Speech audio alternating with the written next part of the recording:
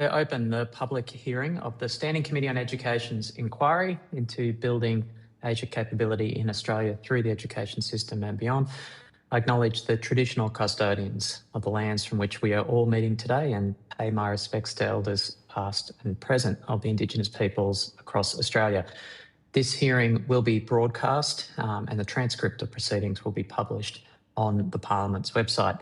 I'll now invite parliamentarians from the committee who are joining this morning to introduce themselves.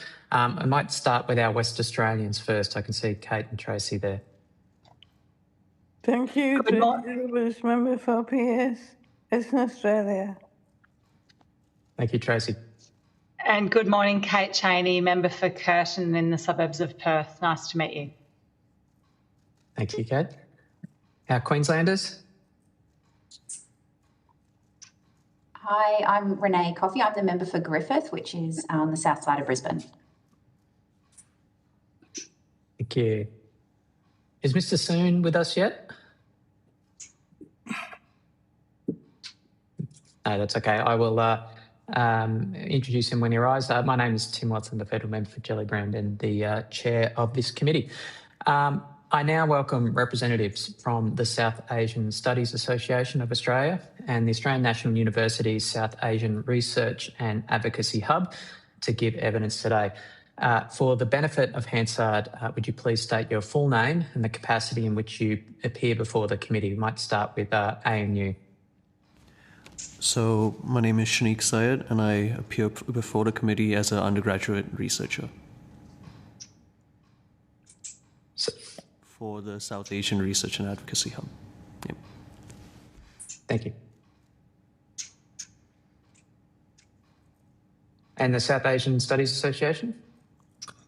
I might start. I'm Adam Bowles. I'm the president of the South Asian Studies Association of Australia, and I'm up at the University of Queensland in Brisbane.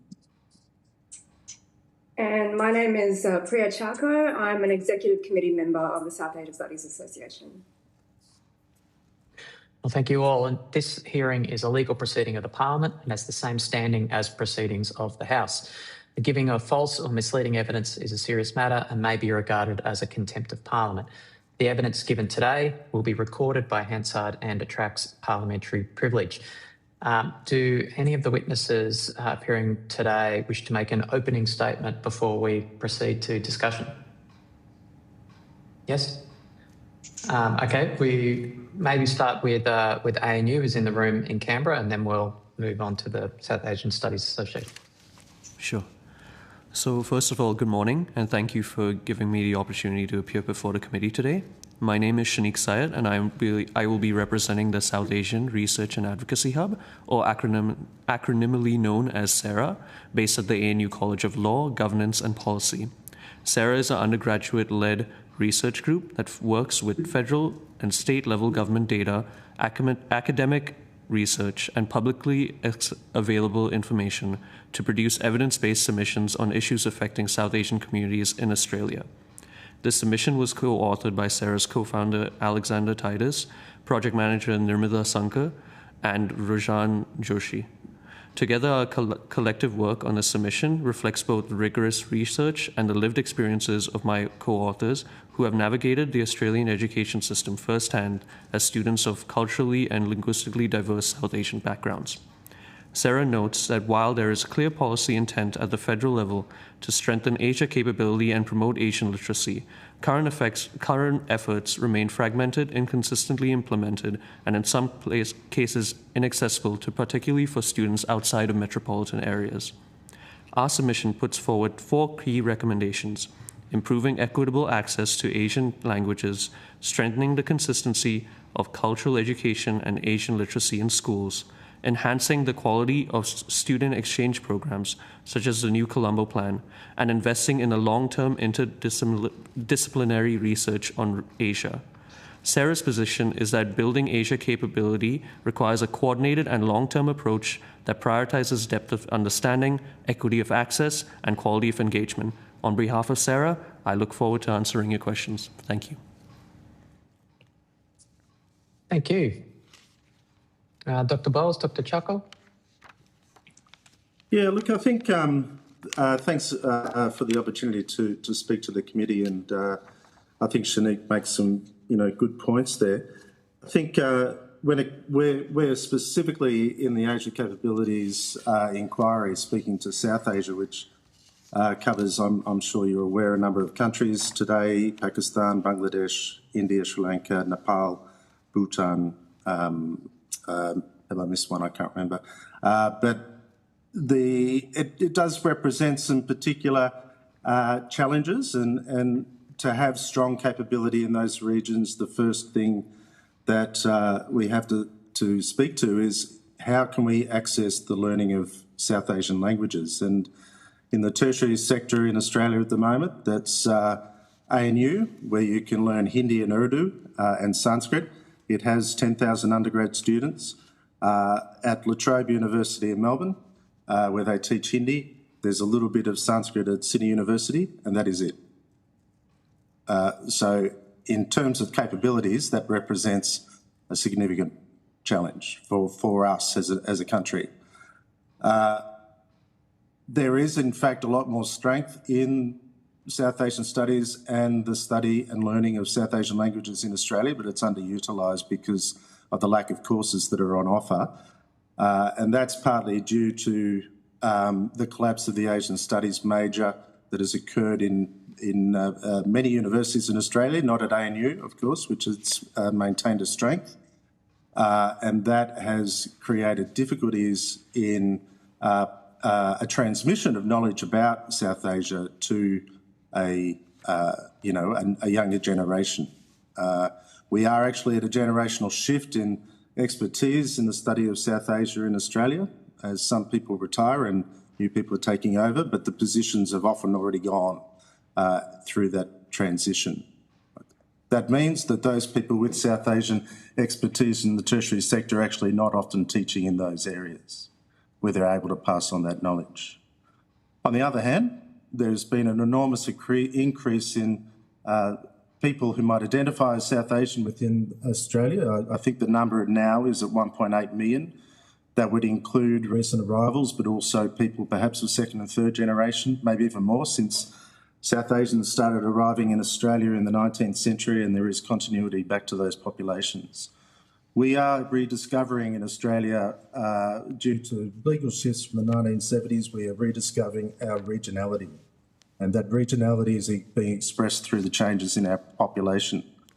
That means that we actually do have people with background knowledge of South Asia. Again, are they coming through to the tertiary sector? Maybe. Are they teaching the areas where they can pass that on? Mostly not. There is an awful lot of community level language learning, cultural learning going on. Is there a way where that can be extended into the tertiary sector? Well, actually, we don't really have the mechanisms, I don't think. So I might just leave it there and ask Priya if she wants to add anything. I'd just like to reiterate some of the points that Adam's made and that we've made in our submission, which is that Australia and Asia are more enmeshed than ever, culturally, geopolitically and geoeconomically. And we emphasise in our submission that for Australian students today, learning about Asia is no longer about learning about countries out there. It's increasingly about learning about their heritage and their history. And yet, Australian universities are less able to teach about Asia in nuanced, in-depth ways than they were 20 years ago. When I was an undergraduate student at the University of Adelaide, which is where I now work, I was able to major in Asian studies. I was able to do a diploma of languages in an Asian language and attend events organised by the Centre for Asian Studies and the Chinese Economies Research Unit. Even 10 years ago, my department, which is the Department of Politics and International Relations, not Asian Studies, was able to offer dedicated courses on India and China, in addition to those offered by the Department of Asian Studies. If I was a student today, none of these options would actually be available to me because Asian Studies programs have closed, courses have been discontinued, and research centres have been closed. This is not a situation that's unique to my university. It's a pattern that's been repeated across universities across Australia. Today, it's the bottom line rather than the public good that shapes teaching and research agendas. Universities offer fewer courses to increase class sizes and minimise costs. at the expense of specialised subject knowledge. Research centres are expected to self-fund through large-scale industry and government partnerships, which for many humanities and social science researchers are both difficult to come by and unpalatable, given the vital, critical stance they adopt to both. In short, the decline of Asian studies at Australian universities reflects the decline of universities. It's a public good in general. And as SASA argues in its submission, rather than an Asia capability strategy that's transactional and instrumental, we need an Asia literacy strategy that promotes the public good. Thank you. Well, thank you, witnesses. Can I start with a big picture question? And I say this as a Member of Parliament with the second largest South Asian community in Australia. There's never been a time that it's been more important for Australia to understand South Asia, both in the context of the importance of our bilateral relationships into the region and to the importance of our multicultural Australian modern identity. Never been more important in a cultural sense, in a people-to-people sense, in an economic and trade diversification sense, in a geopolitical, geostrategic sense. Given all of that, can you just give a big picture comparison of the state of South Asian studies today against 10 years ago, against 20 years ago? Yeah, I can try. We all have our own kind of unique experiences and knowledges of these things, but I was a student at La Trobe University in the 1990s. At that point in time, you could learn Hindi at La Trobe, you could learn Sanskrit at La Trobe. There were, in fact, 3 Sanskritists at La Trobe. There was a professor in politics who was an expert in Kerala, which is in South India. There was someone in history who was an expert in Portuguese India in the colonial period. There was someone in philosophy who was an expert in Indian philosophy. In fact, there were 2 people, and there were people in religious studies. If you shifted across to Monash University, where at that point Monash Asia Institute was going quite well, it was run by Marika Vixiani. She was a South Asianist, a political scientist.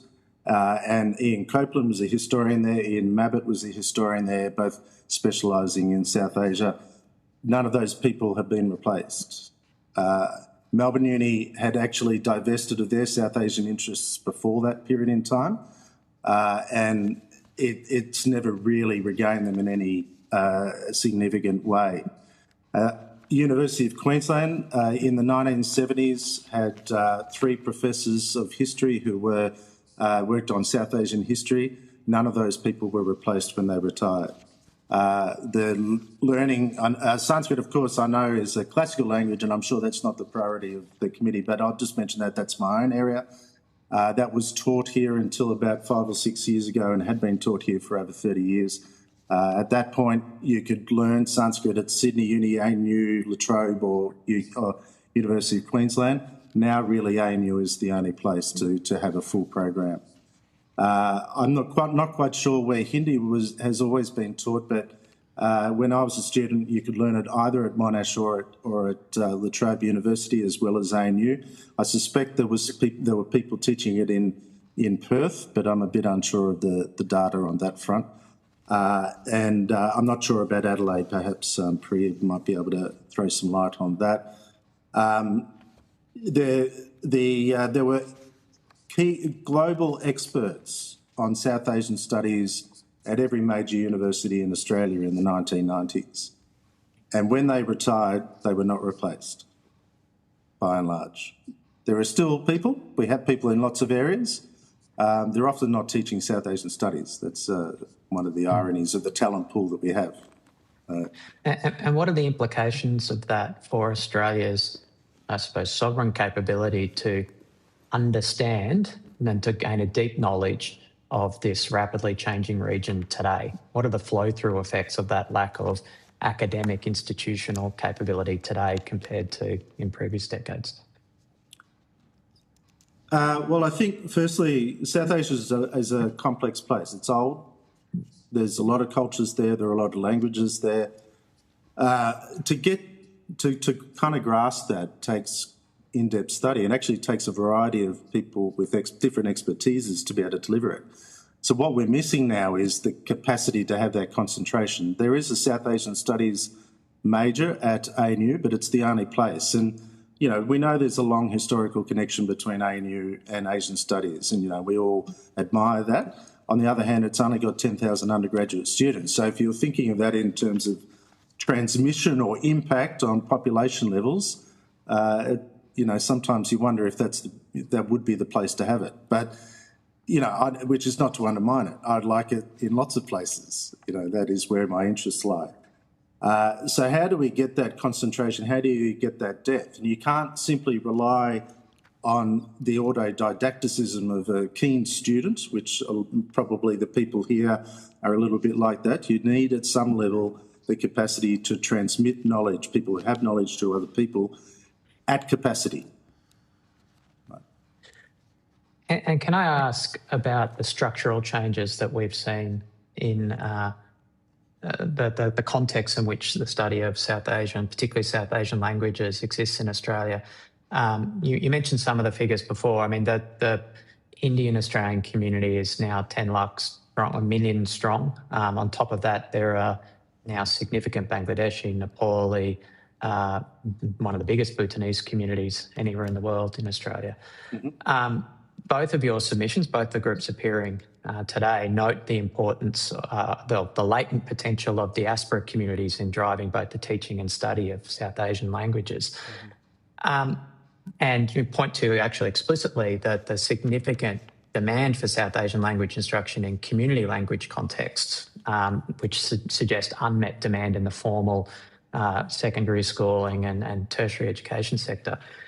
Can I ask, what are the barriers to translating that significant community language learning demand for South Asian languages into the teaching of South Asian languages in our high schools and our universities? You know, just to put a blunt point on it, how can we get more young Australians studying South Asian languages formally at our high schools and universities? Maybe I'll go to the room in Canberra. It's a bit awkward handing the call around on the video call, so I'll go to the room in Canberra. So to respond to your question, I kind of break it up into two sections. So you have culturally and linguistically diverse students, and maybe a portion of culturally and linguistically diverse students identify as South Asian. So the accessibility of having that option on the table in the formal education system would greatly benefit their own cultural identity, as well as having a distinctiveness between being Australian and being South Asian, and feeling belong to in both communities. So in our submission, we note that there's an extensive array of community-run language schools currently, especially for South Asian languages. However, in formal schooling systems, there's mainly been a prioritization or only exclusively offering of European languages and a limited offering of South Asian languages. So when the community schooling system of language schools are offering South Asian languages or Asian languages, it can also be inaccessible due to pricing, as well as the location of the schools, as well as possibly the sizing of the classes. You can't have a significant amount. We also note in our submission that around 100,000 students rely on community language schools. I think that statistic was coming from Victoria specifically. And we can't move forward solely depending on community-run schools to promote individual language learning as well as individual cultural learning. And I think it's for the benefit of CULD students and the benefit of South Asian students that South Asian languages are offered in the formal schooling system. And also one of the notable. Oh, sorry. Okay. No worries. I wanted to note something you said to better Australia's strategic perspective in the region. So this can actually assist with knowing the unknown, in a sense. So when you teach a young South Asian child, like their language, their cultural upbringing, and you have it in a formalized education system outside of a community-based language school with other South Asian or other CALD students or maybe other non-CALD students. It's that embracingness of their own cultural identity and the reducing of the otherness. So when you reduce the otherness, you reduce the unknown factor. You reduce non-CALD community members thinking misconceptions of CALD community members, if you understand what I mean. So yeah, that's what I wanted to say, sorry. Yeah. I mean, one of the things that strikes me looking at South Asian diaspora communities compared to other Asian Australian diaspora communities is that at scale, it's a relatively new community. Like, yes, it's been around for 200 years in Australia at a smaller scale, but in the volume that we're talking about in this hearing, it's really only the last 10 or 15 years. The South Asian Studies Association submission points to the US experience and suggests that, we can expect significantly increased demand for the study of these languages at the tertiary sector from second and third generation diaspora. How should we be preparing for, I look at the schools in my electorate, there are so many incredibly talented, ambitious, bright young South Asian Australians who feel that connection with their Australian identity and also want to cultivate that connection with South Asian identity. I agree, there's enormous latent demand in those schools to study those heritage languages. And I believe that there would be demand to continue to university. But how can we prepare our institutions for what is a new source of heritage language speaker demand in Australia? I think... Go, Priya.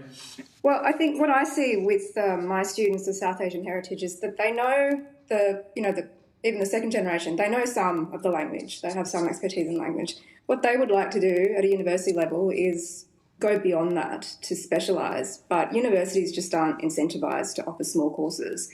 Language learning is expensive. It has to be intensive. It has to be frequent. And the numbers are small. So universities are cutting language programs in all areas, in German, in Spanish, in Italian. There's no incentive for any university to start a program in a native language anymore. But it is a potential source of students. I have more students of South Asian heritage than I have in the last 10 years. But they have less opportunity to study with anyone with, South Asia expertise. At Adelaide, we used to have people doing Nepal, Sri Lanka, Bangladesh, and India. Most of those people have gone, not been replaced. There's 2 of us now, and neither of us teach South Asian studies anymore. Again, because it's simply not incentivised by the government. Yeah, just to confirm what Priya's saying, if there's no way to sustain small courses, which can potentially grow over time, but if there's no ability to sustain it, which is, it's a universally experienced in the sector in Australia at the moment that small courses are being cut. The area in which you're most likely to do this sort of study is in the BA or a degree that's adjacent to the BA. The migrant populations tend not to do the BA until perhaps third generations. They're very motivated by professional and vocational skill areas, which is entirely understandable. But that means, well, if they do want to follow these areas or if they do want to learn these languages, do we actually have the structural setups to be able to do it? In some cases, actually, we do because we have diplomas of languages, but are they seen as they're add-ons to other degrees? Is that seen as an extra burden, or do we have the capacity to do it?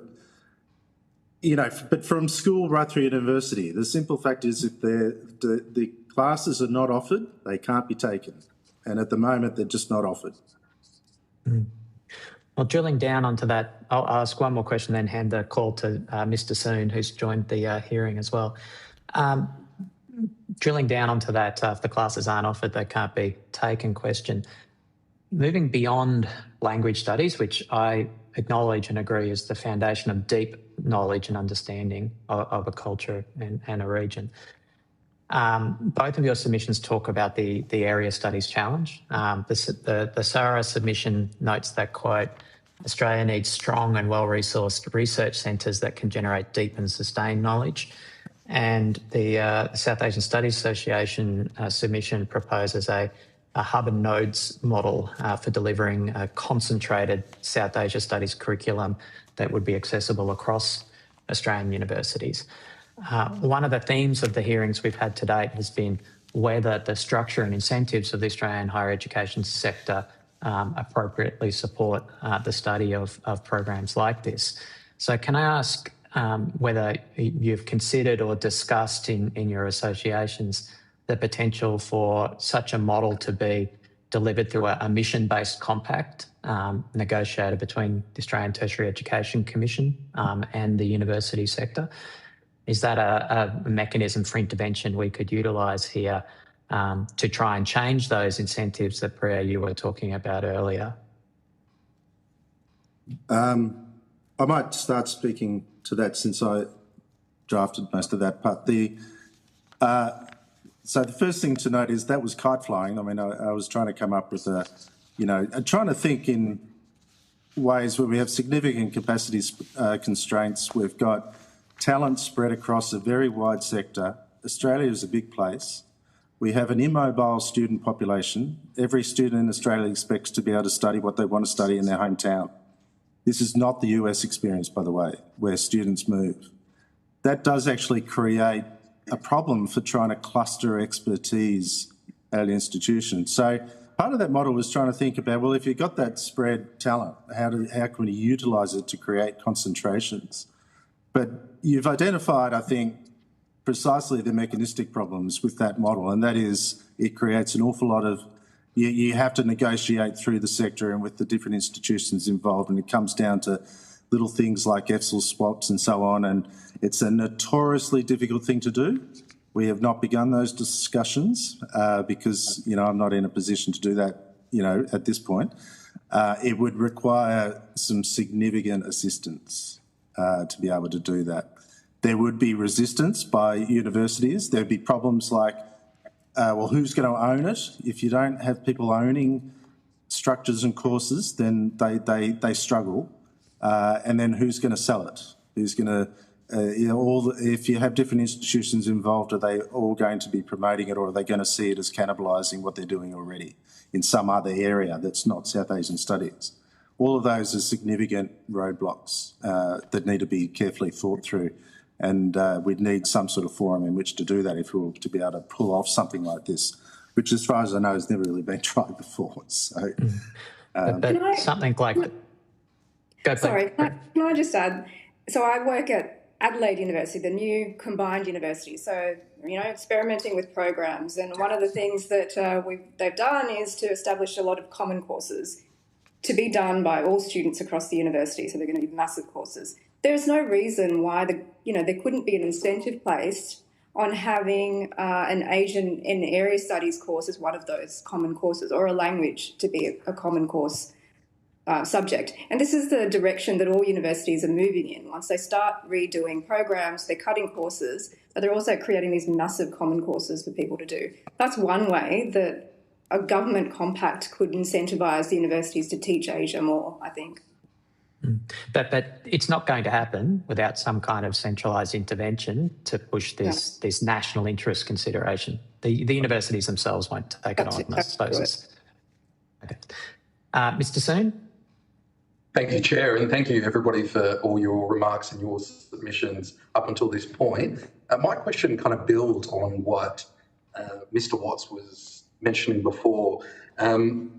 We've had lots of discussions in other parts of Asia and the Asia capability in those, whether it's Southeast Asia, North Asia, East Asia.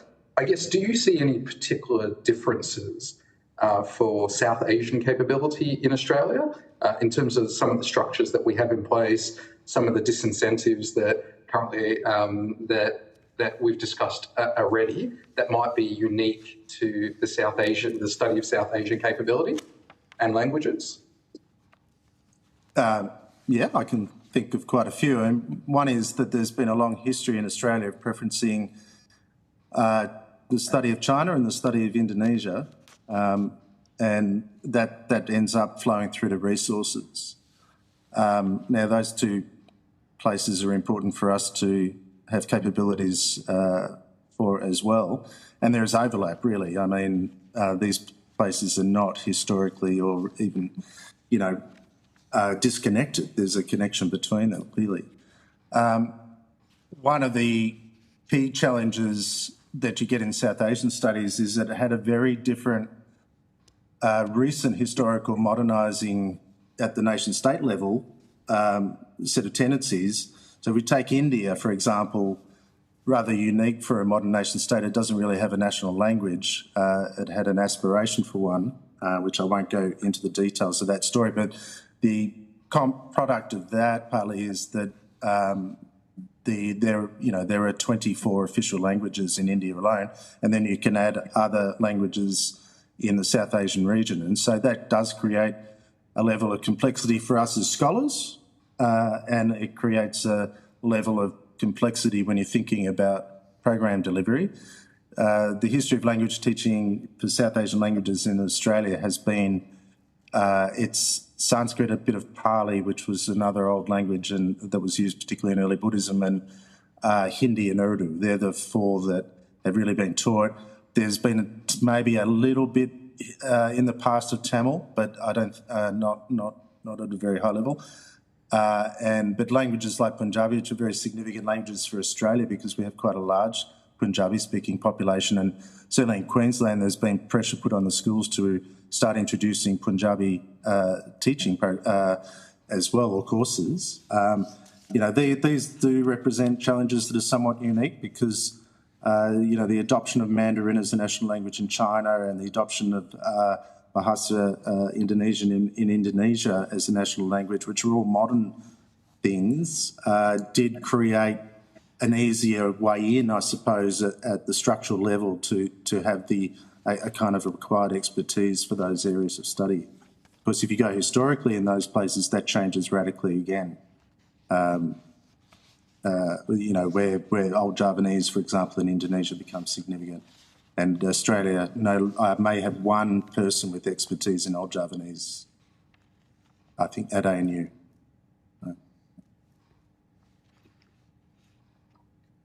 I think with Chinese, students are strategic. They will often take Chinese because there's they think that it might benefit them in their careers in the future. I think that, the South Asia-Australia relationship has a lot of potential economically, but it's still an ambition. So we can't incentivise students to, study South Asian languages for that reason as well, I think. Thank you. Ms. Cheney. Thank you, Chair. I'm interested in just exploring a bit more whether this is a supply or a demand problem, at a tertiary level, because we've talked a bit about the supply of courses, and you've mentioned 100,000 students relying on community language schools. I don't know if that was in Victoria or nationally, but job-ready graduates, we tried to change enrolments in different courses by changing the costs, and I think that didn't really work. To what extent do you think the lack of the supply of courses is the problem, or is it that people aren't interested in doing the courses? And if so, what are the appropriate levers? So when we penned the submission, we were mainly looking at primary to secondary school data, and for that reason, we didn't really look into the costs of undergraduate programs or undergraduate study. However,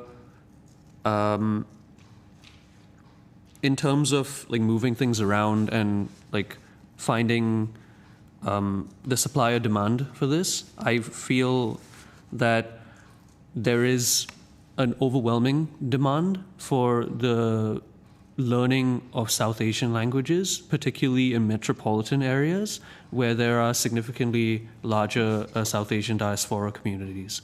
And I think it goes back into communities wanting their language to be preserved while coming into Australia, and as well as community language schools seeing a demand for diaspora communities seeking out language learning. It could be even unofficial like language learning through like Facebook or whatnot, but then becomes organized under community language schools, whether through South Asian languages. But if you think there's an overwhelming demand for learning languages, but is it not at a tertiary level? Because I assume that if there is overwhelming demand for these courses, universities would see a commercial opportunity and provide those courses. So I'm interested in other views too on whether there is that demand, latent demand there for tertiary level Asian language courses. I think stimulate the demand. I think Adam mentioned previously that a lot of second generation, third generation students are incentivised to do professional degrees. So the students that we get doing languages are from law, like doing a double degree with a BA, a law BA. So then we get students that way. In our previous version of our international studies degree, we had a compulsory language component, and that had benefits across the languages. It really drove up numbers. So, I hate to be paternalistic here, but students will do something if they're forced to do it for their own good. If you're doing an international studies degree, you should know a language, is the attitude that we took. So those sorts of incentives can work, I think. But in terms of study areas, they're not flocking to BA degrees, as Adam mentioned, and language learning is not inbuilt into other degrees across universities. So I'll just, if I can just add to that as well. Firstly, if you're asking the demand supply question, if there are no existing courses for a demand to be noticed, then how do you know what the demand is? Because we in fact can't really pick up what students want to know. We don't have a system identifying what students want to study apart from them choosing courses that already exist. Yeah, but so I suppose on my point on that would be presumably universities, and I understand what you've said about the bottom line being the driver, but presumably universities are assessing what are the courses that they think there is latent demand for that they could be providing, they're not providing. If there is this latent hidden demand there, surely some university would pick it up. That's not my experience at universities. No, that's not how they work. Do you think there are a lot of people who want to be doing tertiary studies in Asian languages, but the courses aren't there? Because that sounds different to Priya's point, which is you have to make them do it. We have to make them do it in the sense that we need to build it into their degrees so that they have an opportunity to do it. Because otherwise they're doing these degrees which don't have any space for a language component. They want a professional qualification because I think that that's what's going to provide them with future job security. But if those degrees exclude language learning, then they're not going to do it in that case, even if they want to. So it's a sort of a two-way street. 40 years ago, at the University of Queensland, you couldn't do the BA without doing a language. That wasn't uncommon in Australia. It's quite common in the US. You can't do a high degree in the US without doing a language. Now, Australia, I'm afraid, has had a pretty poor approach to languages right through schooling to universities, and that's why we are, with the exception of the background language speakers with diaspora populations, we are not great at secondary language acquisition in this country. We all know that. We've known that for a long time. But it's not because of the talent that exists in the minds of our kids. It's because we haven't built the structures that enable them to do these languages. We haven't provided the incentives or the meaning for it. What's the purpose of learning a language? And incentive-wise, other than saying you have to do it as part of your degree, so the incentive is finishing the degree, what do you think are appropriate incentives to drive student demand for these courses? I think emphasising the benefits of languages. I find that a lot of students are scared to learn languages. So I get a lot of students, when we had this compulsory component in our degree, would come to me asking for a waiver because they were scared of learning languages. They're monolingual. They've never done any languages in schools. So the benefits of language, but also starting it early in schools, I think is another incentive. Yeah, I was about to. So the incentive is more about how we communicate the benefits to make people aware of the benefits, as opposed to actually creating incentives for them. And well, giving them the opportunity to do it at a school level as well, I think is really important. Yep. Yeah, that was what I was going to say as well. To foster additional tertiary education of South Asian languages, you have to start at primary and secondary school. That's where the foundations are built, and that's where your interest is piqued. And how do you get people interested in languages? Where it can be through different aspects of cultural immersion, maybe celebrating South Asian festivals like Holi, Diwali, Pongal. That sort of the normalization of those things and the integration of that makes, again, it goes into my other point of preventing the othering, preventing the unknown from occurring. So once they have those, they experience those things and it piques their interest, then I would say that there would be an increase in interest and an increase in demand for languages at the tertiary level. So teach them early in primary school and secondary school is one thing, and then just communicate the benefits at a tertiary level. I still am unclear as to whether you think there is latent demand there and that so the universities need to be incentivised to provide those courses, or if you think that it's the demand that needs to be stimulated. I think there's two different groups we're talking about here. So one, we're talking about students who don't have any background in languages, are monolingual, come from that background. And then we have the diaspora populations who want to study their languages more. So there's two sets of strategies that I think need to be adopted here. And can you just outline what you think those are? So monolingual, teach them early? Get them early, emphasise the benefits of learning a language. And for the diaspora populations, offer a way for them to do a language and embed it into their degree somehow. So this could be a diploma of languages that they can incorporate. We used to offer that. We don't offer it anymore. Again, it's the cost pressure. And that could be done with that could have been done with any degree. Bachelor of Engineering, you could do a diploma of languages on the side. Yeah. Yeah. Okay. I believe that's the case under the Melbourne model at the moment. Yeah. We have that as well.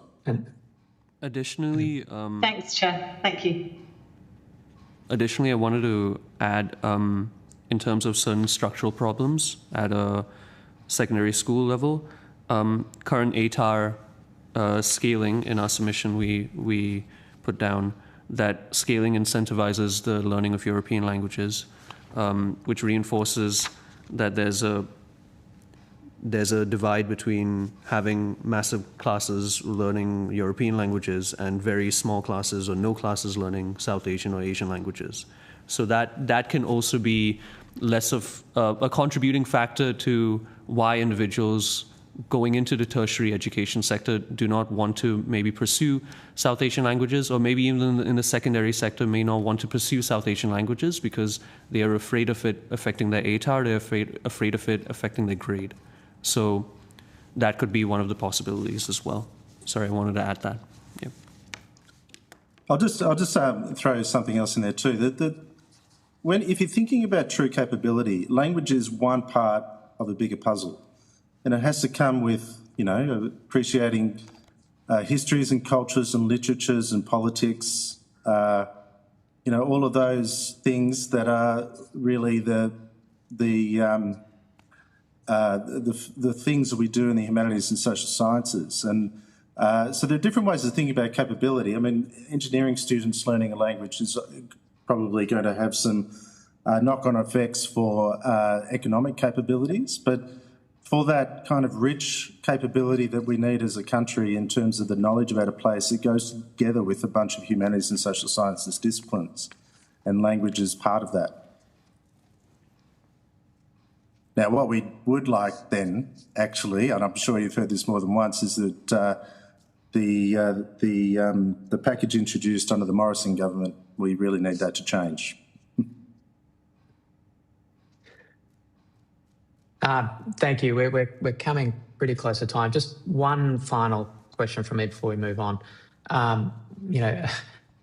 Australian policy attention swings like a pendulum, and we've gone from a world where the contribution and the perspectives and the experience of diaspora communities to Australia was largely ignored in previous decades, to now where it is sort of seen as an answer to many, many things.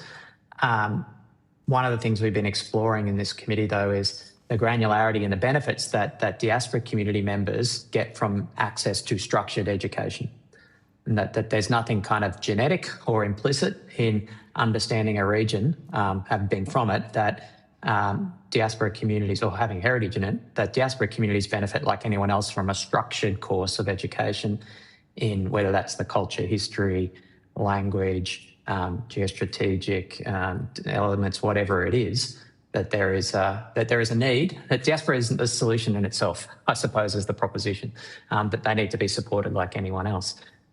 Does anyone want to reflect on that perspective from your experiences, both teaching and learning in the Australian higher education sector and intersecting with South Asian Australians?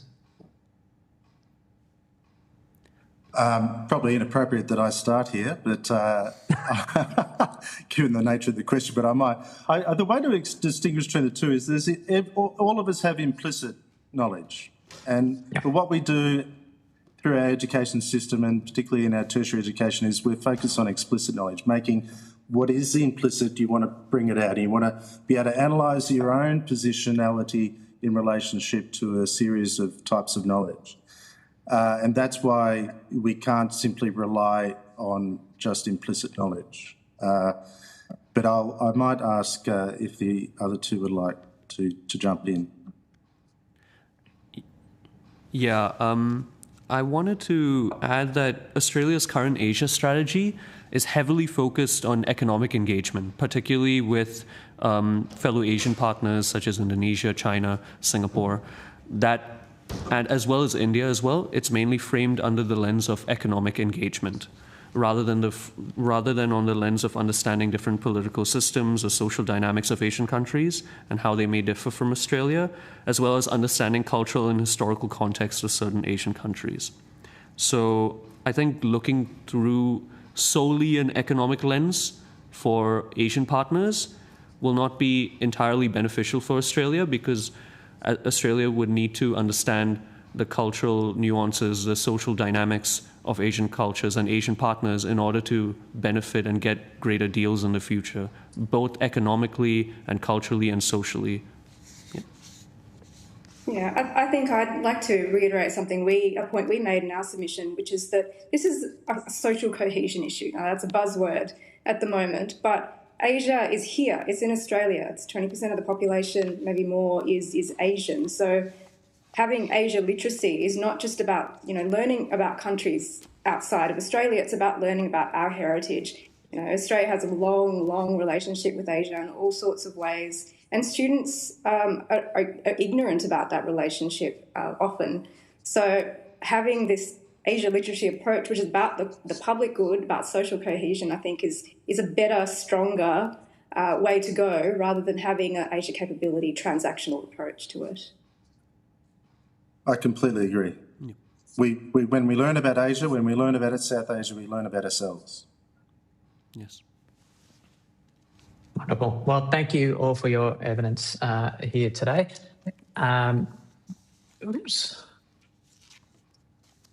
You'll be sent a copy of the transcript of your evidence, and we'll have an opportunity to request corrections to transcription errors. Please send your responses to any questions taken on notice during this hearing to the Secretariat by the close of business on Monday, 27 April 2026. Thank you. Thank you. Thanks for the opportunity. Thank you for your time. Thank you for the opportunity.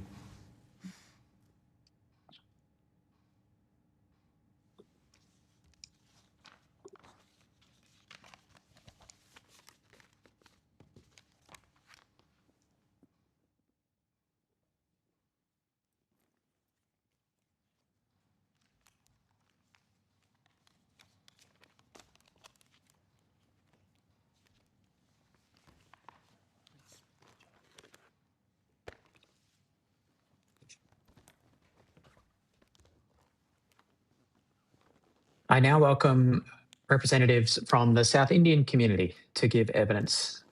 For the benefit of the Hansard Would you please state your full name and the capacity in which you are appearing before the committee here today? Hello, my name is Lata from South Indian Community, and Tarun Balaji is here.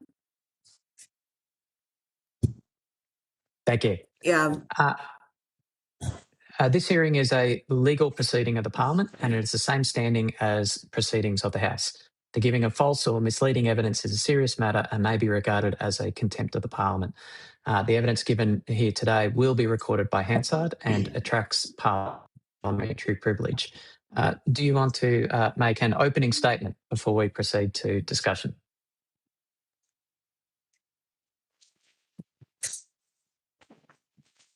Yeah.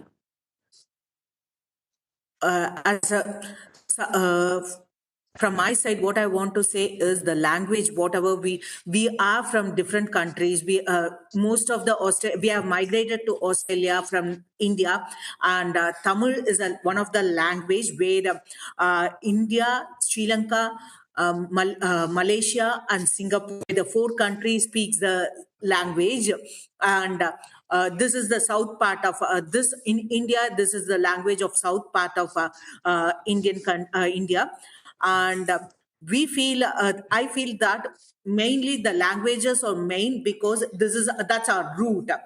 We carry our tradition and our heritage and our culture.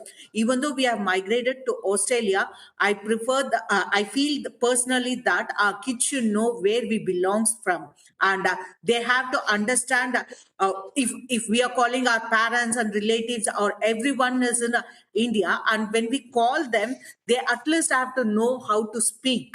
Because in India, most of the people won't speak, old people mainly, not in this generation, generation earlier. My mother, for example, I can say my mother can't speak English. She can understand it, not fully. So that too, when they migrated here, my kids speak in a Australian slang, which is totally different. It is very hard for them to understand.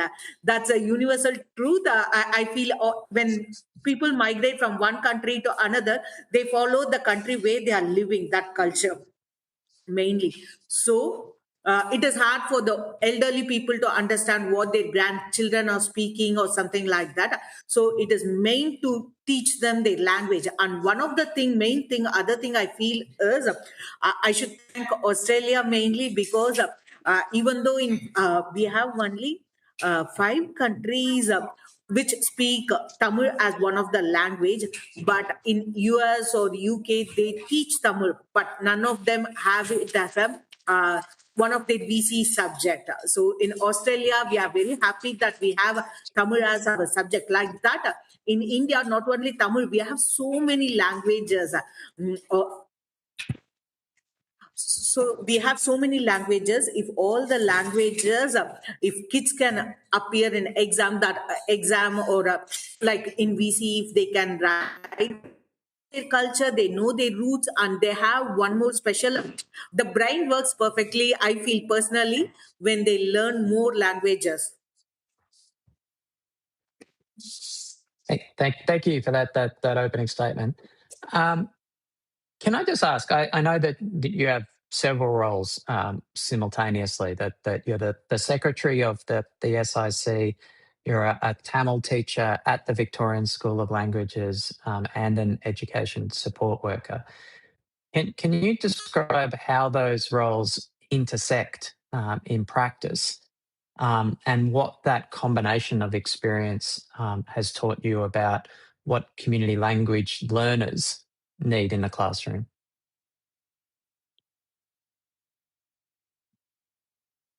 The importance of language you are asking, right? When I work as a teacher in Victorian Language School, that was past. Last year, I worked as a teacher in Victorian Language School. Now I started my own language school called Eladi Tamil School in Trignaina, in Melbourne, Trignaina. So I have few kids who now when they came into my class as a beginning, they were like they can't even speak properly in Tamil. whatever I ask, they reply in English only. So now I slowly teach them, even in my VSL experience, I teach the kids how to speak in Tamil, how they can converse in Tamil, how they can start and speak in a topic if I give a topic. So Tamil, when they learn Tamil, it's like a tongue twister, no? When they speak multiple languages, it is a good to think in the brain. If you ask me, if you ask me a question, I will think in my mind in Tamil, and then I translate it to English and speak it to you. These kids, that is a good thing, right? When we know multiple languages, our mind thinks in one language and we speak in other language. So that make me to work faster, think faster. The same for kids, I feel. Yeah. So you talked about your role as a teacher in the Victorian School of Languages. That's a unique model in Victoria that's not shared in other states. For the benefit of committee members, do you want to explain how teaching Tamil through the Victorian School of Languages worked, who your students were, what that gave them the opportunity to study as part of formal education? Yeah, in Victorian Language School, we have the PDs that where we scaffold the kids, like training them how to speak, how to write, they were different levels. One kid may speak very well in Tamil, one kid may not able to speak at all. So we scaffold them and teach them, encourage them to speak in Tamil, like group discussion or group activity we give them. We make to do some fun activities like playing a traditional game. I can show you some examples. So we have this. This is one of the traditional game of Indians. This is called Pallanguri. So this will teach them how to share and save money. So this is when they play in this, they start speaking Tamil also a lot. So it is mainly to improve them in speaking language and write their VC exams. So mainly when we take Tamil as a language here, it's not only about teaching them how to speak, read, or write. I personally, what I do in my classes, if they are studying in grade 1, so I will check with the parents and the kids itself what you are learning in English. So if they say we are doing reading comprehension, the same thing I will teach them in Tamil. So they know what is reading comprehension. When I teach them, read this passage and answer these questions, it is easy for them to learn that way. So writing VCE cannot be done in 1 or 2 years. From the prep or grade 1, if they join Tamil school, they will learn how to do the VCE. They will be prepared for the VCE Tamil. So this is how I teach, and the kids have shown a vast improvement in my class. My parents were always very happy. Normally, in Tamil school, we won't teach only Tamil. We make them to practice drama, so they know how to. They don't have stage fear. Every year we have a student day that is the. In a auditorium, we invite parents and the students will do showcase whatever they learned in the whole year. That was the one of the main thing in Victorian curriculum, I feel. So yeah, like this, the kids learn, speak and read and write. Like in Victorian curriculum, we have the same thing what they learn in other subjects in English or something like that in the school. We follow the same kind of syllabus. So they learn a lot. One of the things that you flag in your submission is a recommendation for a structure for formal recognition of community-led language programs. What do you think of such a formal recognition should look like? Are you pushing for, is this about accreditation? Is it about eligibility for funding? Is it about training accessibility? What kind of a difference would this kind of formal recognition make to your day-to-day work?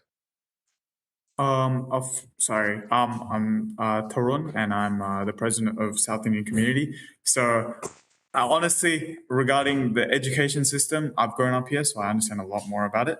However, in terms of the community, as you asked, the importance of sorry, you? So the importance of the formal recognition of language increases like generally how students may be able to like perceive and learn. And by recognizing such a small language, because Tamil isn't very recognized, at least we're talking about a language that we teach actively in our community, in our schools and everything like that. By recognizing languages like this, we're not only able to make Australia more multicultural, it's also just a very important to teach them about our languages and stuff. And mainly to support teachers, languages like this, we need more funding and more advertising. For example, the main thing is if it comes from the government that kids can take Tamil as a language in their school. If I see in Victorian schools, I have seen other subjects like French, Spanish, and all in their school itself. But there is no language class in the school that for Tamil. We teach it as privately. That's what I mean. So it should be as a syllabus in school itself. If they can take Tamil from the prep to, I have seen in some school where I worked as a ES education support. I work. So I have seen in some schools where 1 hour they go for one period they go for Spanish class. There is not Auslan is mainly important, but other languages, Spanish, French, and all is there as their subject, but not Asian languages. So if Asian languages comes as a subject, people will know the importance of that, and they don't. The parents won't think of sending kids to Asian language on their own interest. If it's a subject in the school, or if it's one of the valuable thing in the curriculum, people will show more interest. For example, if I say when I worked in BSL as a senior class teacher, I had kids from grade 5 to grade 10. Okay, in grade 5 to grade 10, when they come to grade 9, kids will drop off in this from the language school because they give more importance to the other subjects in the school. So I feel it should be given. So can you describe how, if you were a student studying VCE Tamil now, how would you be studying that today?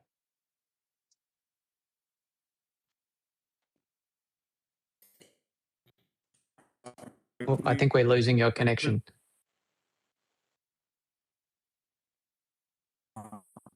Can you hear me? I think we can hear you now. We can hear you now. So my question was, recognizing that there are not in class curriculum teaching of Tamil in Australian schools. If you're studying Tamil for VCE, how are you doing that at the moment in practice? How's that? At the moment, thanks for the question. At the moment, we rely on private institutions. So we have many communities that run private Tamil lessons, which don't really actually follow the curriculum of VCE. They kind of teach an unstructured program most of the time. So with a government recognition, by the government recognizing our language, we'll have an overall universally structured program that every teacher can follow, so all the students can succeed in VCE. As someone who did undertake VCE 3 years ago, I graduated 3 years ago from high school. I realized that there wasn't enough recognition for Tamil, so I wasn't able to take it as a subject because I didn't know anything about the curriculum, and I wasn't able to learn it privately. And if you do go the private route, obviously, they charge you a lot of money. So just in terms of like education, one-on-one tutors, they make it quite difficult to access it. So when it's governmentally recognized, it allows many students to undertake it and learn more about their language and their culture and just their traditions. So yeah. Also, I feel Tamil is having VC subject. In Indian languages, I feel Punjabi, Hindi, and Tamil are the three languages has been approved as a VC subject. There are so many languages. Bengali too. Bengali, yeah. We have only less than 5 languages, right? But for Telugu, there is a language called Telugu in South India, Malayalam in South India. Those are subjects in VSL is there. Those subjects are already in VSL schools. Telugu is there, Malayalam is there. But for Telugu or Malayalam, there is no proper books even in VSL. Victorian Language School itself doesn't have a book for Telugu or Malayalam. The teacher plan their own teaching based on the PDs, what we attend. In the PDs, they teach us how to scaffold the kids, how to teach and all. So based on those instructions, the teacher create their own syllabus. There is no recognized syllabus for subjects like Telugu or Malayalam. So if we have those subjects as syllabus authorized by government, that will be more useful, because so many parents, even my friends' kids, are learning Telugu. So they say, for my daughter is learning Telugu for 3 years, but there is no book. But for Tamil, we have book. Even as I worked as VSL teacher, and I have worked in other private school in Tamil. Now, when I started my own language school for Tamil, I created a syllabus and created a book based on how it goes for VCE. So like that, I have created my own syllabus and book. But if we get some recognition from government, that will be more comfortable. And parents will believe that it's a proper way of teaching. Yeah. Yeah, I believe it's a similar situation for Canada as well. Yeah. So earlier we were discussing the incentives for students to seek to study these languages for VCE recognition. So there's a question of having them offered in schools, and then there's the question of having the right incentives for students to want to study them. Clearly, there's a desire for students to study heritage languages for connection to culture and family and understanding of that relationship in a bilateral sense. But obviously, also students are trying to get the best VCE that they can get to open up their tertiary education opportunities. So, how are perceptions, maybe Tarun, around language subject selection for languages and the impact that can have on students' VCE results, and what would we need to do to get the incentives right for students to study Asian languages in that context? That's a great question. Actually, so I'm going to draw on my own experiences to really talk about this. But usually around me and my friends, when we did pick subjects for year 12, year 11, and year 12, year 10, year 10, year 11, year 12, so just the VCE period, we picked subjects that had the most amount of scaling.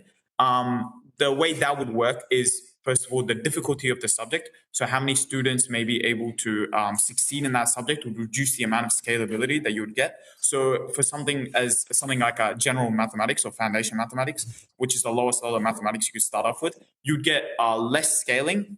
You would actually get less scaling for that subject compared to something like specialist mathematics, which was considerably harder. So students would try to pick specialist and methods, which would give them 2 or 3 points scaled on their study score compared to something like foundation or general mathematics. With languages, there was a big perk where there was a higher scaling for language subjects. So a lot of students, when they had family, or if they spoke another language, they felt like it was easier for them to pick those subjects. In my house, I speak Tamil. Let me try to pick Tamil and do it as a VC subject, right? So the incentives for students really, to be honest, is the scaling of the subject. So when a subject has higher scaling, we tend to pick that more often. And this is just drawn on my own experience, but also I've from friends and other students within my classes. But yeah. And I feel that kids should be, when they get the when they get more scaling and it is more authorized by the government, parents will encourage the kids to study the subject, other languages. So that will be good. Parents play an important role in subject selection as well. Maybe for Torun, so what did you go on to study at university? Would you have studied Tamil or another Indian language if it had been on offer at university? Did your degree structure allow for that? Well, to be honest, if I had Tamil, I would have had a greater advantage in picking other courses. I didn't. I wasn't able to perform as well as if I had picked Tamil, because it would have given me a greater advantage or a higher score and more opportunities in tertiary education. So, right now I'm doing a Bachelor of Computer Science. However, I really wanted to go more into like linguistics or sociology because I really enjoyed like the community aspect, and I really wanted to spend more time, understanding how. Well, I found it quite interesting. I have a lot of role models who do a lot of sociology. My mother, she has quite a big interest in sociology, so I wanted. Unfortunately, due to mistimings and not being able to pick the subject I wanted or not having access to the language I wanted to pick, I wasn't able to really achieve that. But yeah, it's one of the reasons, but not completely the reason. But I wish I had that opportunity, but that's about it. So if you're timetabling and if the courses were offered and if your degree program allowed for it, you would want to be able to study Tamil at university. Maybe if it was like a grad diploma or something like that. Oh, even that, yes. I didn't understand. If it was a tertiary subject, yes, I would have loved to pick it. However, in university, you don't, or in like tertiary education, there isn't really an option to do Tamil as like a thing. It's more like there's like French, there's there's European languages. There's a lot of European languages you can pick. Even in university, for my electives, there's no Tamil subject that I can really pick off of. There's this is me like because I was looking for this actually. I'm just gonna draw my own experience. When I was selecting subjects for my third year semester, I was looking for a Tamil subject or a language subject as a breather subject or something where I can relax on and also learn, because obviously I know Tamil, right? But there was nothing really. I checked Melbourne Uni. I asked my mate who was in Melbourne Uni, I was like, hey, do you have any Tamil subjects or any Indian subjects? And they say, oh, yeah, we got Hindi, and that's about it. Whereas we have multiple languages in our country and we only get one subject. So it's a bit like, damn, like I don't really get a chance to learn that. But yeah, I would have loved to have that in my tertiary education. So if there was a way for students to study those languages at Australian universities, and previous witnesses have talked about like almost like a hub and nodes type of approach where you have like a hub university building a dense curriculum and then offering it at other universities for study. Do you think there would be demand amongst the current Australian university student cohort to study Indian languages? I absolutely think so. And the reason why I think so is, for example, La Trobe, well, I go to La Trobe University, and sometimes other universities, so I can't really get the name on the top of my head, but other universities do offer subjects that you can't undertake in La Trobe, so they might not have the facilities for that. So I'm really trying to think, but I can't really come up with the actual university, but I'm sorry, I should have written it down. But they tend to offer courses to other universities as elective subjects or stuff like that. So yes, it would work really well if students are able to attend online or in real life to other universities. And also just as a general thing, this is a very small thing, this is a personal thing for me. Going to other universities is like, they do have like nicer facilities sometimes. If they have better facilities, I would love to go, Melbourne Uni every now and then, once a week. Damn, I'm a Melbourne Uni student, but, obviously it doesn't really happen often. But I would love that opportunity. They have that for a variety of engineering and art subjects. So like, for example, I'm not too sure if everyone here is familiar with engineering and computer science necessarily, but we do have like, we tend to have certification kind of subjects, right? So we can go to another location and we can inherit a certification, right? By going to another university and then claiming that certification. So something like that for Tamil would be amazing. As a matter of fact, I would appreciate it if it was like you got to volunteer at a Tamil school. So students after graduating, they might have a little buffer job to, make some extra income, especially in this economy. I would appreciate to make extra money of something I've learned in university. And yeah. Very, very good. Well, look, thank you for that. I appreciate the evidence. We're at time now. You'll be sent a copy of the transcript of your evidence and we'll have an opportunity to request corrections to any transcription errors. Please send your responses to any questions taken on notice during this hearing to the Secretariat by the close of business on Monday, 27 April 2026. Thank you for attending today. Yeah, thank you so much. Have a great day, all of you. Thank you. Bye.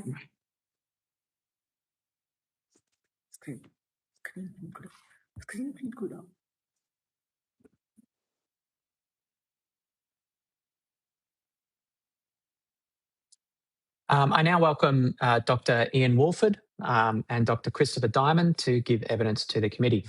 For the benefit of Hansard, would you please state your full name and the capacity in which you are appearing before the committee? Hello, good morning. My name is Ian Wolford. I'm appearing today in my personal capacity, but also drawing on my experience as a language educator. I'm a lecturer at La Trobe University in Hindi language, and also as my experience as an elected official of the National Tertiary Education Union.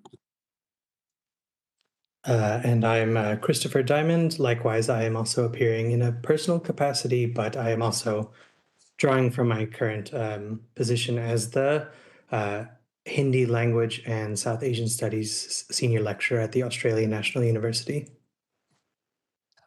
Thank you for your attendance today. This hearing is a legal proceeding in the Parliament, has the same standing as proceedings of the House. The giving of false or misleading evidence is a serious matter and may be regarded as a contempt of the Parliament. And the evidence given today will be recorded by Hansard and attracts parliamentary privilege. Do you wish to make a brief opening statement before we proceed to discussion with the committee? I'm happy to make a brief statement. Thanks very much. Thanks. Just a couple of words about myself. So I do hold a PhD in Hindi language and literature. In addition to Hindi, I work with Urdu, Persian, and Bhojpuri, which is a regional language of North India. I've been a lecturer at La Trobe for just over 10 years. La Trobe is one of only 2 universities in Australia that offer any degree program in a modern South Asian language, the other being the Australian National University. So I'm very pleased to be appearing today alongside my colleague from ANU, Dr. Christopher Diamond. He and I are working together on a project to bring together an Australia-wide network of educators in primary, secondary, and university educators of Hindi, Punjabi, and Tamil languages. I just heard the tail end of some testimony you heard about Tamil language. A student at La Trobe sounds like was speaking very, very well on this topic. I also serve as the elected branch president of the La Trobe University branch of the National Tertiary Education Union and sit on the National Council of the NTEU. So I'll be drawing on my experience both in the classroom and from this broader perspective of how universities are governed and operate. Just one sort of central point I'll probably be trying to make today, which is just that over the past decade, the situation for Asian language programs in Australian universities I've seen a steady deterioration. Programs have closed. Those that remain are often quite fragile and under ongoing threat. At my own institution, La Trobe University, we've lost programs such as Indonesian in recent years, and the Hindi program itself has only narrowly survived several proposals for closure. And lastly, just from my perspective, it's not mainly a problem of student demand. I think you've just heard that in some testimony today, nor do I think it's a failure of advocacy. Rather, it reflects a series of institutional priorities and structural conditions that do consistently disadvantage language programs. And the result is a system that produces what I see as a very predictable erosion of Asian language capability, and with it, Australia's sovereign capacity for deep engagement with the region. So for that reason, I really welcome this inquiry. I hope it contributes to a clear understanding of these structural factors at play, and that it leads to the development of conditions in which language programs and the capability they support can be genuinely sustained. Thank you. Thank you. Dr. Diamond, do you want to add an opening statement? Yes, I'll add one as well. So you've already heard a lot of testimony in written and oral form during the proceedings of this committee about the importance of studying Asian languages at our universities and schools, despite the long recession for support for those areas.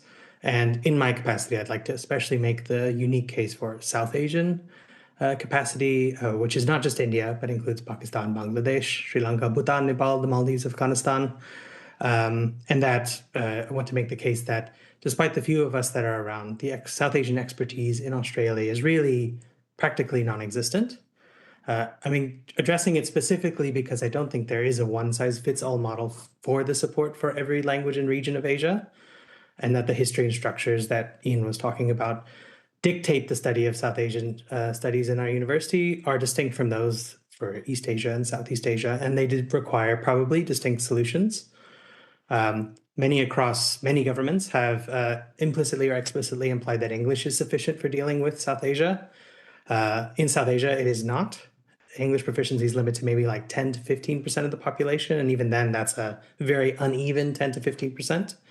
And they're just the two languages that I teach in research, Hindi and Urdu on one side and Bangla on the other, have nearly 1 billion speakers with a B. So these outnumber Spanish, Arabic, French, Portuguese, Russian, all of those languages.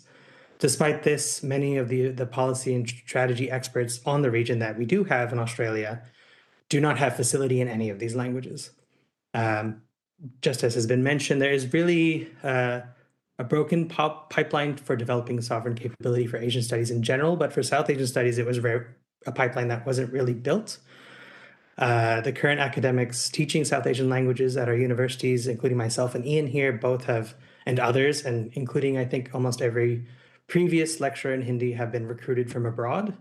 This is because Australia has not produced its own South Asian experts in any meaningful numbers. We rely on foreign universities and governments for the support for those programs. This means that we are dependent on the waxing and waning support for the study of Asia by other countries that's not produced here. So I'd like to highlight or kind of reframe some recommendations that were given before, but for a South Asia lens.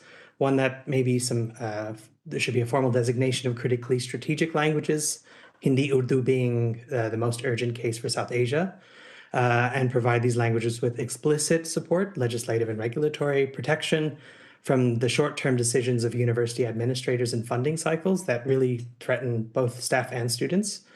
This committee has heard that such protections once existed. They should maybe be restored and strengthened, and maybe a body like the new ATEC could be given explicit monitoring and enforcement over that. The other one is that there should be explicit direct investment in university level language students. I mean here because you probably heard from secondary and community language schools that there is a pipeline. That is true, but especially for South Asia, it's not likely that we will have a robust secondary to tertiary pipeline for South Asian languages because the infrastructure does not exist. And so that ab initio support for students, Australian students that come to the university with no prior knowledge of the language, that are able to develop into genuinely advanced proficient speakers, and an integration of South Asian studies curriculum. This means scholarships, dedicated teaching positions, research funding targeted specifically at South Asian languages and studies, not just a general Asian studies thing, though I would support similarly targeted for other areas of Asia. So South Asia is critical to our future. I think that's kind of something that's come across this committee and the government as a whole. But at the moment, if someone were to ask me, are we equipped to engage with Asia in its own language and terms, I would say no. And so the solutions are known. The investment is modest relative to the strategic stakes that it has, but that the window is kind of closing as we become unable to be skilled in this way. So thank you for that. Can I begin with, I suppose, a pointed question and just ask, in terms of Australia's capability of educating the next generation of young Australians in South Asian languages at the tertiary level, is that capability reflected on the screen before this inquiry now in totality? Like, is it you? We've luckily just hired one new lecturer at the ANU, but they just started and it took several years to get them here. But we are two out of three. I will second that. We've seen a rapid decline in our capability for South Asian languages. Between Chris and myself, we can cover a little bit more than just Hindi, but really, we're the two universities involved, and in terms of training the next generation of teachers, being able to certify teachers and the like, this is pretty much it at the moment. Dr. Diamond, at the end of your statement there, you talked about the window closing. What do you mean by that? What's the burning platform that South Asian language studies is on in Australia? I think it's tied up in both what's happening at universities with kind of ongoing availability and support for this curriculum for students, and from the staffing side. We're kind of at the limit. Like many of us are overburdened with teaching. We teach to maximum capacity because we believe in it, but we are unable to offer more. And that basically, if we were to develop expertise to go beyond us, they have nowhere to go. So I would be training my own replacement, which I want to do one day, but there's no scope for going beyond that. So if something were to happen to my position, which is not an inconceivable thing or things like that, it's just gone, and that's gone forever, basically. So there's been a lot of language in both of your opening remarks about your course offerings being fragile, being under ongoing threat.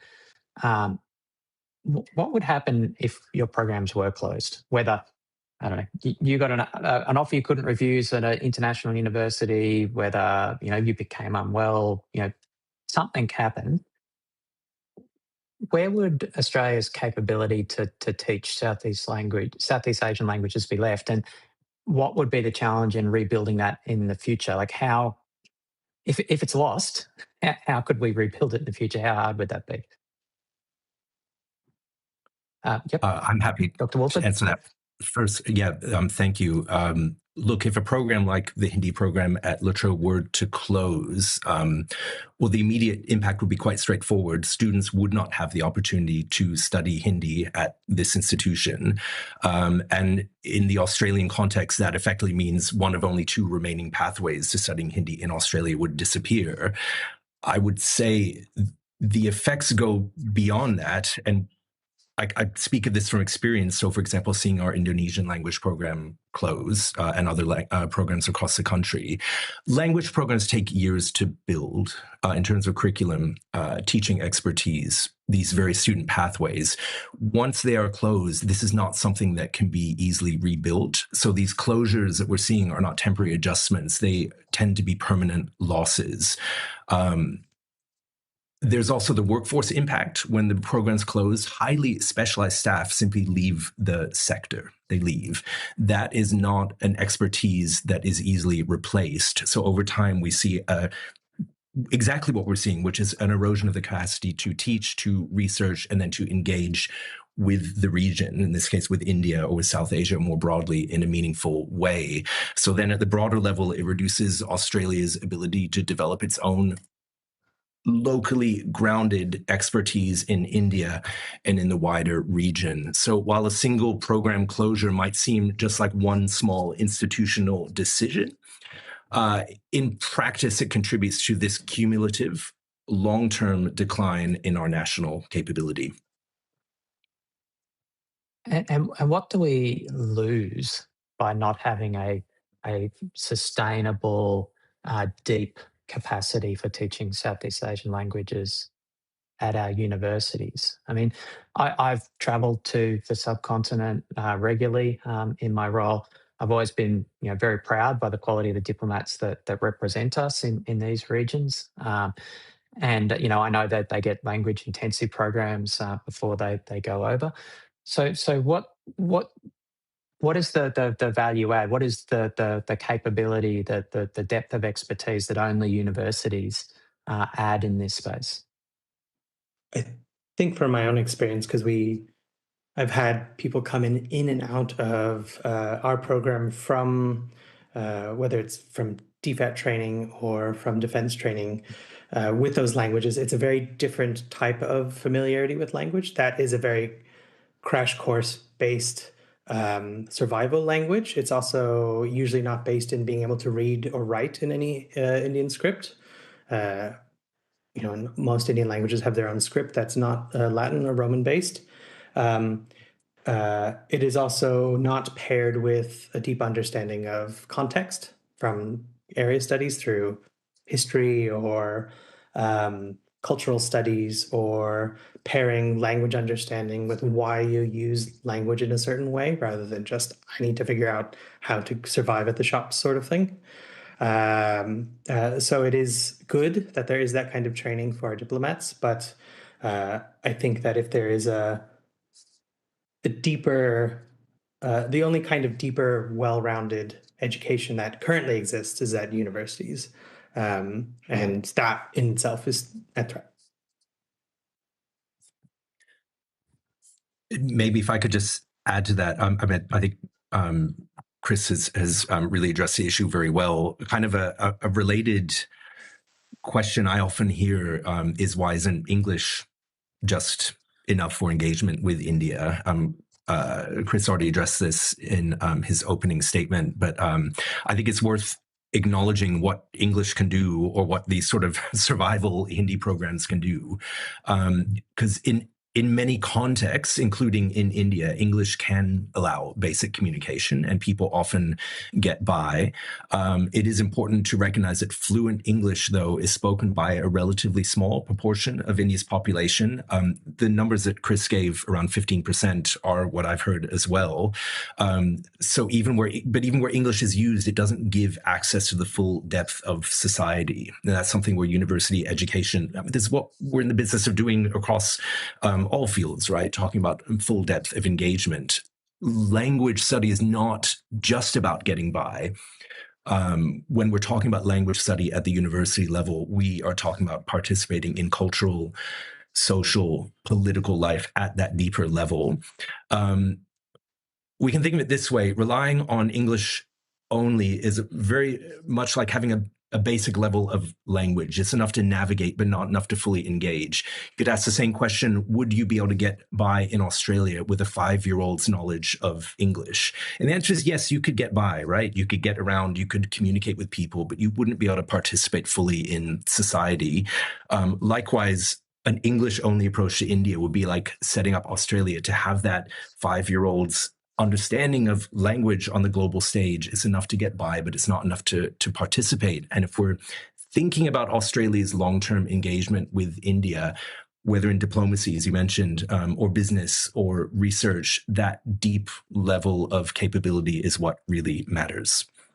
And arguably, there's no region of the world where an understanding of language and its cultural and political significance is more important than South Asia. I mean, languages like Telugu and Kannada, Tamil, learning those languages is one thing. Learning the significance and the context that they play in South Asian cultural and political life is a whole other dimension. That's exactly right. You've named 3, Telugu, Tamil, Kannada, 3 hugely important global languages with such deep histories. And we have, at the university level, I think you've already heard testimony today. It sounds like we have no capability at the moment to teach those 3 particular languages. Or Bengali or Punjabi or you name it. Well, I've one more question, then I'll pass the call to Mr. Soon. We've talked a lot about mechanisms in this inquiry, about how we can better support and build a sustainable structure for Asian language and area studies teaching at our universities. If we were to pursue something like a a national compact on Asia capability through the ATEC. What, in your perspective, would be the most important elements of that for it to succeed? And I'm particularly looking for a South Asian perspective on this, where you face particular complexities in the context of South Asian studies with the number of languages, etc. I thinking about it a little bit and not sure about the mechanics, but I would think that an explicit language and targeting of languages to support, it would probably require some sort of,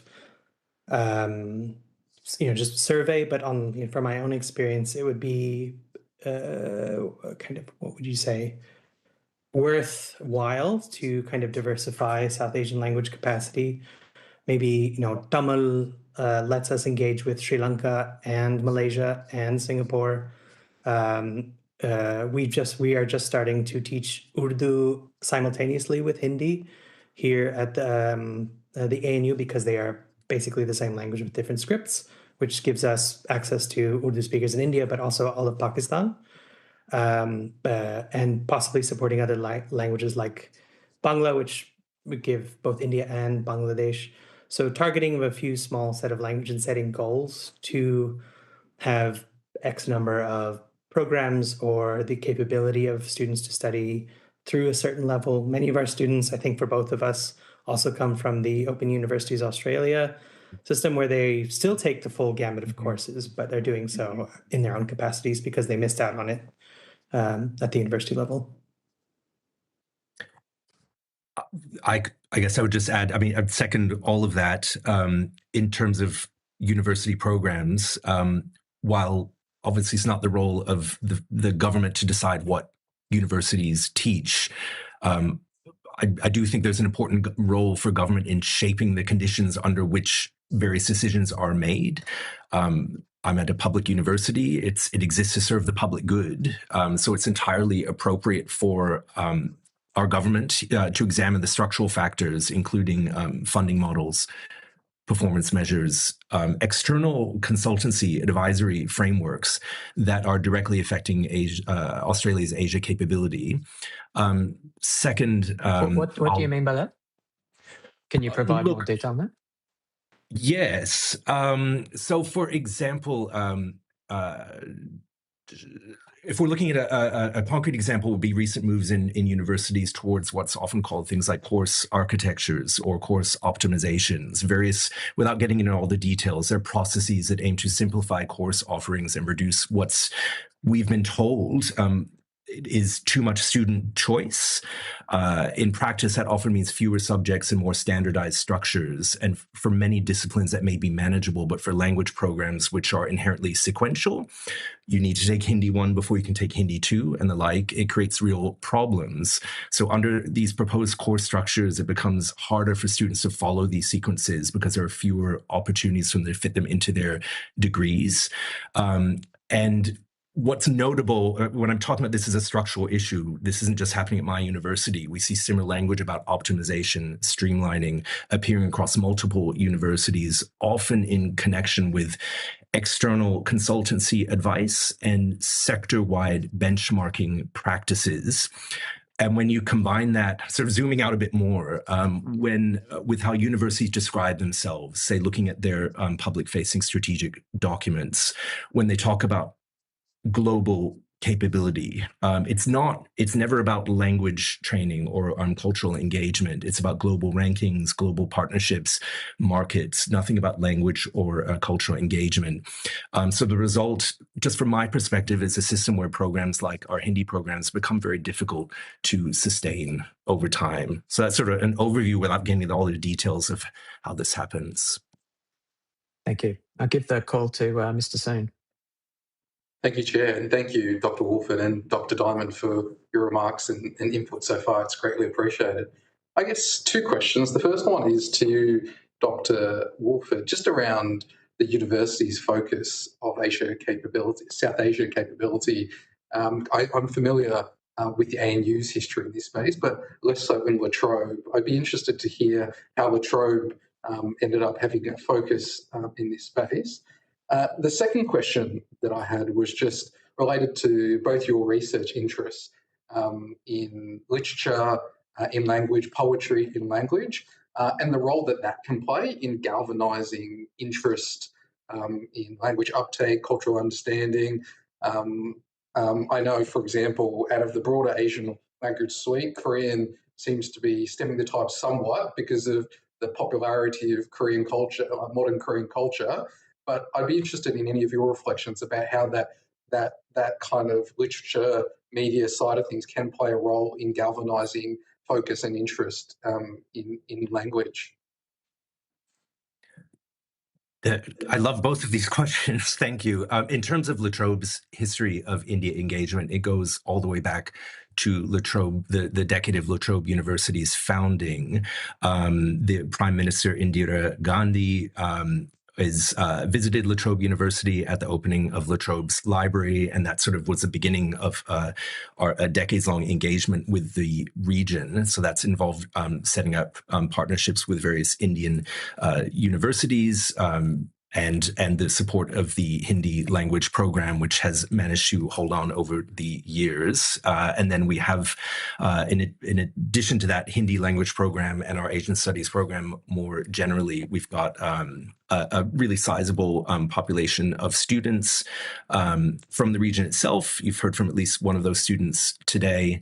And we've had quite a few big names come over from India, including actors such as Amitabh Bachchan and Shah Rukh Khan, who visited the university, which was really fun for me, just on all levels. So so there's that, which leads into the second question, which I think is such a great question of the role of literature. You mentioned poetry and the arts in general in sustaining these programs. From my own perspective, poetry and folklore is sort of where a lot of my academic training is. And I use poetry right away in my Hindi 1 classes. By the end of 12 weeks of learning Hindi, students at La Trobe are reading, reciting, and engaging with real works of Hindi literature. And in my experience, that kind of engagement is what generates real excitement and enthusiasm for learning the language. That's both from students from the region who maybe have grown up in Australia, but recognize the importance of these cultural artifacts, and also non-heritage students who just get just such excitement from engaging with the culture in this way. I'll add a tiny bit to the second part of the question, and thank you for it. It was a great question. I can see two parts of it. One is kind of a general question about why students choose the language that they do if they can. And the other one is about our experiences. So one, I think there's a lot of recent research, and I think several of the people you've spoken to have put out work on this, that it's very much students choose a region to study because they love it in some way. And it comes through exposure to cultural artifacts like music or pop culture or anything like that. Then comes the strategic benefits after that. It's very few 18-year-olds who are thinking the other way around. And that goes for both heritage students who are looking to connect with culture in some way, and non-heritage students who negotiate our classrooms together. So they have a lot to offer each other in our classrooms.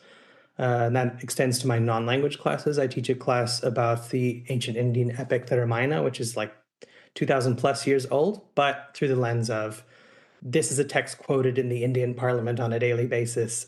This dictates modern Indian foreign policy. This dictates how people relate to each other by gender and by caste today. And the students in my classroom that are both heritage and non-heritage students have a lot to say about that. And usually that's a pathway to them wanting to take more and more courses. It's a bit of a snowball effect, but they just need, some kind of entryway. Thank you to you both. So I was reflecting on the impact of the Salam Namaste movie in the 90s on both La Trobe and RMIT and the enrolments there. So culture can be a real turbocharger of interest there. Can I ask about AI? One of the things that we sometimes heard about in this inquiry is that, AI is going to remove any need to study languages. We now have this machine that does the symbolic translation of language A to language B. So, what's the point in studying languages? Do you want to respond to that and talk about what you think the impact of AI will be on not just the direct translational part of language, but in the conveying of understanding and meaning as point one, and then point two, what impact you think AI could have on pedagogical structures and the way that people learn languages. I might jump in quickly. That I see a couple things in that. I'll get to the nature of what AI does to languages second, but in terms of reality, I'm not going to be under any illusions that AI in large language models can't translate and work in languages like Hindi, but that it's the very fact that it's a translation. So the way that these models work is they've scraped vast amounts of the internet for the data that they're predicting the next word on. Hindi and all South Asian languages are vastly unrepresented on digital media. So in terms of proportion of speakers to what's available on the internet, it's vastly out of whack. So it's primarily what's being put out in Hindi is English scraped from the internet and translated. So it's not a presentation of Indian thought or ways of saying things. It's a translation and back to you of English, basically. So you're basically just getting what you think already back to you in a different language, which is one issue. The other is the practicality. So it's a big issue for all educators in terms of assessments and getting students to use or not use AI in certain ways in the class.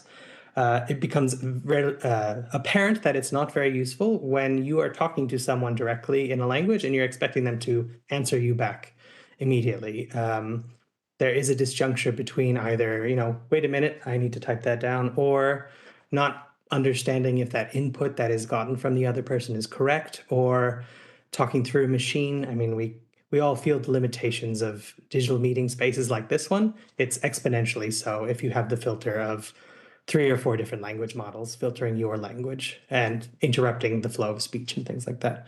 So there's lots of issues like that, but it's a simulacrum of a conversation. It's not a real conversation that happens. This is the question of the hour, isn't it? How AI is going, and we're dealing with it at every level of the university at the moment. I second everything that Chris has said here. I do think it's important to be clear about the kind of capability we're aiming for. If the goal is only basic communication or survival language, we're seeing that AI can certainly assist. The goal should be long-term relationships. It should be building trust. It should be building expertise in the region, and that just depends on human knowledge and experience. AI does seem to help with that surface level, though. There's a very famous couplet by the 15th century poet Saint Kabir.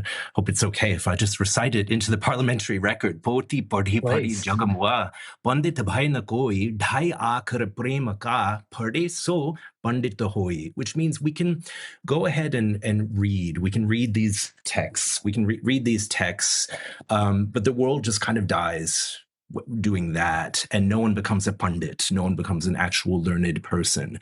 Dhai aakhar means those 2.5 letters, prem ka, of love. When we understand those actual letters of love itself, when we read those, then we become a pundit, a learned person. And I think it's Kabir, I think he would say something like this. He was faced with AI. If we just rely on that kind of surface level alone.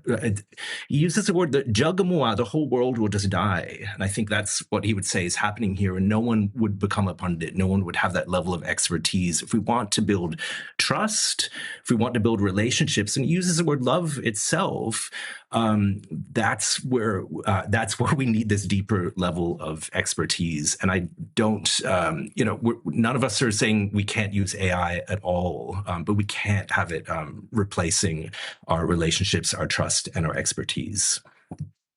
I'll add a little bit that I've just kind of thought of that. I didn't fully answer the bit about in the classroom and assisting learning and things like that. I would probably add that my classroom has sort of become a respite that the students feel from those spaces. So in my classroom, we look at each other in the eyes and we speak to each other over a long period of time. I see these students over 4 years, unlike many educators, because they're taking sequential courses with me. They're maybe picking up a pen for the first time and writing with a pen. These are, students that were in secondary school during COVID and things like that. They are gaining fundamental skills in my class that they're missing in a lot of modern education now. Not that my education isn't modern, but that there's a fundamental human aspect to our classrooms that then gives them confidence to then, hey, I started doing this way in my law lectures, and I speak a certain way now that I have this mental worldview sort of thing. So I find that encouraging that students actually want a certain grounding in human interaction in the classroom. Yeah, one shudders to think what Garlib might have made of someone bringing an AI tool to a poetry competition. I'll hand the call to Ms. Chaney, who's been waiting patiently. Thank you very much, Chair. I'm interested in hearing more about how you see the interaction between tertiary education and primary and secondary education in this space to both drive interest and demand for those courses. I have a few ideas because I compare it, the corridor that I'm in right now are all my colleagues who teach other languages like Indonesian and Korean and Japanese, and they have direct relationships with community educators, especially here in the ACT for Indonesian and Japanese and things like that. I have interacted with community language schools because those exist, but the nature of the materials available for Hindi, like textbooks or other training materials, basically non-existent for that level, especially for English speakers. The training is also non-existent. So, it's very different to be a speaker of a language and educator of a language. It requires specialized training. So I feel I have a capacity to teach Hindi, Urdu, and Bangla, but I actually don't feel like I have a capacity to teach English, even though it's my first language. So there needs to be a direct formalized training that might need to happen, and that's something that the university could provide. That would require kind of working together between language programs like ours and education teacher training programs, which currently I don't work with, but that's because it's a bit beyond the capacity that we have at the moment. There is a link. I think it is also, I think I heard the very end of the last testimony about Tamil that, a student that goes through the program, they might use a language in whatever the profession ends up being, but that it would be great if they could also go back and give that training to their own communities, in their own states, in their own schools.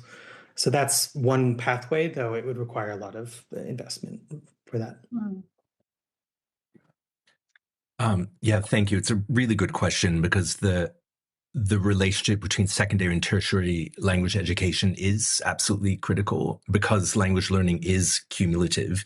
It does, the successful language learning often depends on continuity over many years. So one ideal model would be where students do begin a language in primary or secondary school, then continue it through to university, developing increasing levels of proficiency.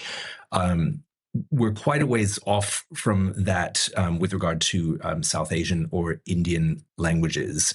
The one challenge currently is obviously that any pathway is very fragmented.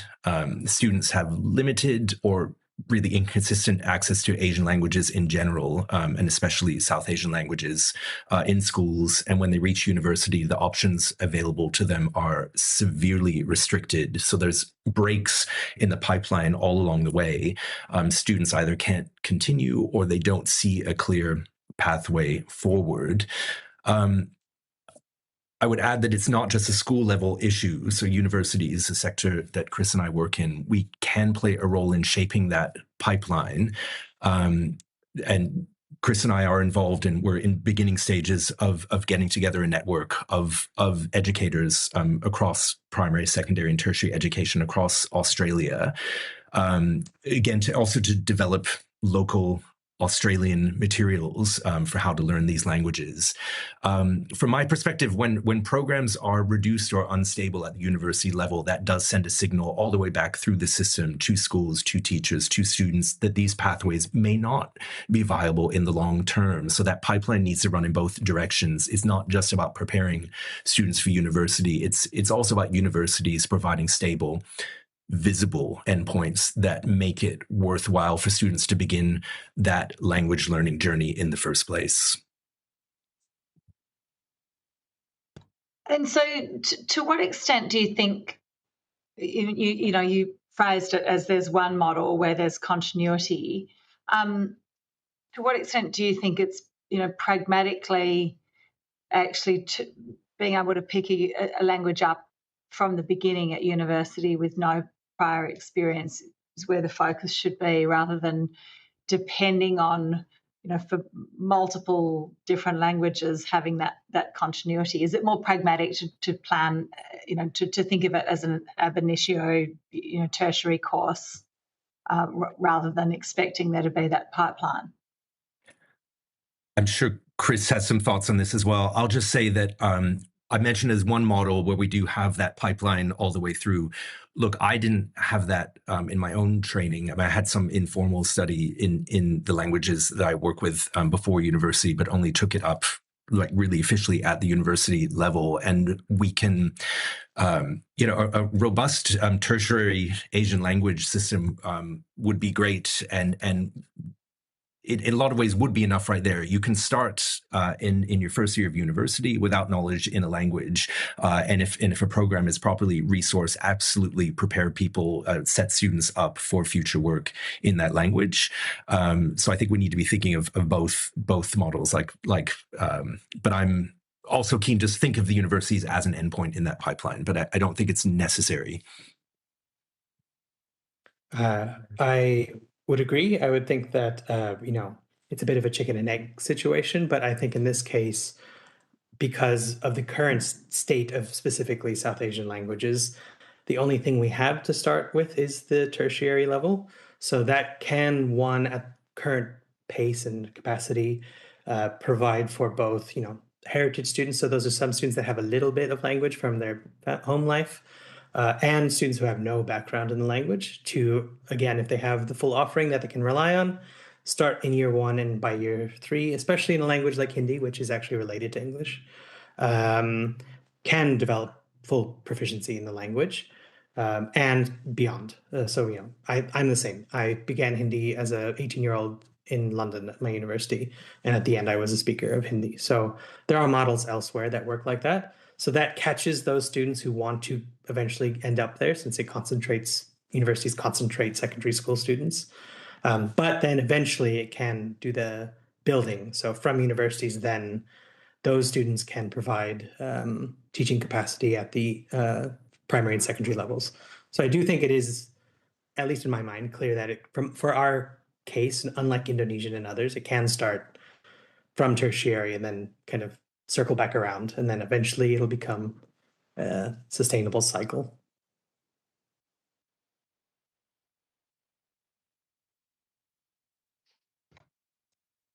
Sorry, I just said thank you.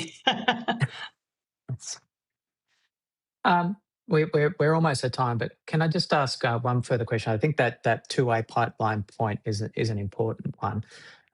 With some of the Chinese programs, particularly at ANU with China and the World, we've heard evidence of there being that kind of two-way connection with local schools that teach in a bilingual curriculum.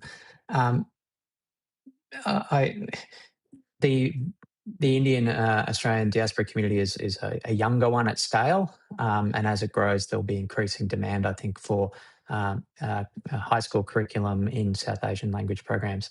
Do you think that there is potential for that sort of structured engagement, more formal connections between high schools that focus in these languages, and partnering universities? I mean, is there a world where we had like a school making a commitment to being like a leader school in Hindi teaching, and then being able to partner with a university and have that kind of pull through effect happening where students could even be studying for university credit as part of their senior learning, and really building that two-way pipeline. Is that something that we could aim for in Australia?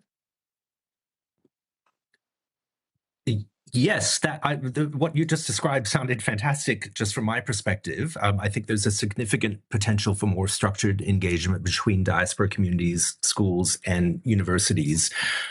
In some cases, that's already happening informally, and we're looking to build on those informal relationships that are already happening. Community language schools are often run by teachers from diaspora communities, and they certainly play a vital role in introducing students to languages like Hindi. These efforts are often, though, under-resourced and rely heavily on volunteer labor. There is an opportunity to build more formal connections between those community settings and universities, for example, through shared curriculum development, teacher training, and again, this pathway for students to continue their studies. And I would love to see universities play a stronger role here. A lot of university workers working in the space are also under-resourced and at capacity in workload. So that's another issue to look at. But we certainly are looking to provide expertise and support and act as stable endpoints for those pathways.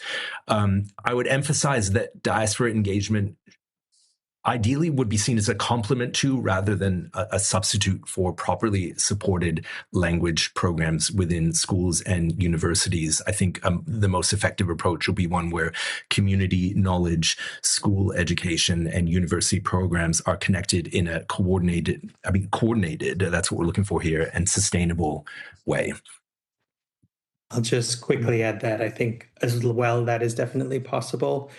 I think that kind of the formalization of some of the teaching pathways for especially secondary school in this case need to already be simultaneously happening with this tertiary support. For instance, I think here in the ACT, the Legislative Assembly is considering starting Hindi and Punjabi in secondary schools here. So, if you have a formalized position with a curriculum that is going to last many years, that makes on this end in the university a way much more conceivable that we might have multi-year partnerships and develop curriculum rather than a school that might come and go or something that'll kind of disappear tomorrow, sort of thing. Okay.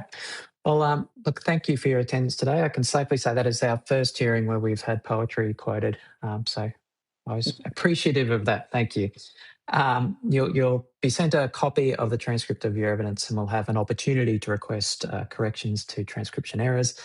Please send your response to any questions taken on notice during this hearing to the Secretariat by close of business on Monday, 27 April 2026.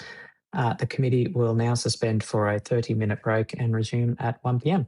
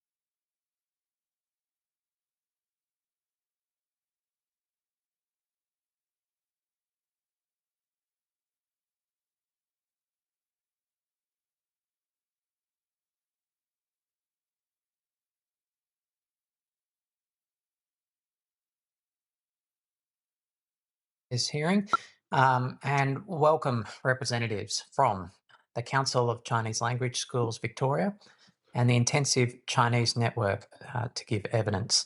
For the benefit of Hansard, would you please state your full name and the capacity in which you appear before the committee? Shasta. My name is Dylan Ling. I represent the Council of Chinese Language School Victoria. I'm Stanley Wang, and I'm the convener of Intensive Chinese Network. Thank you. This hearing is a legal proceeding of the Parliament and has the same standing as proceedings of the House. The giving of false or misleading evidence is a serious matter and may be regarded as a contempt of the Parliament. The evidence given today will be recorded by Hansard and attracts parliamentary privilege. Do you wish to make an opening statement before we proceed to discussion? Sure. I'm happy to start. Wonderful. Thank you, Mr. Wong. Thank you, Tim and members of the committee. It's a real honour to be here as the convener of Intensive Chinese Network, ICN. So the ICN is a national network of bilingual schools in Australia that are committed not only to the teaching of Chinese, but also teaching other subject areas through Chinese. And we believe at the heart of Asia capability is language proficiency. Language is more than just speaking another code. It's the vehicle of perspectives, knowledge, identity, and culture, which can only be acquired by learners with at least an intermediate level of proficiency in the language. This endeavour requires sufficient time on task, which most Australian schools do not and cannot seem to provide. As the former principal of the oldest Chinese English bilingual school in Australia, established in 1984, I can confidently say that we have more than 40 years of evidence that bilingual education is an effective solution to this kind of elephant in the room style problem of time. And in fact, I would argue for the school sector, it is the only cost-effective and scalable solution supported by data, as many of the experts have pointed out in previous hearings as well. For context, currently there are approximately 50 bilingual schools in Australia, and the largest is French with 16 schools. Next is Chinese, the second most spoken language in this country, but with only 10 schools. Of these 10 schools, 7 are government schools, and only 4 of the 7 have a pathway for students to continue from primary to secondary. And by way of comparison, the US has more than 3,600 bilingual schools with 400 for Chinese. Despite being only 12.5 times bigger in population, the US has 72 times the number of bilingual schools and 40 times the number of bilingual schools specifically for Chinese. And even in the city of Edmonton in Canada, with only a population of 1.4 million, there are 14 Chinese bilingual schools offering a K-12 pathway in all directions of the city.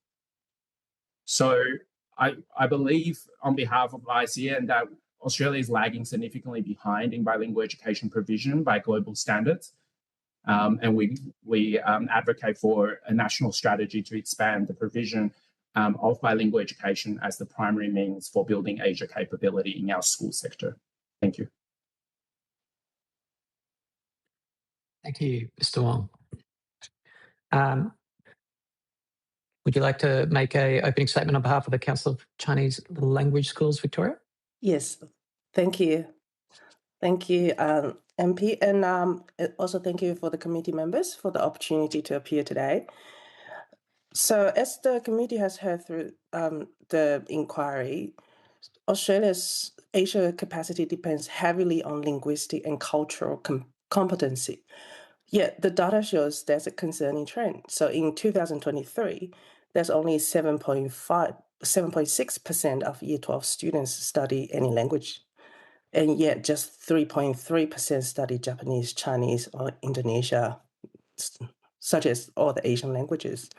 At the same time, we face a critical workforce shortage with 32% of secondary school language teachers currently teaching out of the field. While we strongly support the expansion of language studies in Australia, the reality is we are facing a lot of difficulties in promoting Asian languages. So then while we're wondering what is the intensive model that can help us, we are also need to recognize the community language schools, which is doing the heavy lifting in our nation.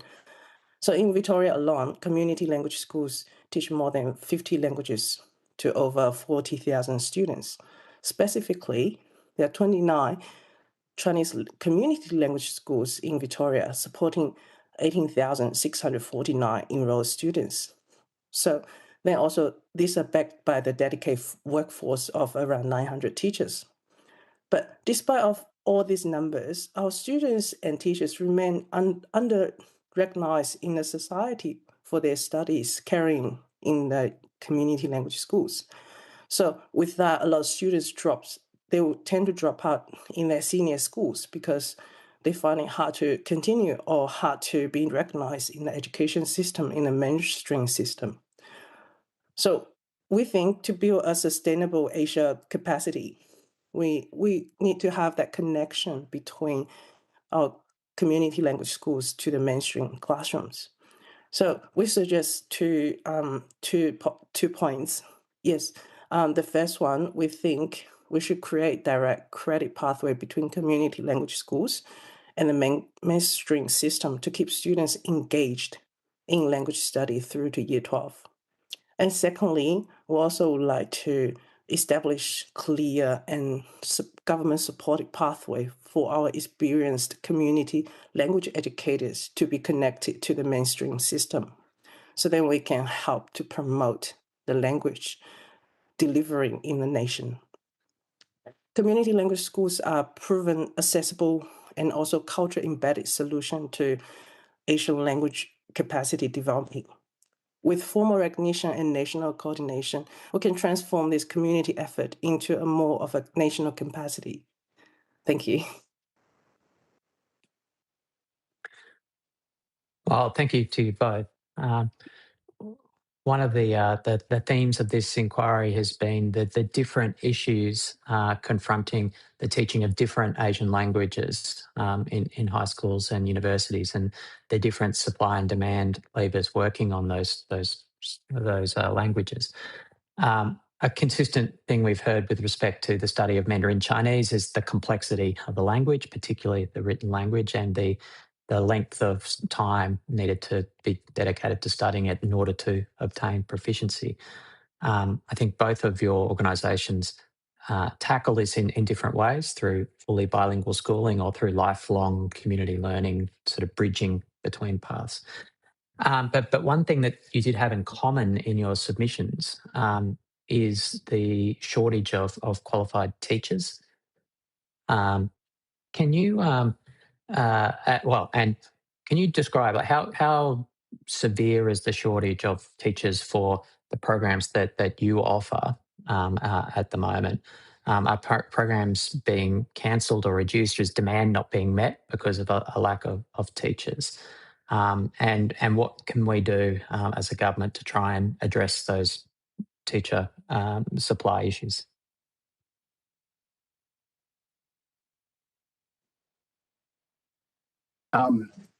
Can I start with the first point you've mentioned, Tim?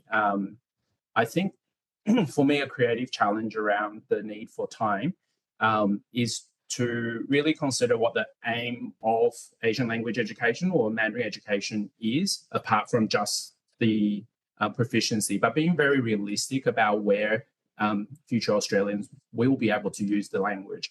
For those who have a strong interest, they will pursue further studies. And one of the things I think has been left quite unchallenged in a way is the fact that our senior certificate still requires all students to be able to build proficiency in reading, writing, speaking, and listening. And by writing, we mean handwriting. And as you know, this language requires a disproportionate amount of effort in order to build proficiency in handwriting, and a little bit less for reading. But if it was more about our oracy, it's actually quite manageable. In fact, it's probably one of the simpler languages to learn. And so taking US as an example, the advanced placement test now for the exam for Chinese and other world languages are now done through digital formats, and which typing is now have replaced the handwriting. And I think that better prepare students not only for the future, but for the current realities too. As a native speaker who's worked in one of the regions where Mandarin is the dominant language, the only time I've ever really had to handwrite these days is filling out a form with your name and address and writing a greeting on red envelopes. Yet we have a rather traditional approach when we look at language assessment, which I think is a huge disincentive and is one that's structurally challenging to manage in the school setting.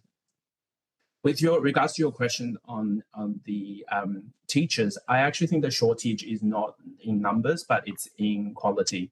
And so Dr. Jane Orton's report in 2016 actually lists out very clearly the role of the Chinese Teacher Training Center she led at the time. And I think compared to other languages that have had more success in student retention, one of the key features is a really strong collaboration between teachers who are native speakers and teachers who are non-native speakers. And unfortunately, at the moment, the reality of Mandarin teaching in Australia is still the same as 10, 20 years ago. It's largely about the Chinese teaching Chinese to the Chinese, is how Dr. Jane Wharton used to phrase it. And I think because the limited time and the way we are able to deliver in schools means that students are predominantly building capacity only in the novice level, it actually doesn't require someone with a extremely advanced level of proficiency to deliver the subject. And in fact, if we look at the way French and Japanese often work, is the non-native would handle the more junior years, and as students build their passion and decide to continue into the senior certificates, they're handed on to native speakers who then who shift the focus from being an intercultural experience, building curiosity and engagement, towards now building language proficiency for those who are into it. And I think, unfortunately, that model isn't the established norm in Mandarin, partly because our entire teaching supply are native speakers. And native speakers, whilst they have a huge advantage linguistically, they often struggle to understand how their own language operates. And we know being able to speak English and being able to teach English are two very different things, right? And also interculturally, most of our teachers, in fact, I would argue 95% of our Mandarin teachers in Australia have not been through Australian schooling. And so there are also intercultural challenges around their conceptualization of a teacher's role in the classroom, how to handle behavior management in class, and how do you explore your own culture from the other side of the bridge, and how do you build that empathy so that it is about engagement first, not language first. I'll come back to that first, but I want to hear about the community language perspective first. Yeah, I think our problem comes from a different end, because that usually our students will require native speakers to teach, because that one, we need them to know our students, and then also we want them to deliver the content in Chinese in classrooms. Given we are a community language school based, like teaching. So our problem is the disconnection between the two. So we got teachers get trained in China or in where the foreign language is their native language. And then when they come around, they have to get used to the curriculum in Australia and also get to know the students. So they need to know that our students, although they probably have heritage background or not, that their language, obtaining the language, the process is more like a second language, even though they seem to be Asian. But then like the problem is for the teachers who are trained in China, got to know the Australian system, got to know the curriculum, have more teachers training in in Australia. So, and then I find that it's a bit lacking, where teachers often struggle to find those resources or training. So as a school or as a committee, we always have to try to get teachers to come in to observe lessons, to train for at least a few weeks before they start. And then on the other end, when we come to VCE, that's shortage of teachers because that mainstream teachers that where they teach VCE subjects, they probably wouldn't have time on the weekend to come and teach at the weekend schools. So then we often need to train our teachers to be able to teach VCE as well. So then that's a huge bridge to join. So then they have to we have to provide a lot of time and training to these teachers who are teaching VCE with us. And then we're trying to support. So then for all the community language schools that we not only have to build students from scratch, but then we also need to promote the VC language learning at the end. And then we'll have to join the two together. So then that is where it comes in with quality of teachers. So regardless of native or non-native, it's more that how well they know the curriculum, well they know the students, how well they know the progress curve, where when we learn a language, we've got to connect the vocab and then into sentences and from sentences into text types. Then we always promote that training of teachers knowing what text types are there, what text types are being examined in VC or in HSC. So then that's to bridge the gap between the knowledge is what we find that we're struggling. We do struggle to get good teachers. So then often we got graduates, teachers who are new migrants who come from China, and then probably they're trying to settle down, and then they're trying to do something they like. So usually our teachers are not lacking in passion because that usually they were teachers in their home country. When they come here, they want to continue that. And then I think what's lacking is that support for them to actually get immersed, to know the culture, to know the students, to close that gap. And I think that's another part in Chinese teachers training per se, where we also need to bridge, we need to make sure even they are non-native or native, they know what the students need.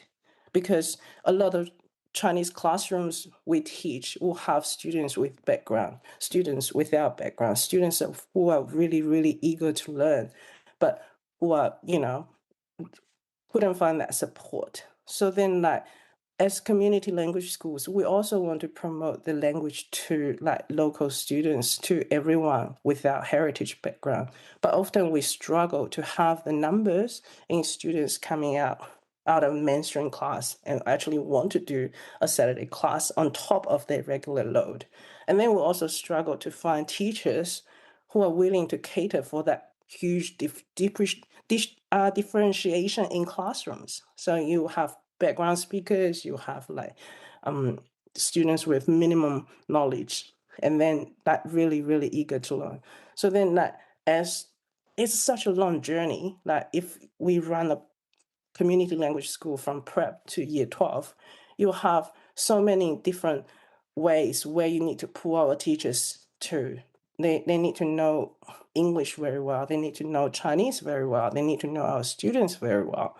So then often our teachers are usually parents of students in school age, where they go through that curve so they have a better understanding of Australian education system, yet they have a very good understanding of the language. So I think it's more how do we close that gap between the teachers in terms of language, and then also that when we talk about teachers are teaching in the mainstream schools out of their field, it's usually because language studies are small. They are relatively small studies. And a school probably would just require 2 or 3 language teachers. And based on timetabling, all the language teachers need to teach in other areas. But then if language is their passion, they're very unlikely to find a full-time teaching position, just teaching one language, unless the school has that volume. So I think it's just that from the quality, the space, and also the curriculum. So on that point, I want to build on that point and go back to the proposition that Mr. Wong made around that there's a shortage of quality rather than volume. one of the things that we've heard is that the quality of supply of teaching affects the demand of students, and that if students have a poor experience in a classroom, they think, oh, language isn't for me, or Chinese isn't for me, it's too hard, or like I can't get it. But when you have, well-supported teachers who are up to date with pedagogy, who are professionally supported, they can drive that engagement, the intrinsic interest for kids to both invest time and to continue the studies.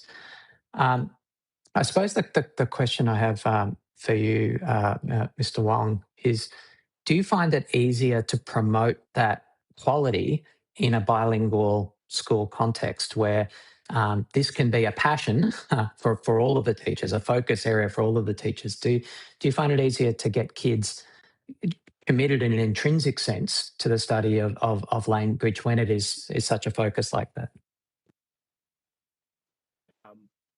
I think when it comes to the intrinsic motivation of students, and often our students join bilingual schools from day one, so they actually don't have a mainstream experience to compare.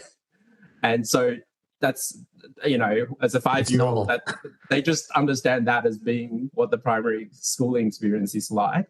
There is generally very strong buy-in from the students and the parents. And what we find is having language as the goal, so language proficiency is something we want to build, as well as language being the means to achieve other things, to be able to learn maths, to be able to engage with teachers even out in the playground. All of that immersive elements and stimuli are extremely important. Unfortunately, bilingual schools don't always automatically attract better teachers, of course. It's the same pool that we're drawing from. And given the nicheness, and I presented some numbers in my opening statement, it means that they have to work significantly harder than, I would argue, mainstream settings, because there are no curriculum resources readily available. We haven't produced materials to teach the Victorian curriculum maths in Chinese. And so everything is built from scratch by the teachers working in the bilingual schools. And hence, they are at the moment, at least in the case for Victoria, and I know in South Australia too, they're supported with some extra program funding for that. But I would argue often the workload actually becomes quite unsustainable for teachers, because they are usually responsible for 2-year levels.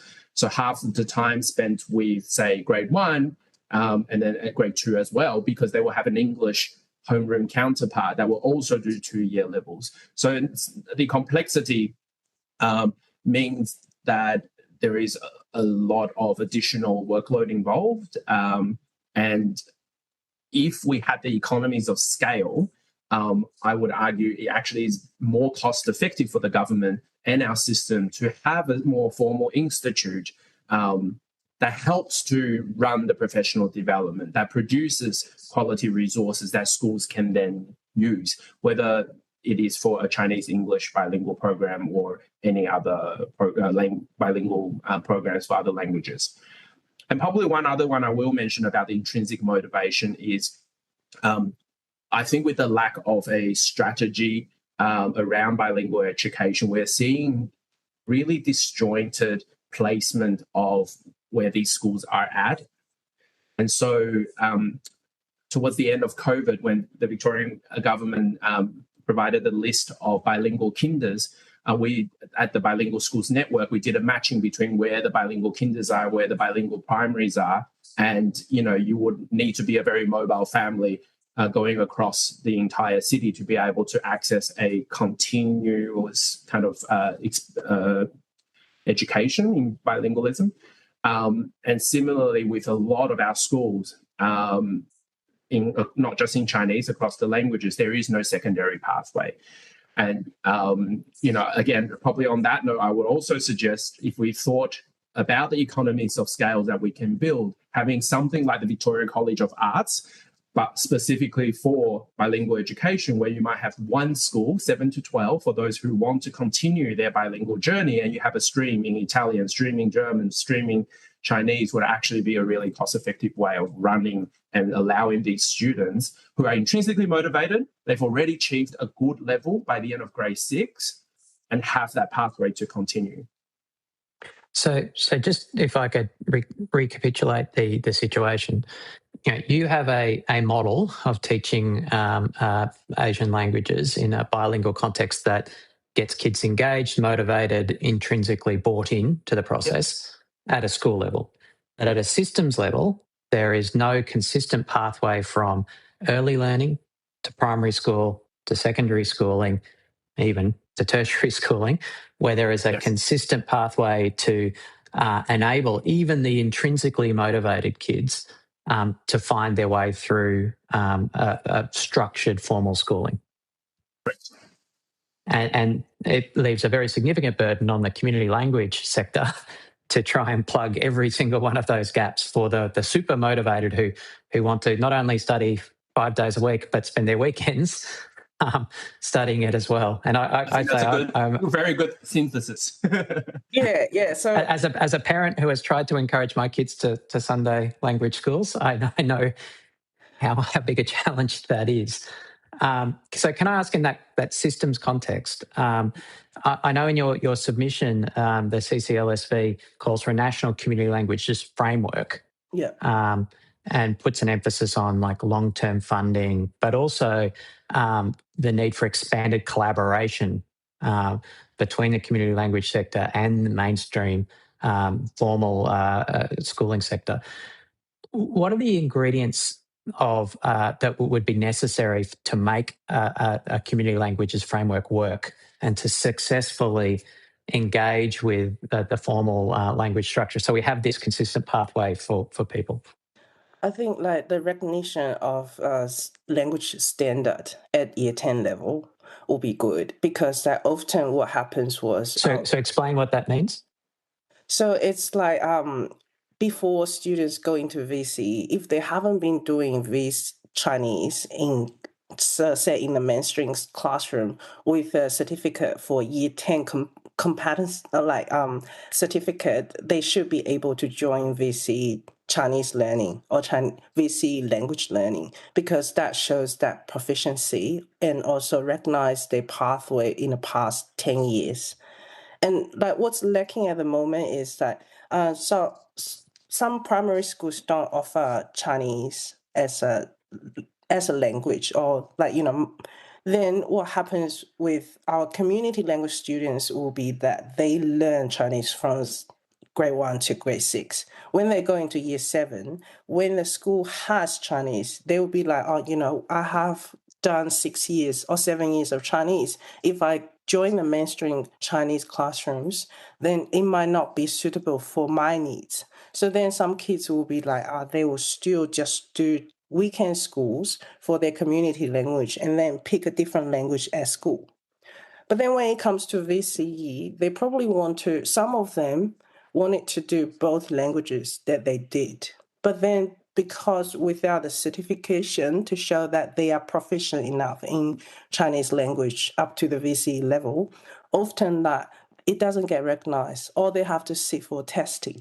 But because the teachers probably haven't taught this student in Chinese for the past 4 years, they wouldn't have a good understanding of where the student is at.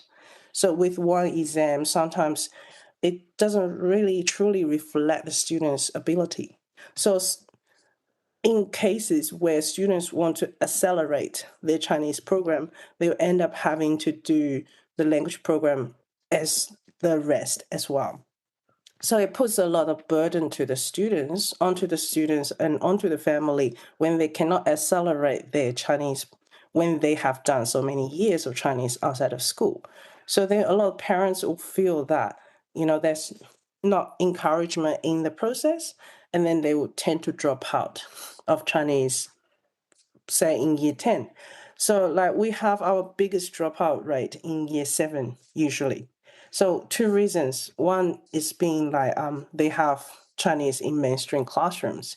2 is that they feel like they're being discouraged from doing weekend schools by year 7, because from prep to year 6, sometimes parents can talk them into doing community language schools. But then by year 7, they feel like they get peer pressured and they are looking for that assimilation between them and their peers. So going to a weekend school on a weekend for your community language school puts you as that minority number. So then students will tend to fight back very harshly to not be part of it. So then we come to the first big dropout point in year 7, and then the second biggest dropout point is at year 10, where some students don't want to do another 2 years of Chinese to do VCE. They want to accelerate, but then they find that it's such a difficult process to apply in their mainstream school to prove that they have done Chinese. And then also that they feel that, you know, the situation is not advantage them because other students probably has been with the same teacher for the past 4 years and where they haven't. So I think it's just that it's a very complex scenario for these students, which shows our student numbers as a pyramid. So at VCE level, we have very little students, but we have a huge base. And I think that's a problem for most community language schools. So then we would love to see our students being bilingual in the society. And that's what we kept trying to promote to the society, to the community. And like with different states, when states has good scaling system for the language, then they actually see the motivation. So I guess in Victoria, we kind of lucky because that we do have very positive support for like scaling in VCE. So then but then the difficulties and also the differentiation amongst the curriculum is also a tough point for the students to continue the language. So we just hope that, you know, if we can close that gap a little bit, and then also if a student going through community language school can mean something later on in their life, it will be a good motivation tool to promote the language. Dr. Garland has a question now, but before I give the call to her, just on that point, when you say recognition, is this sort of like the languages passport that in Europe exists for recognition of community language study? Is something like that what you're talking about, or what are ways that could be structured? So I think if it can be a language passport, then it also can reflect into a certain certification, if it's equivalent to just showing that the join of the two. So if a student has a year 10 Chinese proficiency level, he or she should have a matching language proficiency, say with ACARA at year 10 level. So showing that there is a level field between the two. So if it's a passport, it's something that shows the equivalence of saying, here's what this level of proficiency is. Yes. Yeah. Okay. So to connect the community language school to the mainstream. Otherwise, now we're doing something different. Excellent. No, I understand. Thank you. Thank you. Dr. Garland? Thank you very much. Just unmuting myself. Thank you very much for that. There's lots of ideas to consider here. Something that's come through the public hearings has been really what the purpose of language learning is in schools and in curriculums. And I think, people approach the question of what Asian capability looks like differently too. Listening to you, I think that goal of bilingualism is clearly there. And I think that question of how languages are taught to the point of that level of proficiency is really important to consider, and noting the points at which students start to withdraw from community language programs too, I think probably also coincides with other commitments at school and pressures there. So, how can that goal of bilingualism better be realised through the curriculum Because we hear a lot about the benefits of language learning more broadly, but I think this is a really specific benefit, that benefit of bringing bilingualism into the community. So how do you think we can better realise that across the curriculum? I have a point, but I don't know whether it's accessible. Like in IB, a language is compulsory, and then like you have different string of studies that's compulsory. So say in humanities you have to choose one, and in languages you have to choose one. So then I think that the good thing about it is we can make sure every student has a second language. So then like one, we probably not just saying promoting Asian language per se, but then to promote a second language. So then like it's more of the awareness of how different communities and different heritage backgrounds, cultural backgrounds can join together as a community. I think that will be essential for us to understand based on where we are. And I don't know whether that's possible one day, but then I do think it is important for the nation to understand, even though we are here by ourselves as a nation, but then like often the kind of language skill is universal. If we can learn one language, we kind of understand how language are obtained as a second language. And then that gives us that skill set.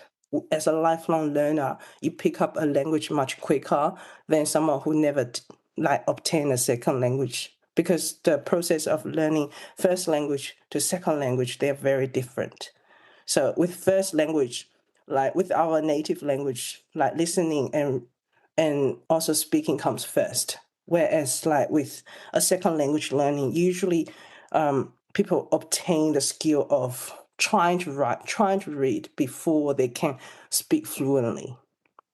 So I think just that different process, how do we make the nation or recognize the importance of language learning in our curriculum, needs to come from the top, where that curriculum embeds the essential, compulsory to some point that shows our determination to promote languages as a nation.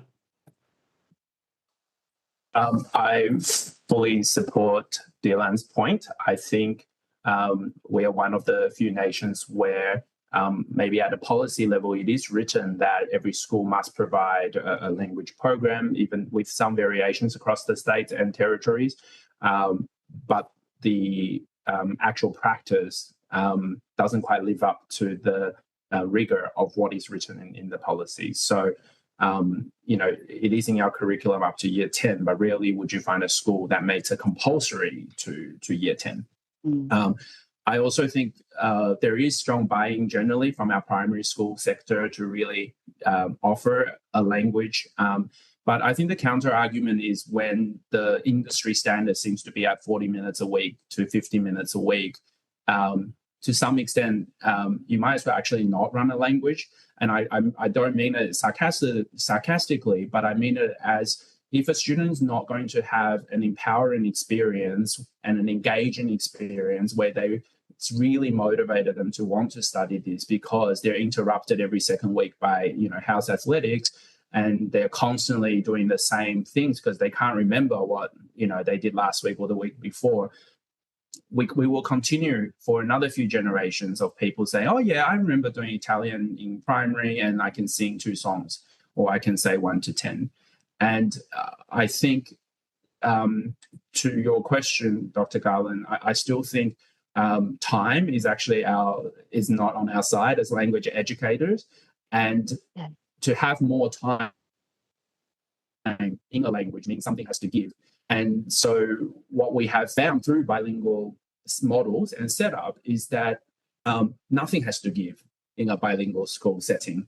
In fact, our students are achieving better and more superior literacy and numeracy results, and we are still delivering the Victorian or Australian curriculum through another language. And so in some ways, without completely dismantling the way Australian schools are run in terms of its timetables for the sake of one subject, bilingual education is something that's already trialed and has localized research to back up its effectiveness. Excellent, thank you. And I guess just on that point too, I mean, there would be a sort of minimum time you would have to reach in terms of exposure to a language to start to develop fluency and proficiency. And I guess that's not something that our sort of mainstream school curriculums have really focused on as the goal, to have that time there to achieve that level of proficiency. Would that be correct? I think it's well intended, but it's not actionable because 40 minutes a week is not going to get you there. Yeah. Having said that, I actually think expanding bilingual education is actually not a costly strategy at a systems level, because what we're talking about is not establishing new schools called bilingual schools. If we look at the history of bilingual schools in Victoria, the majority started in the 1980s through very grassroots movements of parents speaking to school councils about opening a stream, a bilingual stream within existing schools. And it's when the community demand grew that eventually these schools have had become bilingual schools for, and providing bilingual education for everyone. It's a programmatic choice. It's not a, we're talking software, not hardware. So in some ways, if we had a national strategy where we encourage more languages programs, so, the 40-minute once a week, those load programs, to consider a CLIL program, and this word's come up in previous hearings too about content language integrated learning. So maybe picking another subject, which we will deliver through the target language, moving more schools from that CLIL mindset or model to a CLIL model, from a load model to a CLIL model. And for those who are enjoying success in the CLIL setup, to then consider a more immersion-based model where maybe it becomes a 50-50 or an 80-20. I think that's kind of the journey that could benefit from a more strategic kind of setup in Australia. Thank you very much. Ms. Cheney. I'm just interested, I mean, it sounds like the community schools are bearing a fair bit of the weight. What do you do about quality of teaching in those community schools? Would a qualification for that be useful, or would it actually just create another barrier? Because there must be high variability in the the quality of the teaching in that setting as well. Thank you, Michelle. I think that's the teachers training program that we need to spend a fair bit of work to ensure the quality. And it's just like there's teachers come from different backgrounds. Sometimes they come here with extensive language skills, but then it's just that you have to develop their English skills and also get to know the students. So often we have to make sure they are in classroom observing for at least a month before they start. So then that adds a burden to our teacher selection. So then that we can only draw from that pool that often has, usually we have few types. One is like graduate teachers who are doing a teaching program and wanting to be a Chinese Mandarin teacher, and then they will come and try to teach at a weekend school. And also we got previous teachers from China and coming here. And then the qualification, usually when we say they have VIT, doesn't necessarily mean they have a better language teaching experience. So often that we like to have a mix of both type of teachers. And personally, I find that at younger year levels, we tend to have more teachers without VIT, so without the actual registration, because they're not required to teach the younger levels. Whereas these days in Victoria, if you want to teach VC at a weekend school, it's recommended they all have VIT, which puts but not required. Yeah. Yeah, so then that puts a bit of burden on our teacher selections. We do have very good teachers, but then they probably don't have VIT, and then which means they cannot teach VCE. And, it's like we always wonder if there can be something in between, so then our teachers can actually be recognized for like teaching at a weekend school, actually knowing the curriculum, and actually know how to teach this subject specifically. So, sometimes we have very limited choice, and we like to have of course, the quality as more balanced curriculum through year from prep to year 12. But then like teachers, the quality, the reassurance of the balance even in one same year level is like it requires a lot of management. So it's like, we need to set up the minimum standard and we need to set up the minimum requirements, so then we know all the teachers need to be teaching essays by year 4, and then say write a short essay by year 4 or year 5, and then like knowing how to differentiate the text type by year 7. So then I find that the more specific the curriculum outline is, the better the quality is amongst us. But that's from ACARA to us and then to the teachers. But that just requires so much work as like the administration team and the money management team and the resource developing team. So, if we have more consistent curriculum as, support from the community or from the mainstream, then we can be consistent, would be nice. So then like, it will be easier to ensure the quality of teaching nationwide. Okay, thank you. And one for Stanley. You said if there's only limited time to teach language in primary schools, there's a question as to whether it's worth it. I have to say, I had 3 kids who went through 7 years of primary school learning Mandarin and came out with barely 3 words to show for it. And I'm interested, bilingual schools is obviously an opportunity, but it's not going to be every school that's bilingual.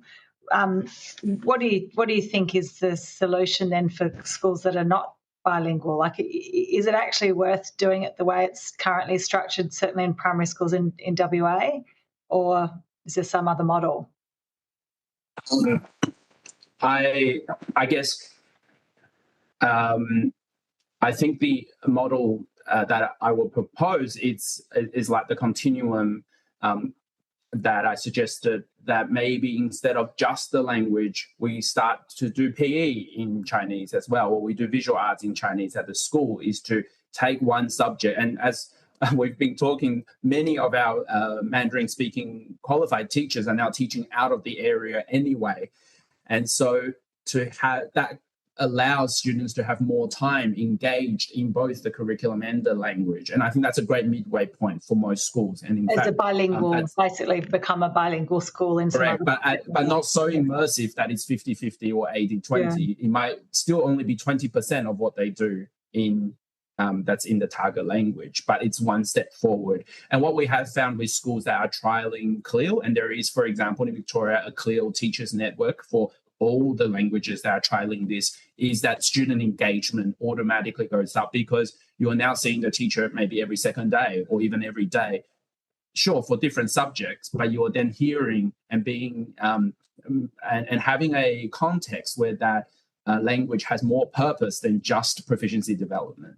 And I keep emphasizing the notion of an intermediate level proficiency as the minimum for really being able to then enjoy the byproducts of things like intercultural capability, of Asia capability, because, I'm often in board meetings for different contexts, helping people not with the simultaneous linguistic interpretation, but the cultural interpretation. Our languages are structured to really reflect the culture of a particular group of people. And so often in that beginner's level, dog is goal. It's a lot of one-to-one encoding, decoding, and great for the brain.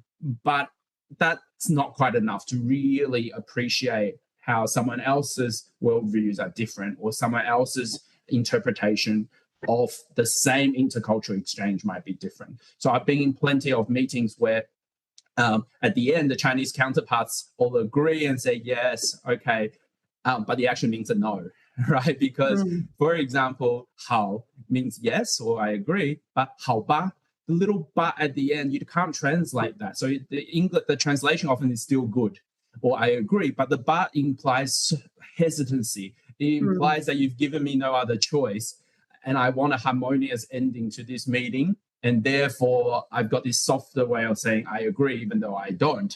And those things you don't start to see until you've got enough levels. So you need to know how as the basic, and then in the intermediate, we start to see all the cultural variations that come through. And at a primary school level, if you were doing Mandarin twice a week and then PE in Mandarin, is the intent of, presumably you're not expecting to get to intermediate level by the end of primary school, but it's to increase the level of familiarity and hopefully pique interest in continuing it into high school. Absolutely. So this then requires the coordination with the local high schools, forming a hub, for example, that these feeder schools will, and often what we find is the secondary schools don't show much interest in the various forms of bilingual education offered in the primary. And so they will either make all the kids start again from Ni Hao, or they even offer a completely different language. Yeah. And that's why, among the 50 schools, 50 bilingual schools, based on my own research, I can probably only name 5 to 8 successful pathways, which is not, about 20% of this industry, very small industry at the moment. And so I think using something like the CLIO methodology helps to normalize bilingual education in the mainstream setting. We don't have to call a school a bilingual school, but it is a form of bilingual education. And there is such a variety in terms of the intensity. And this is also why the organization I'm representing today, we're not called the Chinese Bilingual Schools Network, we're called Intensive Chinese Network, to actually acknowledge the fact that every school has chosen a different level of intensity, but we're actually on the same journey. And the more specialized training required for teachers to be able to deliver effectively is a bit different, in fact, quite different to the standard languages training they get through the initial teacher education. Okay, thank you. We're coming close to time, but I thought we might finish with one question on the old chestnut in Chinese language teaching, which is the streaming of heritage and non-heritage background students. It's been an interesting experience in this inquiry, hearing the different ways this is addressed by different schools, different state-based school systems, different universities. What is your philosophy or approach to dealing with classrooms with both heritage language speakers and non-heritage language speakers? How should we think about this challenge? Because it's a positive thing that heritage-based Chinese Australians are supporting the numbers of Australians learning Mandarin Chinese. We also need to think through the challenge of how to get non-heritage speakers learning this language as well. So if you could share your perspectives and experiences with that with the committee, it'd be appreciated, particularly a Victorian perspective, I should say.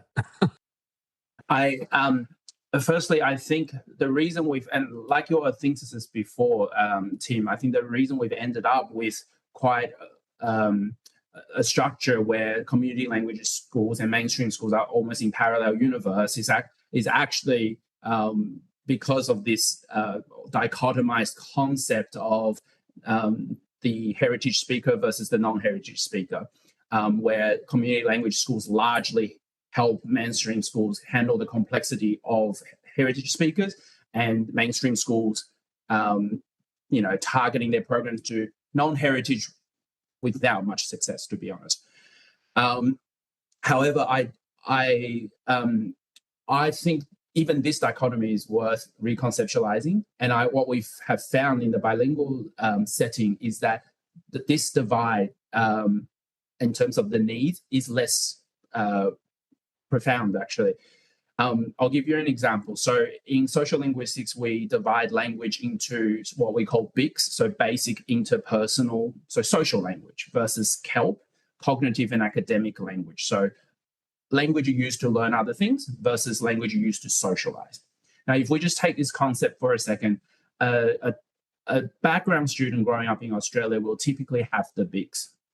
They will have the social language, but they actually don't have enough, usually, language to then use Chinese to learn other things.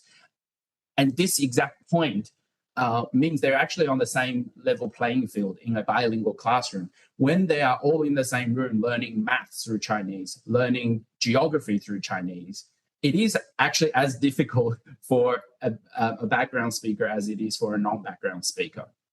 Now, for the non-background speaker, of course, there's the additional challenge that they're coming into a bilingual space without the BICS. So that's the part where we have special lessons to really help them build that language. And I think a healthy model we can learn from the Canadian experience with French immersion, from the US experience with both Spanish and Chinese, is that at the moment, our bilingual schools typically are catered all towards non-background speakers. And in fact, what they have found being very effective is a two-way model. If you are able to have a bilingual class where there were both background and non-background speakers, then the non-background speakers will actually benefit from the background speakers' existing BICS knowledge, whilst without boring the background speakers, because they're still challenged to use more academic language in order to cope with the materials. So to some extent, this, we obviously have a huge range of so-called heritageness or proficiencies that, to cater for in Victoria. But at least in the school setting, I would argue that bilingual education actually helps to normalize this fact that everyone's on the journey, and we can actually leverage the different groups to benefit each other. I can find that persuasive in a pedagogical sense, but in terms of the subject selection quandary, where we have students sort of self-selecting out of studies because like, oh, I don't want to compete with heritage kids, it'd be bad for my ATAR, it'd be bad for my BCE, that kind of dynamic. How do you think through that?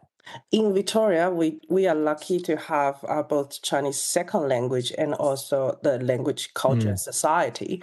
So where we aim to cater for students who probably not non-background students to study in the culture and society stream, where they have more English components in it, and then less of a Chinese requirement. But I do find that regardless of heritage or not, they all have to come through a lot of study, as Stanley just mentioned, that, often a student, if they don't go through community language school, they probably wouldn't know a lot of the vocab as well. So I think one thing what we can do as a community language school is we can be open to the whole community. It's not just for heritage students. So if anyone who is interested in intensive Chinese learning, they should have an option to come to us on the weekends as well, because it is a language that's in the society. So they can have a taste of it in the day school through primary learning, but then they also have a chance to actually sign themselves up for the intensity. So often, a lot of students drop out of community language schools also because of the intensity, the extra homework, the extra requirement, and then that 3 hours a week. That usually it's a lot of commitment. And then but then that's how language are learned. You need to have the exposure, you need to have the practices. And then we do think that different streaming can promote the diversity. But then even a lot of so-called heritage students struggle in second language a lot because of the intensity. But then we do think that it's great benefits of completing VC second language in any language because of that listening, reading, writing, speaking components where they are enforced to reach a certain level. So they need to have the ability to have a conversation, to sustain a conversation for more than 15 minutes. They need to have the ability to talk about a specified chose topic for more than 8 minutes, that you know that they will be able to write for at least 200 characters. So it's just like, I think it's a standard that we want a student to have in terms of like, you know, basic day-to-day communication in a different language setting to be bilingual. So I do think that we should not lower the standard, but it is good that we have the stream for both. And I think... Sorry. Oh, sorry. Do you mind me adding a point about senior secondary? I think the unfortunate reality is, at least in Victoria, I absolutely support the different streams, but the VC at the end of the day is a competition. And what we're finding is that with second language or second advance, as an example, to actually get a good mark in the assessment task require you to go way beyond the actual study design. And so unlike other subjects, perhaps, where the scope is quite bound and it's about how much within the scope or the syllabus that you're mastering, for languages, it could be, for the essay writing as an example, it could be one prompt and you could be getting someone who's eligible for the subject by producing a piece that is way, way, way beyond what the syllabus requires you to teach. And because it's a competitive system and the scoring is all about competition, unfortunately for that student who this curriculum was originally designed for, they get pushed further and further and further down the rank. And so I think one of the ways to consider is to have languages not being a competitive rank-based subject. You know, in many of the European systems, you're required to demonstrate that you've achieved, say, a B1 in French, but that B1 is not done by the local exam board, but is for you to get a DELF certificate for French from the French government to prove you have B1 proficiency. So that way we're saying we are preparing students for a minimum of this level, rather than we are preparing for students to all compete with each other and create this incentive for them to then drop out. So you're proposing a revolution in the way that the high schools in my electorate would work, Stanley. Yeah, but I think Stanley and I both had experience in the Vet Chinese Certificate 4, which, like, you know, it's also an option, but it's like, it's counted as the 5th or 6th subject, and then you only use the 10% from that. So then, like, they do have choices. It's just how can we make the framework, the curriculum more like, you know, profound, that it suits everybody, and like, you know, we could celebrate their achievement rather than celebrate the winning a competition, is probably how I want to wrap that up. I think that is a very worthy note to end on. Can I thank you both for what was genuinely a very stimulating and interesting session. Thank you for appearing for the committee today. You'll be sent a copy of the transcript of your evidence, and we'll have an opportunity to request corrections to any transcription errors. Please send your responses to any questions taken on notice during this hearing to the Secretariat by close of business on Monday, 27 April 2026. Thank you. Thank you, Tim. Thank you so much. Thank you to members of the committee. Thank you, committee. Sure.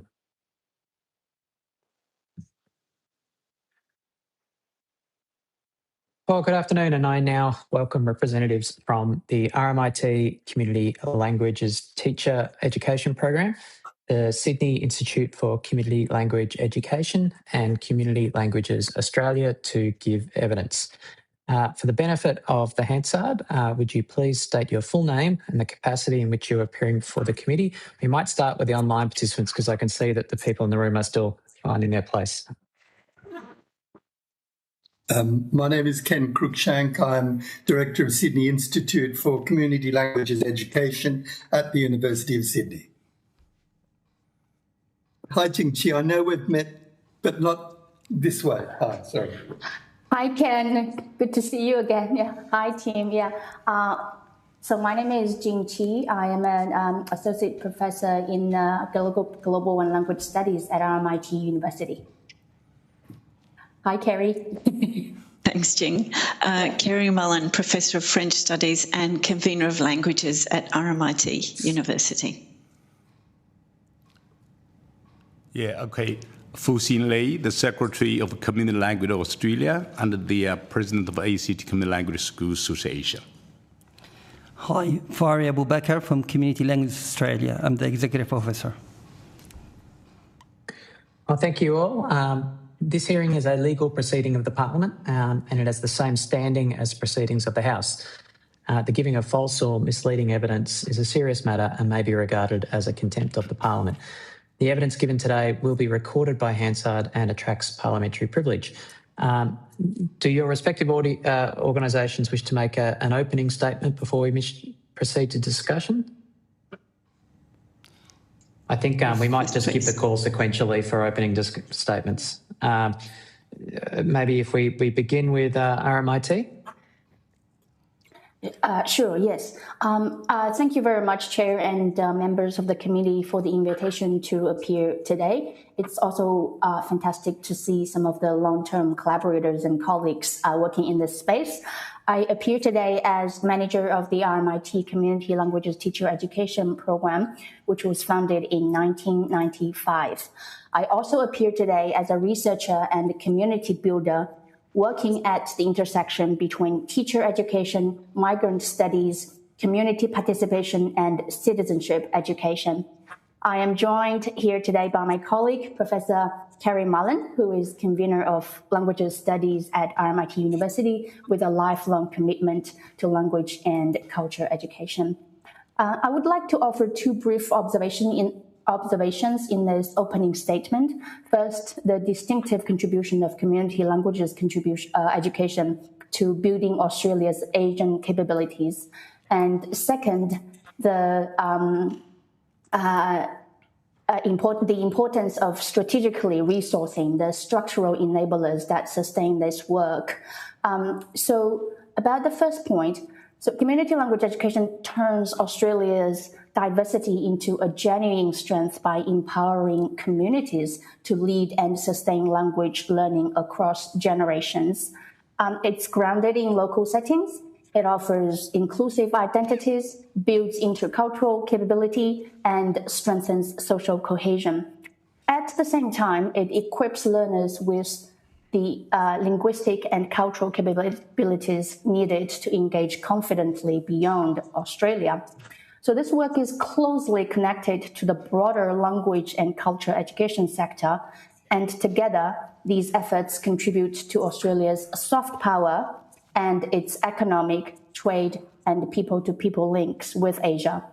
In our program each year, between 150 and 200 teachers and school leaders participate in professional learning across 47 languages, and with 23 of these, which is 60%, focused on Asian languages and cultures.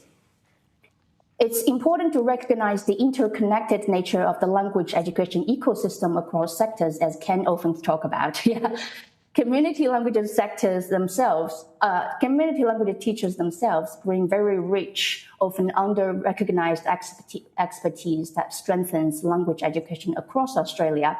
Universities in this space play a very pivotal role for fostering this ecosystem by providing pathways from community language teaching into formal teaching qualifications, helping also address the national teacher shortage and strengthening the broader K-12 system.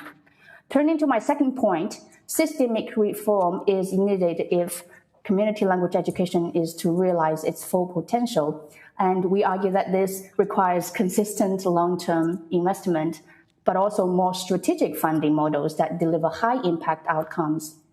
For example, a key priority is the development of high-quality, locally produced teaching resources.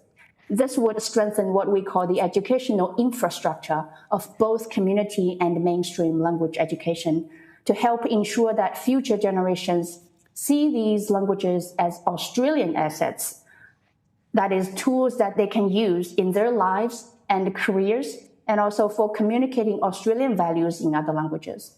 This would help address a current gap in resources, particularly, for example, the limited inclusion of First Nations perspectives and other core aspects of democratic Australian life.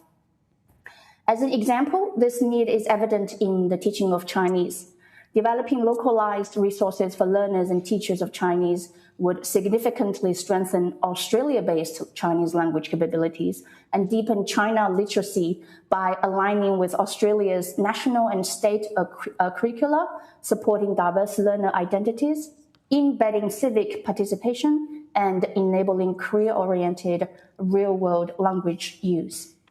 Another example of a key enabler is sustainable teacher training. At present, for example, programs are often cancelled due to funding instability, with particularly high unmet demand at the VCE level, resulting often in long waiting lists. And I close my statement here and look forward to the discussion. Thank you very much.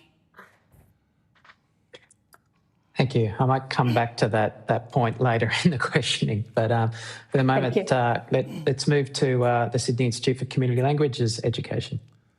Okay, yes. My name is Fu Xin Li. I'm the secretary of the Community Language Australia.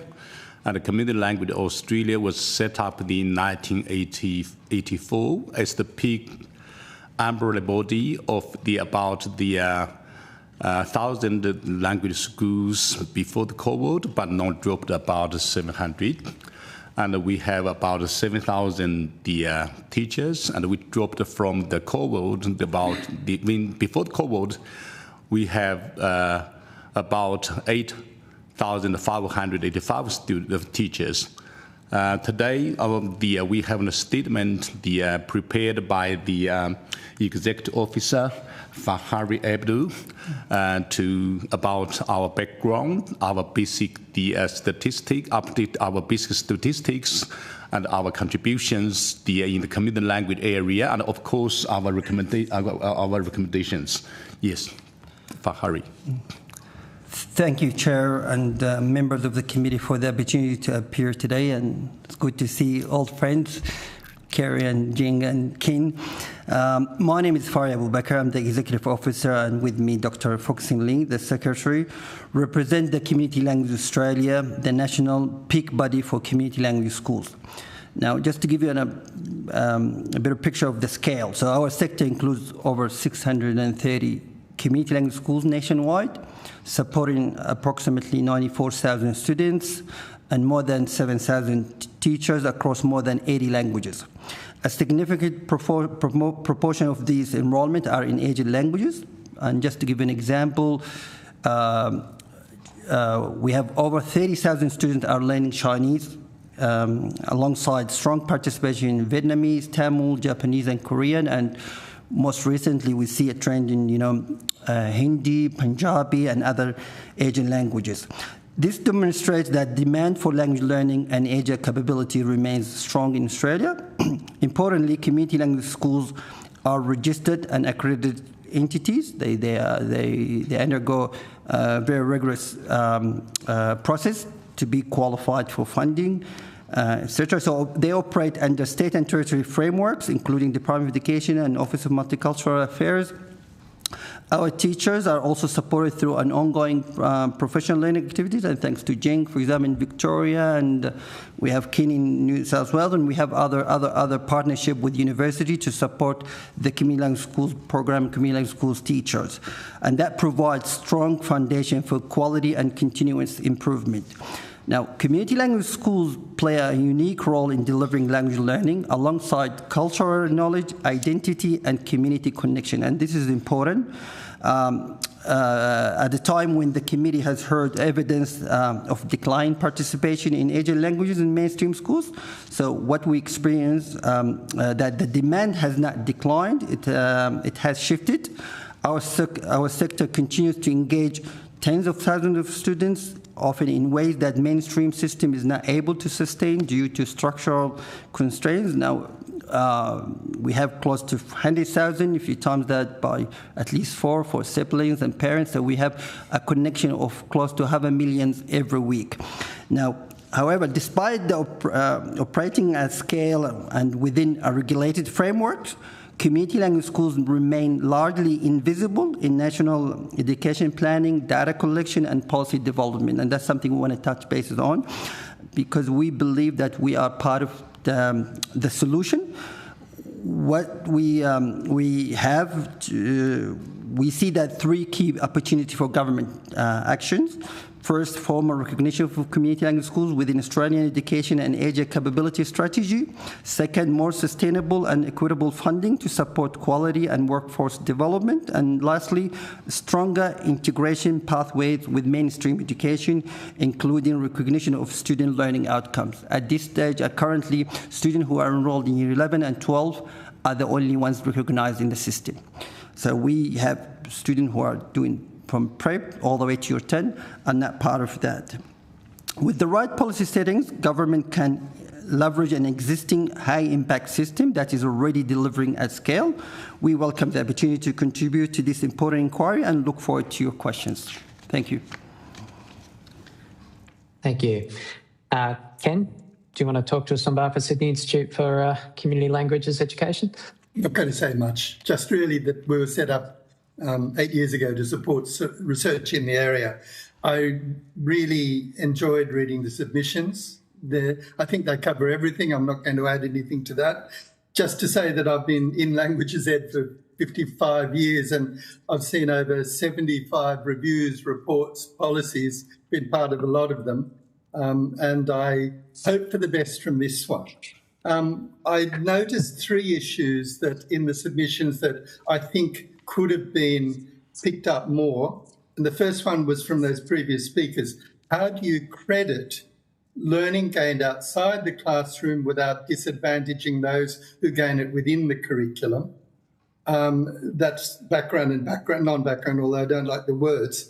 The second one is the lack of access of children and learners in lower SES schools and areas to language learning, and that is government, non-government, Catholic, independent, and also community language schools, the lack of access for kids in lower SES schools. And the third one is really that year 12 gate. How do you how do you increase the numbers of students in year 12?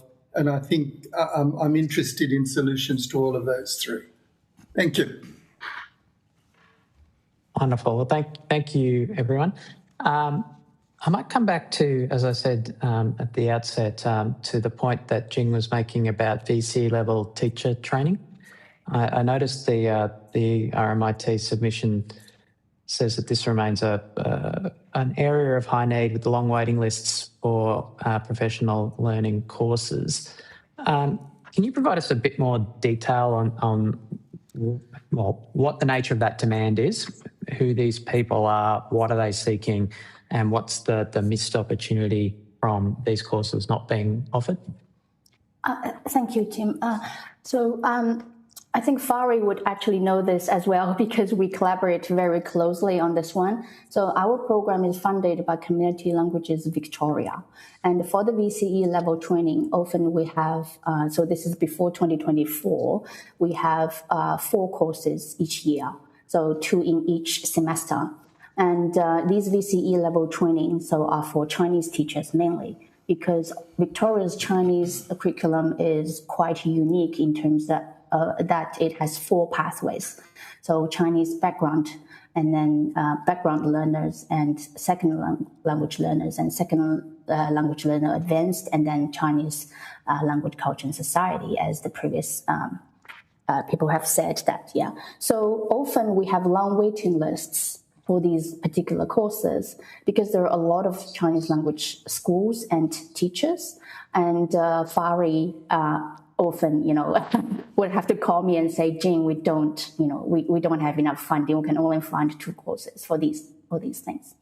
And then and what do those courses teach? So we train teachers how to connect their VCE training to state curricula. Yeah, to kind of, for example, how to retain student motivation in year 11, year 12, but also how to use VCE language teaching to think about, students' future career and, how they see VCE training as meaningful language training rather than simply just, exam-oriented training, those kind of things, yeah. And then another part unmet need is we often have VCE teachers who are teaching other languages because Victoria curriculum, for example, provides VCE for 48 to 52 languages, depending on how you count them, right? Yeah. And there are teachers who are teaching other languages who are also teaching VCE would say something like, can we have a particular course, for example, for teaching Korea, right? Yeah, this at the VCE level, for example, right? But then we wouldn't have the funding for specifically funding one course of Korean teachers because we have to have 30 teachers, in one course in order to get funded. Yeah. And Fari has been, thinking of different ways to fund us, but his hands are also tied as well. And Fari, would you like to comment on that? Yeah. Yeah, look, if I may, Chair, there's two aspects to this. One about the VCE program or the year 11 and 12, and because I'm in Victoria, so I'll probably I know a lot about the program in Victoria than other states, but I presume that it's the same system. For example, in year 11, 12, for community language schools to be able to deliver VCE or year 11, 12 language, they have to also go through a very rigorous process, or what they call the authorization process, or permission to deliver VCE year 11, 12, and that means that they have to fulfill the curriculum requirements. They have to have a qualified teacher. What I mean by qualified teacher, a full registered teacher to deliver, or at least they have a permission to teach, which is something that our state and territory community language schools association is able to assist with. For example, in Victoria, the office in Victoria is able to support application for teachers to obtain the permission to teach to be able to deliver VCE. In terms of training and methodology courses, and I presume also the same with other states, the state association, community language school association in each state work extremely hard to find funds to run these professional development courses. In certain jurisdictions, they have partnership with universities to be able to deliver what we call credit-bearing courses, where it's a lot methodology courses, but it's also have credits which create pathway for our teachers, so they also then be able to continue doing further studies and be able to teach in a mainstream schools to fill in the gap, which is actually, we all understand there is a shortage of teachers. Yep.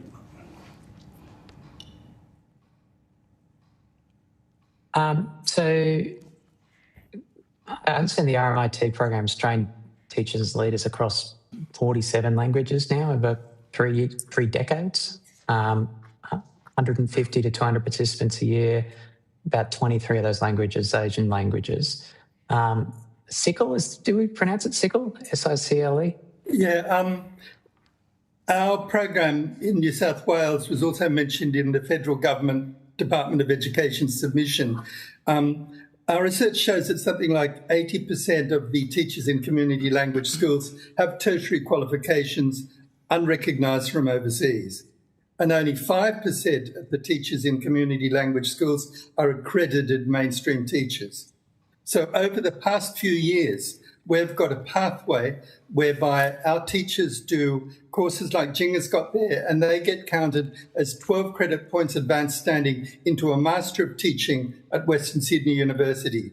Over 150 teachers now have got mainstream accreditation, not just in languages, but in maths, science, commerce, business studies, which is really good for them to get into the school. So in communities like the Greek schools, something like 30% of their teachers, 40% of teachers in community language teachers are also accredited mainstream teachers.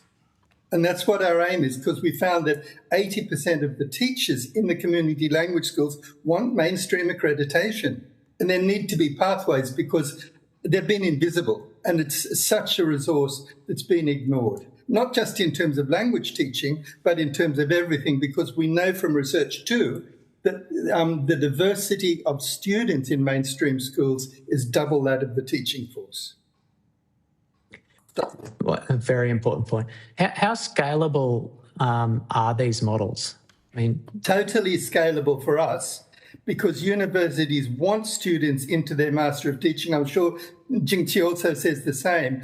When people have been thinking of the wrong things, they think of mature age teachers who are all tradies and monolingual, or they think of new students coming in, but no one's considering community language teachers. They are such a valuable resource. Look at the financial gain for Australia with these overseas qualifications.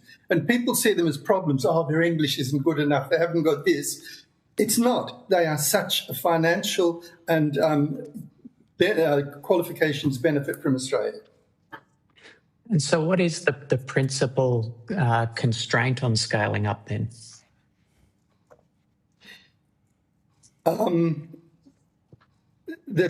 Well, first of all, the HAT scholarships are really good because the teachers have family and work commitments, and so they need support in going back to study if they need to upgrade their qualifications. Universities need to be more flexible, like Western Sydney, in recognising prior learning and qualifications. And they need to be flexible in the provision of the course, to offer courses that are perhaps classes after 5, some online. It's not a great change because if they can just start thinking of this group of teachers, then they can cater for their needs. It's a cheap solution, honestly. So the principal constraint is simply recognising the unique needs of this potential student cohort and adapting offerings to that. Exactly. Sorry, Jing? Sorry for my physical hand, Chair. Thank you, Ken, for articulating that so clearly. I think one of the other structural constraints might be the mutual agreement for professional accreditation, which links to the prior learning in universities.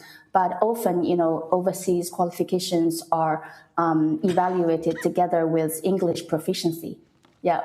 So I think there needs to be another kind of a more nuanced mechanism designed to look at how overseas qualifications may actually become equivalent in a sense with at least some of the credit-bearing courses. And we are, this sounds like a side topic, but which is not. We are conducting a research project about culturally and linguistically diverse teachers and how policy has addressed them in Australia, but also how they are already making a unique contribution by addressing Australia's teacher shortages.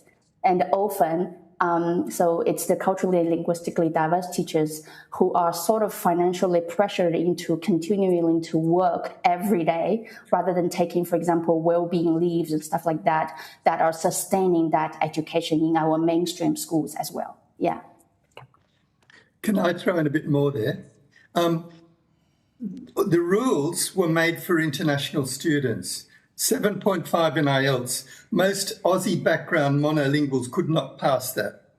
They need to be more flexible in the way that in the evidence they require. So working in Australian contexts, having their degrees done in English in India, there needs to be more flexibility because at the moment that's a huge hurdle for teachers. We're not saying lower the standards, but look at more flexible evidence that they can provide for their English.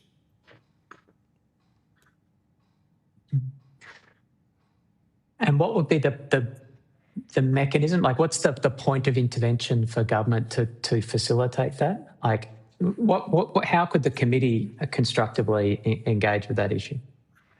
Perhaps it would be talking to AITSL and then the state bodies. So they are starting to become more flexible. They are accepting other ways, but a bit of a push would not go astray. For example, in New South Wales, they accept evidence of 4 years, 2 years full-time work in an Australian context. They accept a degree done in English. Doesn't matter what degree, So we need to just be more flexible at the evidence because to me, 7.5 on IELTS is really only helping fill the financial coffers of IELTS. If I may add. Can I just quickly add an example that is, so this is from Medical Board of Australia. The IELTS requirement for medical doctors with overseas specialist qualifications is 7 overall and minimum 7 in each skill. Like Ken said, for teachers, it's 7.5 and minimum 8 in listening and speaking, minimum 7 in reading and writing. So, I don't know how we are at a higher stake than the medical doctors in this case. Yeah. That's a very interesting point. Can I go to RMIT's submission where it talks about calling for a national policy framework that provides long-term funding and resourcing assurance for community language schools. This need for a sort of a formalised framework, a national strategy on community languages has been a common one of submissions from the sector. What would you see as the vital, the crucial ingredients to such a framework to make it work? And what's the opportunity for Australia as a nation, not just a series of state-based sectors, but as a nation, if we got this right? Thanks, Tim. This is where I come in. Of course, what we need is funding. This would be one of the main issues, because I think developing a policy framework would really set up that long-term funding and the resourcing of community language schools. We haven't had a coordinated national plan involving the Commonwealth or state governments, or substantial or consistent, and I think that's the key thing here, is that consistent government funding that goes long-term, which allows us to plan. We haven't had anything since the end of the NALSAP in 2012. So first of all, we had the National Asian Languages and Studies in Australian Schools, the NALSAS policy, which ran from about 94 to 2000. That showed support for four key Asian languages: Mandarin, Japanese, Korean, and Indonesian. That then was followed by the National Asian Languages and Studies in Schools program in 2012. And since then, there's really been no sort of consistent support or funding. You will know, of course, that there is currently the 2021 discussion paper on the National Languages Plan and Strategy that was curated by the AFMLTA, which had support from the community languages, or input from the community languages sector as well. They have made provision for community language contexts, which includes First Nations languages as well. And they've made recommendations for support. So I'm not really sure where that strategy paper is at the moment, but it's basically the long-term planning and consistency, because when those two prior policies were in place, there was an uptake in the study of Asian languages, so we know that that works. It dissipated almost immediately, though. The what? Sorry, the student uptake. Yes. Yeah. Yeah. I mean, let's drill down though and focus on community languages. I understand that there have in the past been policies for formal education. A framework for community language, so the community language sector, and consistency of funding there, long-term funding is something I've heard from community language sectors.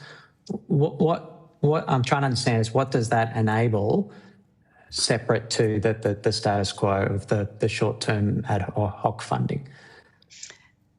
Perhaps I'd invite Fari to answer this. I think he'd be very well placed to talk about what funding could do. If I may start by saying community language schools, as I initially said in my opening statement, that plays a unique role in delivering language learning, and we all agree that they are under-resourced. We also acknowledge that some jurisdictions, the program in some jurisdictions are well established in comparison with others. But overall, I think we need to capitalize on what's already existing. So we, as I mentioned earlier, that we already have 94,000 students going through this program, the community language program. And in terms of framework, we have the umbrella body, which is Community Language Australia, and we also have the State and Territory Association, the Community Language Schools Association in ACT, Victoria, which are doing an amazing work with the limited resources to support the community language schools, which is working in the ground, you know, delivering every Saturday or Sunday or after hours, delivering the service to 94,000 students. So we are grateful for the funding that provided through the Home Affairs to support the program.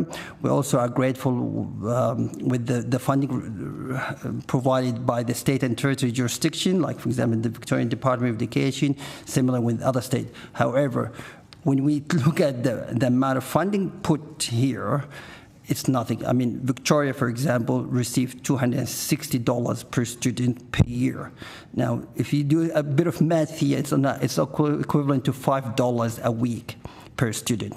Now, this is, and if we want to achieve the desired outcome, which is, you know, promoting language education, this has to, you know, has to be looked at and it has to be improved. Now, again, with the teachers, we have a great teachers, community language teachers, volunteers are really underpaid, and they are, you know, expert in language and culture and family. They have the cultural connection. They understand the needs, etc. Yet they are also under-resourced, and I think this needs to be looked at. We understand that the government is doing a great work in terms of, you know, language education, etc. But the community language schools are actually somehow invisible in policy development. So to speak, we're not part of the framework, and I think we are an equal provider of language education, and we need to be seen like that, and we need to be supported. And I think once we are agreed on that, then I'm sure the government will be able to look into how to put more resources to improve the sector. If you want to add to that. Okay. Yeah. Can I throw? Yeah. Okay. Yeah. Yeah. The chair, of course, is crucial important for the community language of Australia to secure the continuous fund from the government. And it has been observed that the key area of the Federal Department of Home Affairs grants being on the professional development of teachers and the resource development. So the community language is linked to the society, culture, and the multicultural community, but it's more like linguistic and also educational. So in terms of the secure the teaching, the quality, and also the teachers' quality as well, we as the Community Language Australia, we were in the portfolio of the Federal Department of Education, or in some of the state and territory level, were in the portfolio of the educational department. And for the funding now, we are under the portfolio of the Federal Department of Home Affairs, which is highly appreciated for the funding. But for the professional support for the teachers, teacher training, and also the teaching material development, we would appreciate, and I would here to revoice our intention or express our interest to be part of the portfolio of the education department for the purpose of the professional development and training and also quality assurance as well. Thank you. If I may add to If I may add to that, Chair. Just, and then I'll go. Jing and Ken both have additions, so I'll go to them after. Yep, thank you.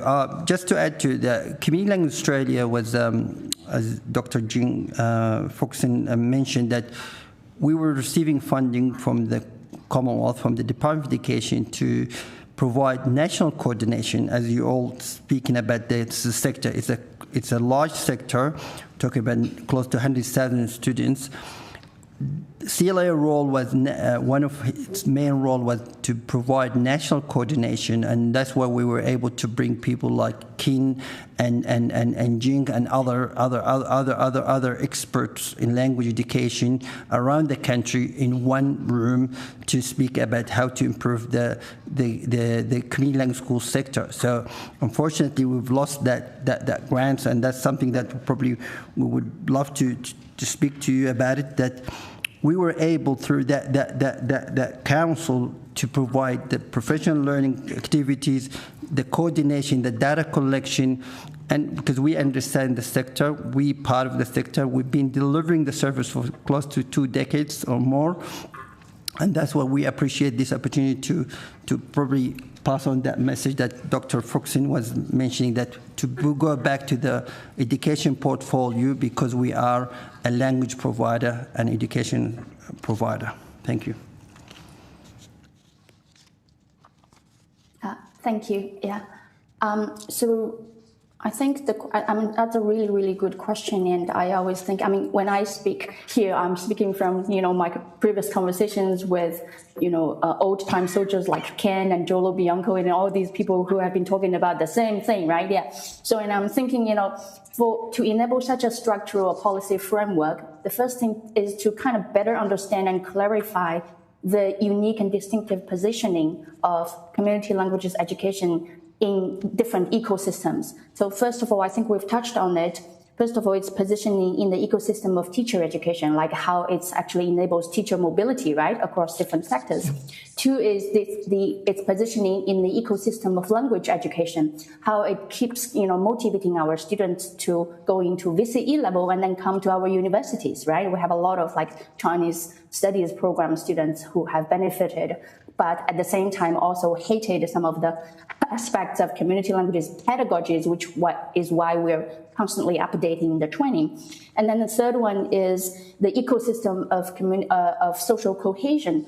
And as far as I say, community language schools play a really, really unique role in that it enables community participation in a lot of things in the name of languages and culture training.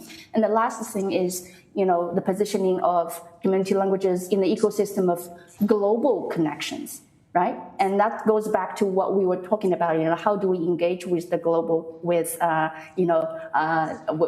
other Australia's borders, countries beyond Australia's borders and other countries in the Australian way, and how does community language education contribute to that?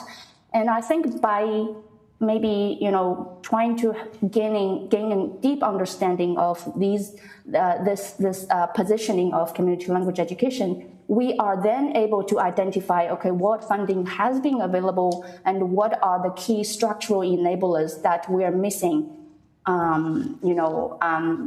funding for, we're missing, what are the key gaps. So I've been also working and talking with people in multicultural, Ministry of Multicultural Affairs. They are very willing to help us, but the way that some of the grant schemes are developed, for example, individual schools are able to apply for up to, I forgot, maybe 30,000, right? $30,000 grant to develop their own localized materials. But then I ask the question, what happens? Each school develop their own materials, and then how does that align with the state and national curriculum? You know what I mean?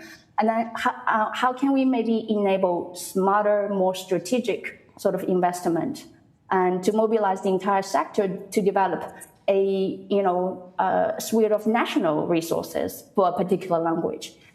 So, the design of some of the funding schemes, I think, it's not that the money is not there, it's just that the money, how it's used, I think that should be addressed by the national coordination through that policy framework as well.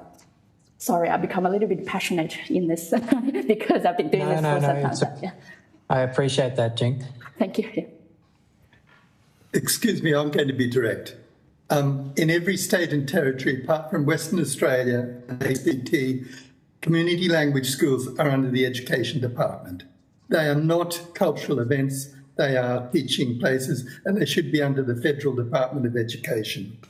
Number two, up until 1990, when Dawkins devolved community language schools to the states, the funding was sort of secure, but then the funding got lost with each state.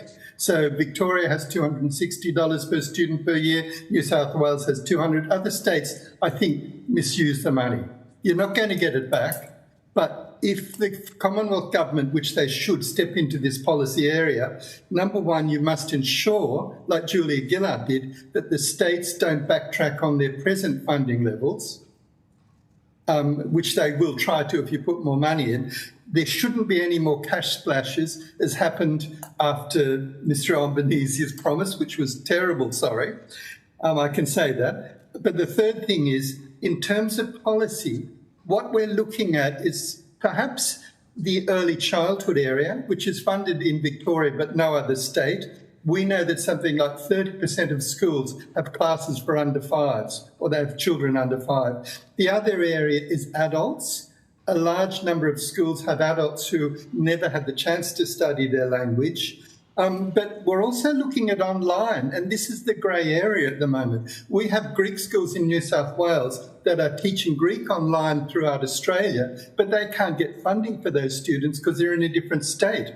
Other states do not fund online, but New South Wales is at the moment. And then you've got a situation in Albury where the kids might be in one state and the teacher's in another. How do they get funded? What happens to people in Queanbeyan who are actually teaching in Canberra or coming from Canberra to Queanbeyan? So the idea of the state control of CLs is ridiculous and never should have happened, but it was done to save money. But I do think there is a place for the federal government in policy in this area. That's my bit. Thank you, Ken. Well, while you have the floor, can I ask a little bit about the work that SICL has been doing on this languages passport project? What the rationale behind that is, what the potential behind it is in this context? At the moment, there's no way to know what proficiency any kid in any school has got anywhere in Australia. Now, we have progressions in literacy. We've got federal literacy ones. In the ALD, we've got the ALD progressions that funding is based on. In science and maths, we've got progressions, nothing in languages. So if we have classroom-based assessment whereby teachers can assess students in listening, speaking, reading, writing, we're trialling at the moment progressions in Chinese and Arabic. And we're working with ACARA on that too. The benefit of this is that you can then maybe work out at the at the year 12 level, what levels of proficiency kids bring into the curriculum and what they gain during the curriculum. Now, this is really important because in subjects like PDHPE, sport and music, learning outside the classroom is just as important. They've got ways of assessing how good kids are, crediting that, but not disadvantaging others. The Commonwealth and states tried to answer this problem through curriculum. You can't.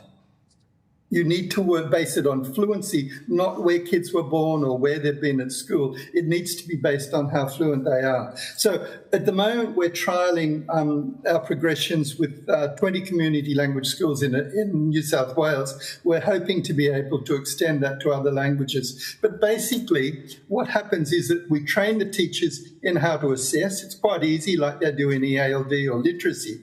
Then they assess their own kids. We're doing validity testing of double marking. And what happens from that is that the students get an online e-passport that they can show to parents, they can take to the day schools. So what the benefits are is that teachers all, for one, know what they can teach, what the next step is. Kids can take this passport from community language schools to mainstream schools, and instead of, we credit the kids learning in community language schools. Parents can see it, and kids going from primary to secondary can take that with them too to show them their level of proficiency. It's a very straightforward idea. It's not revolutionary because it's what happens in EALD, in literacy and other subjects. Why not languages? Is that it? That's great. And what's the pathway for expanding that? What's necessary to get? What would be necessary to deliver that across a series of priority languages?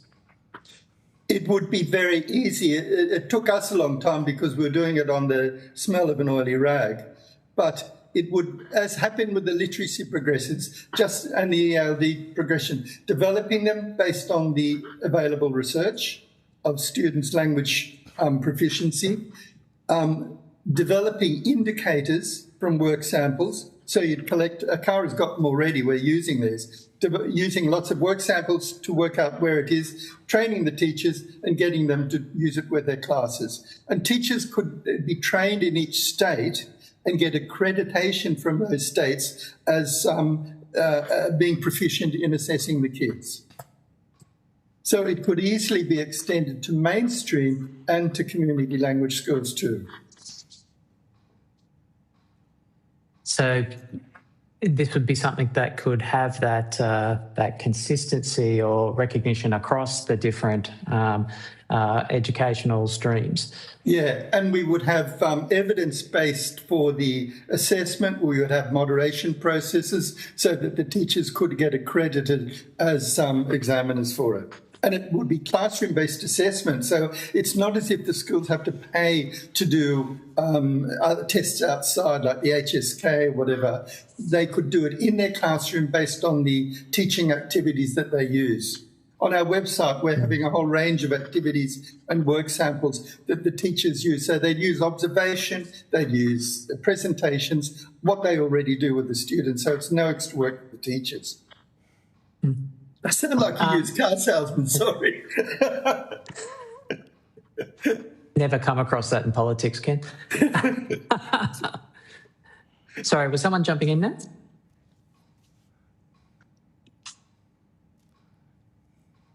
No? We're getting close to time, but can I ask about this kind of jumping across to the kind of formal schooling context here? The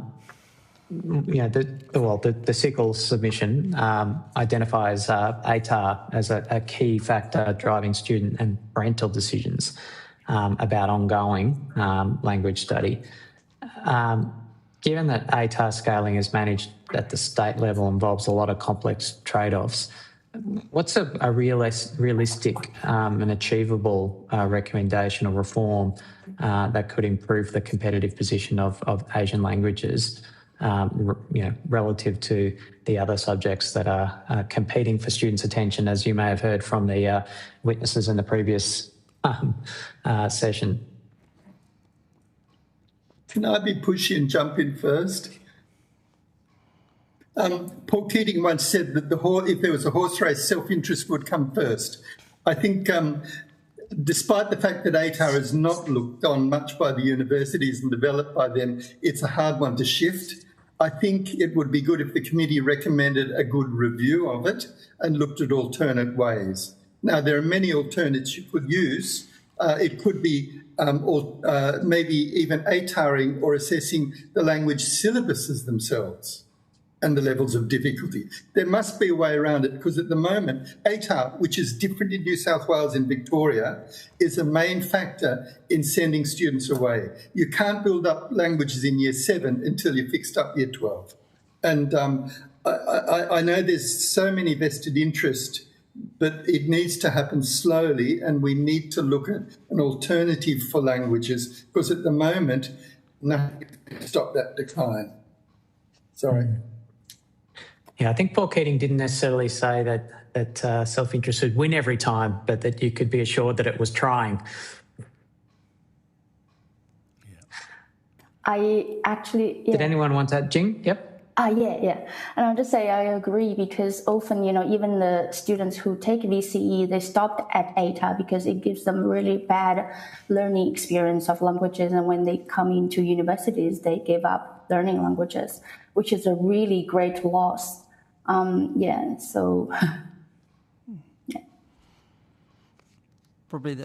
if I may say, the only comments I have is about the scaling, and we often hear the complaint that some languages are actually scaled higher than others. So I think these things need to be reviewed and looked at, the scaling. You want to add something to that? Oh, just sorry. Up until 2001, all languages were scaled the same according to French and German. It was changed after that, and all languages are scaled individually now, which is crazy because you have 50 in some language groups. It's not statistically sound. And so basically the scaling really reflects the SES of the students. So in Victoria, a language like Karen is down the bottom, Ancient Greek is up the top. It really reflects how they do in other subjects. Explicitly so. Yeah, I just reminded me of what we are doing with our VCE teacher training, because this is a key thing that we want teachers to do. That is how to look at VCE study design, but also sort of enable student motivation rather than saying you got to learn this language to get a good score, and then after that you go done with languages. And it's a really, really critical thing that we're doing. But I agree with Ken that without ETA reform, the structural reform, what we're doing, I don't know how effective that would be.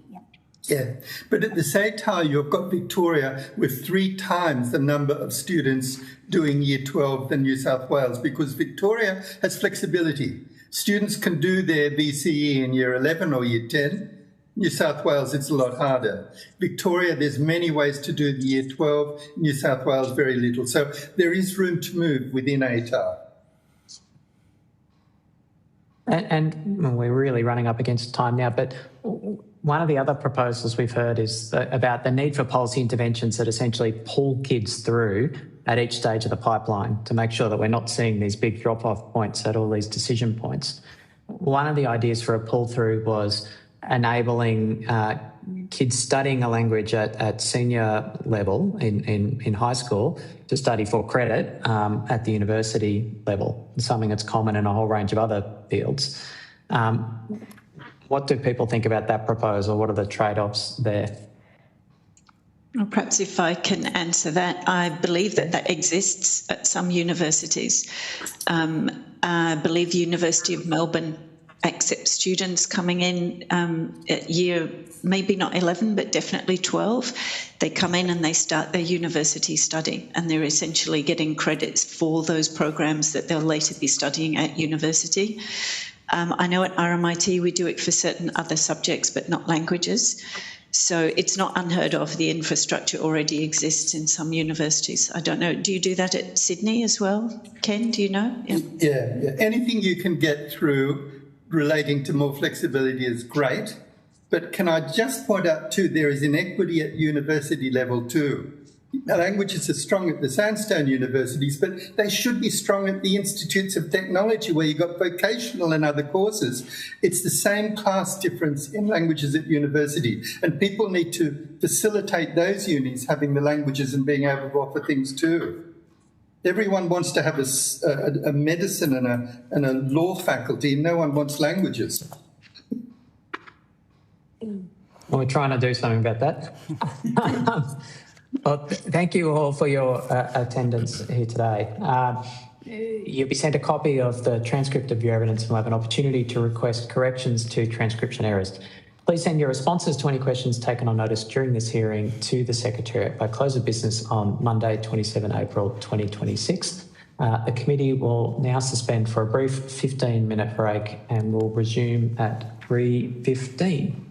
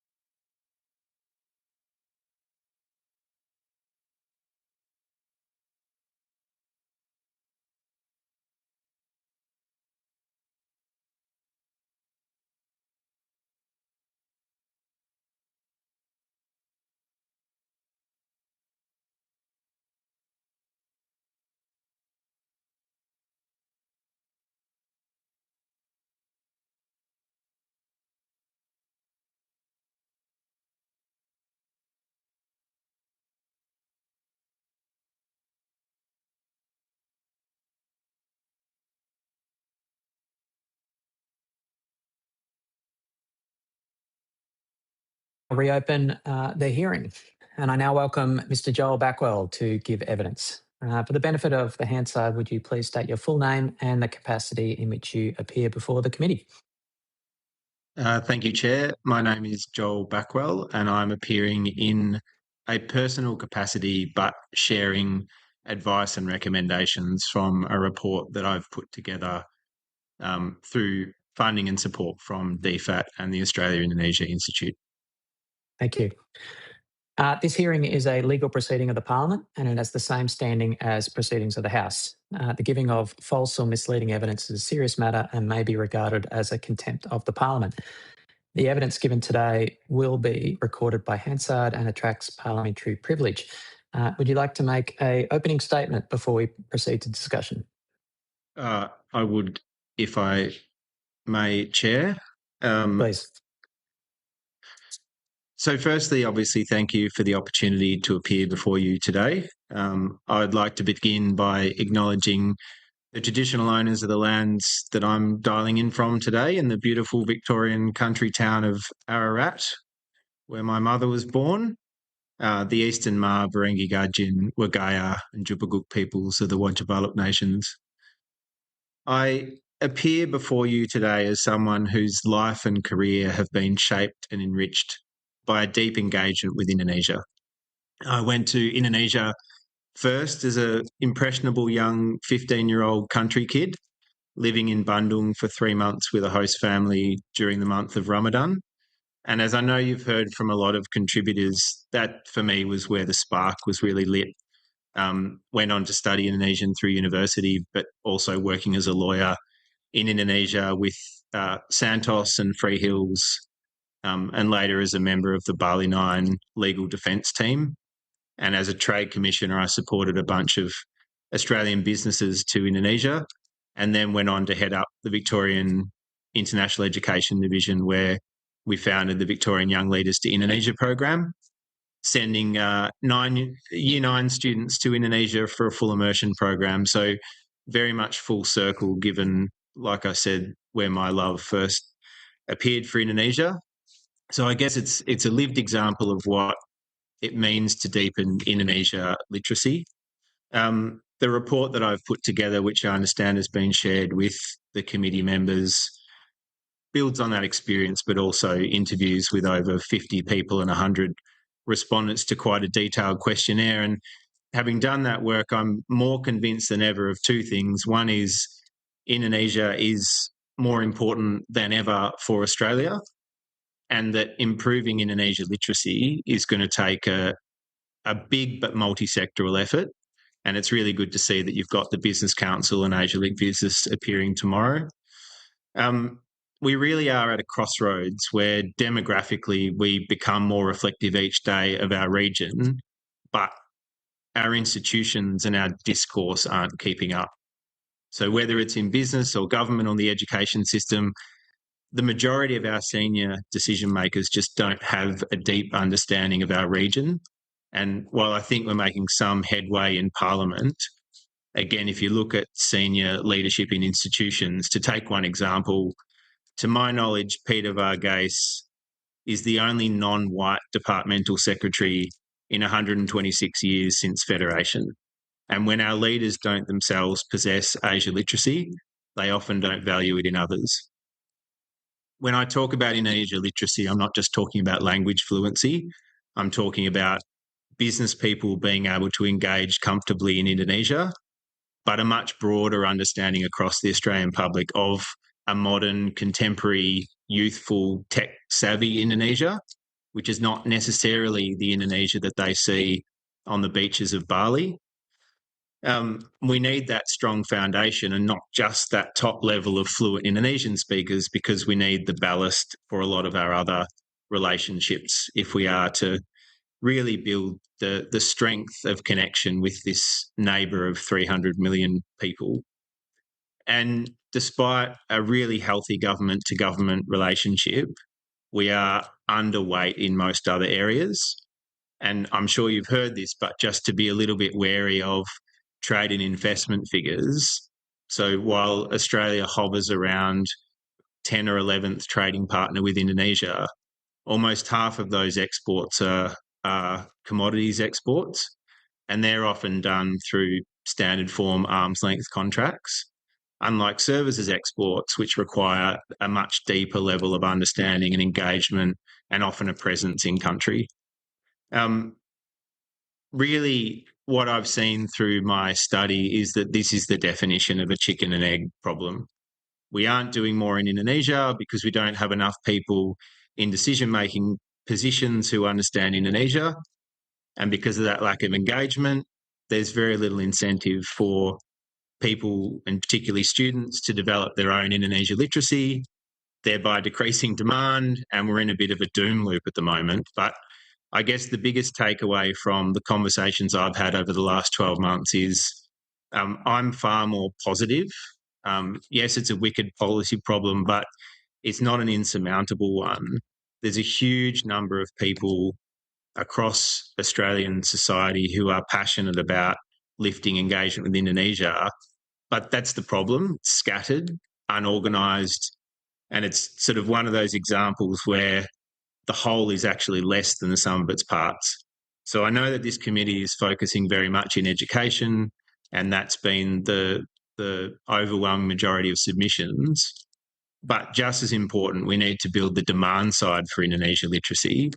That is from the private sector, from government, and particularly from institutional investors, because the more activity we generate, the more students will want to study Indonesian, and we can hopefully turn that death spiral into a virtuous cycle. And at the same time, we're going to need to do a lot of work which often sits outside the remit that the Australian government considers for itself around building the Australian public's awareness of Indonesia, and obviously to do that hand in hand with the Indonesian government. So I am eternally optimistic and positive despite the challenges ahead, and look forward to discussing those recommendations with this committee over the course of this half hour.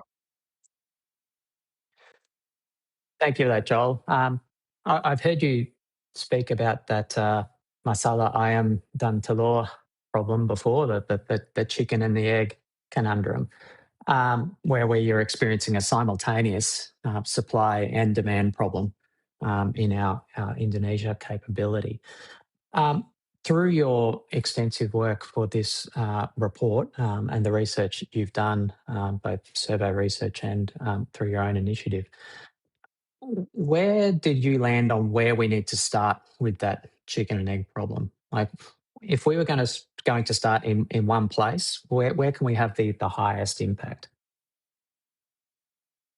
So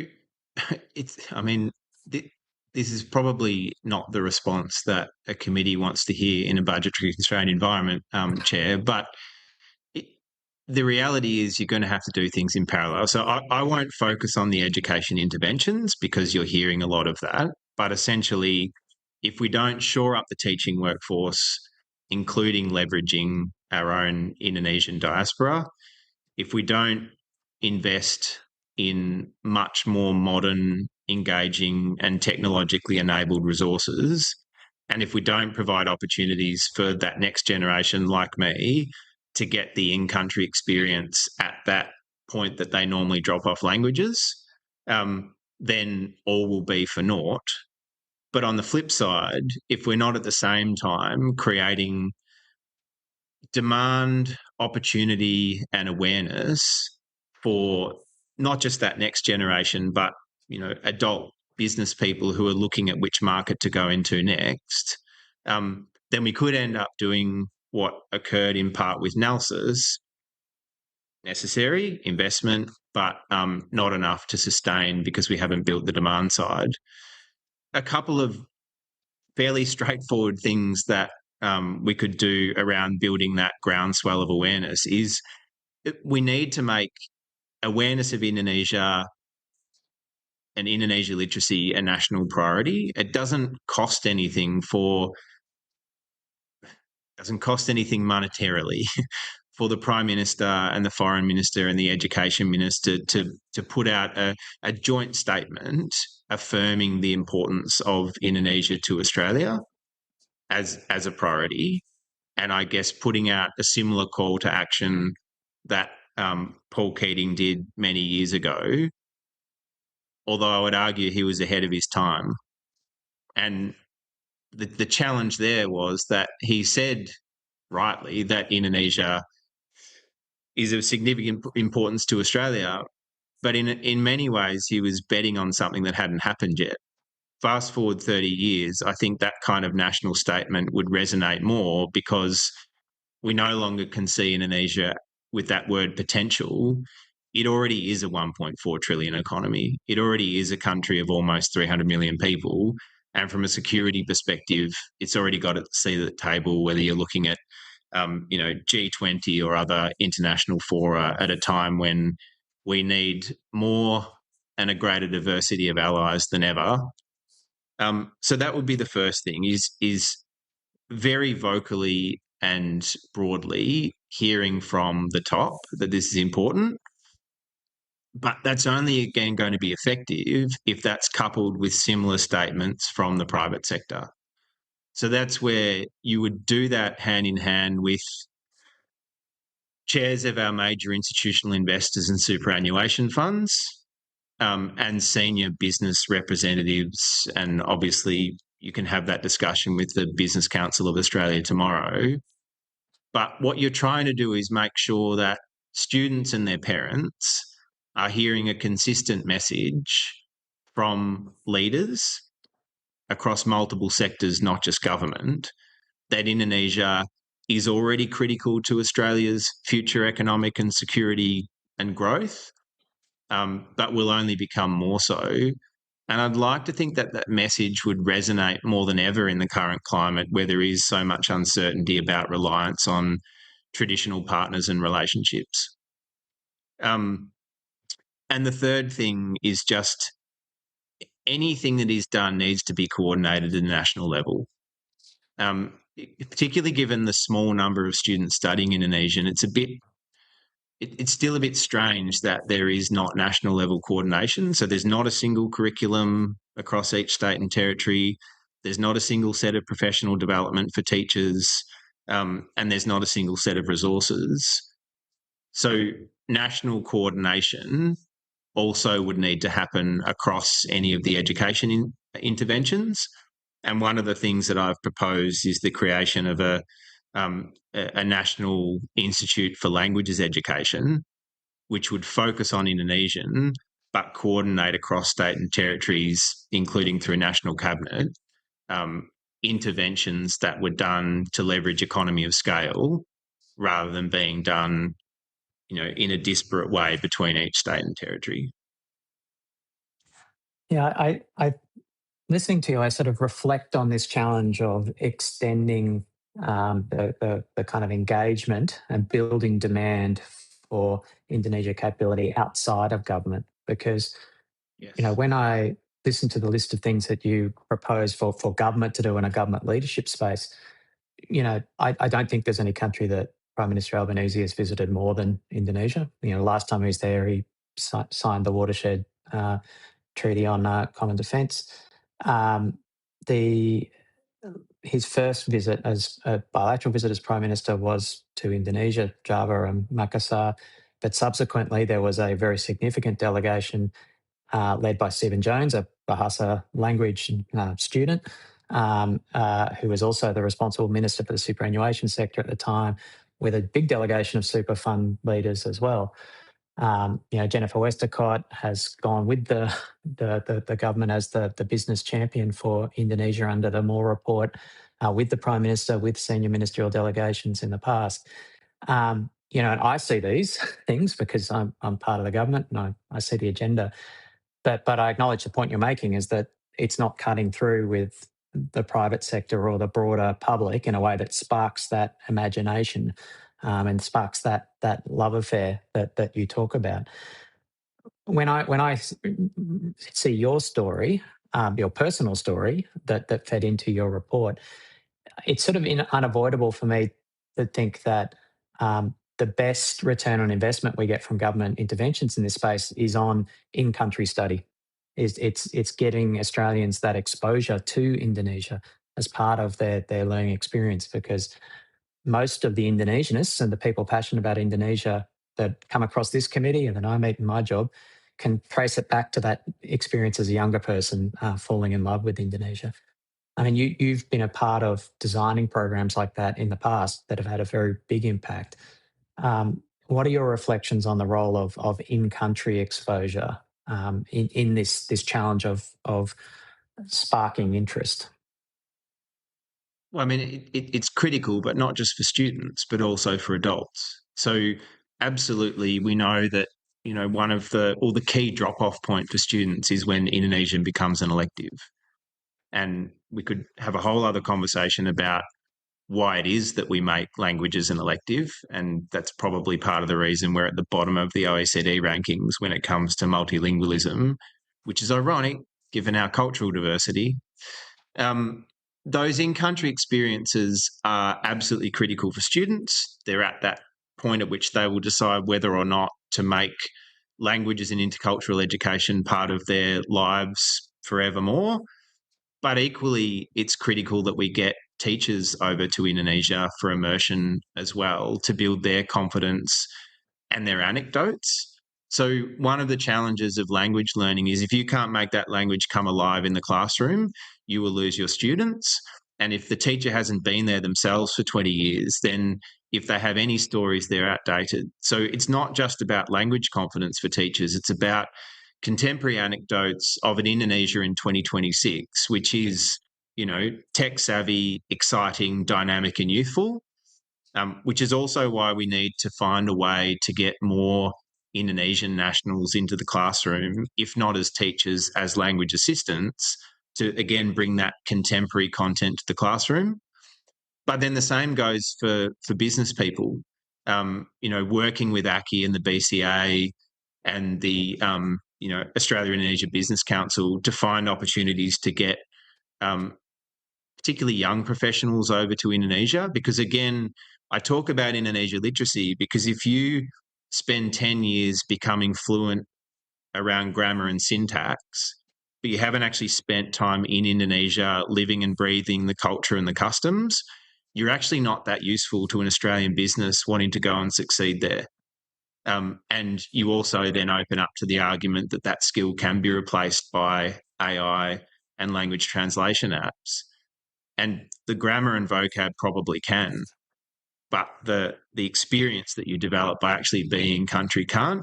And just the last thing, Chair, would be we need to find a way to leverage what is on balance a weakness but should be a strength, which is the 1.7 million Australians who went to Bali last year.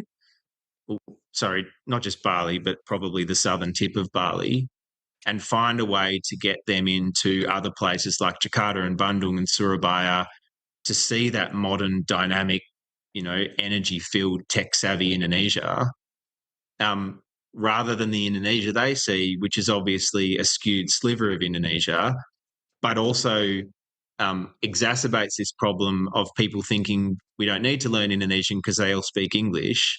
Well, a lot of them do in Kuta, but again, that's not reflective of the rest of Indonesia. So I guess I'm saying that the in-country experience of the diversity of Indonesia is something that has to cut through all sectors, not just Year 9 students, although that is an absolute critical tipping point. One of the points you made earlier was that there's kind of a lot of activity in this space, but if you take a step back and the whole is less than the sum of the parts in terms of the impact of all of the various different small-scale organisations, initiatives, one-off projects, things like that in the Australia-Indonesia space. What recommendations do you have for leveraging up these efforts, for improving coordination so that these current initiatives and organisations, all of which are run on the smell of an oily rag by passionate, dedicated people that believe in the Australia-Indonesia relationship, how can we leverage up the impact of these disparate organisations and initiatives? So before answering the question of what should we do, just I just wanted to emphasise why it's important that we do intervene. So, I could list the 40 reasons why we need to be doing more with Indonesia, and this committee is well across them.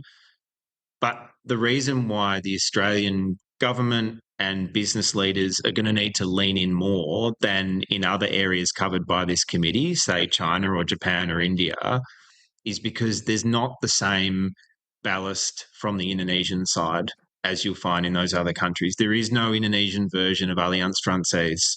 The intermediaries that operate between China and Australia or Japan and Australia, if you're a business wanting to go to those countries, there is a very sophisticated middle layer of advisors and supporters and export-oriented agencies that doesn't exist for Indonesia. So we are going to need to do more heavy lifting than we would probably like to do in relation to Indonesia than the other countries that this committee is examining. In terms of coordination, and just a couple of things which may sound boring and bureaucratic, but having worked for far too long in government, they're important, is you need to have a central point of responsibility, and it needs to be in PM&C.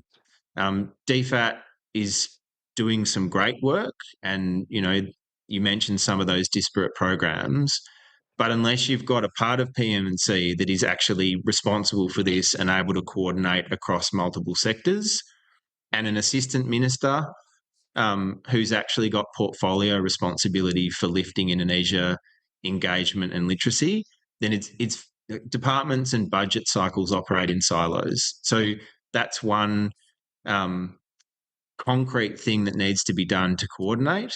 A second thing is I would suggest the creation of a Go to Indonesia Business Task Force. So an enduring institution that has your ACCIs, your BCAs, your AIBCs, your Austrades, that is a permanent entity that is bringing those threads together in the business space.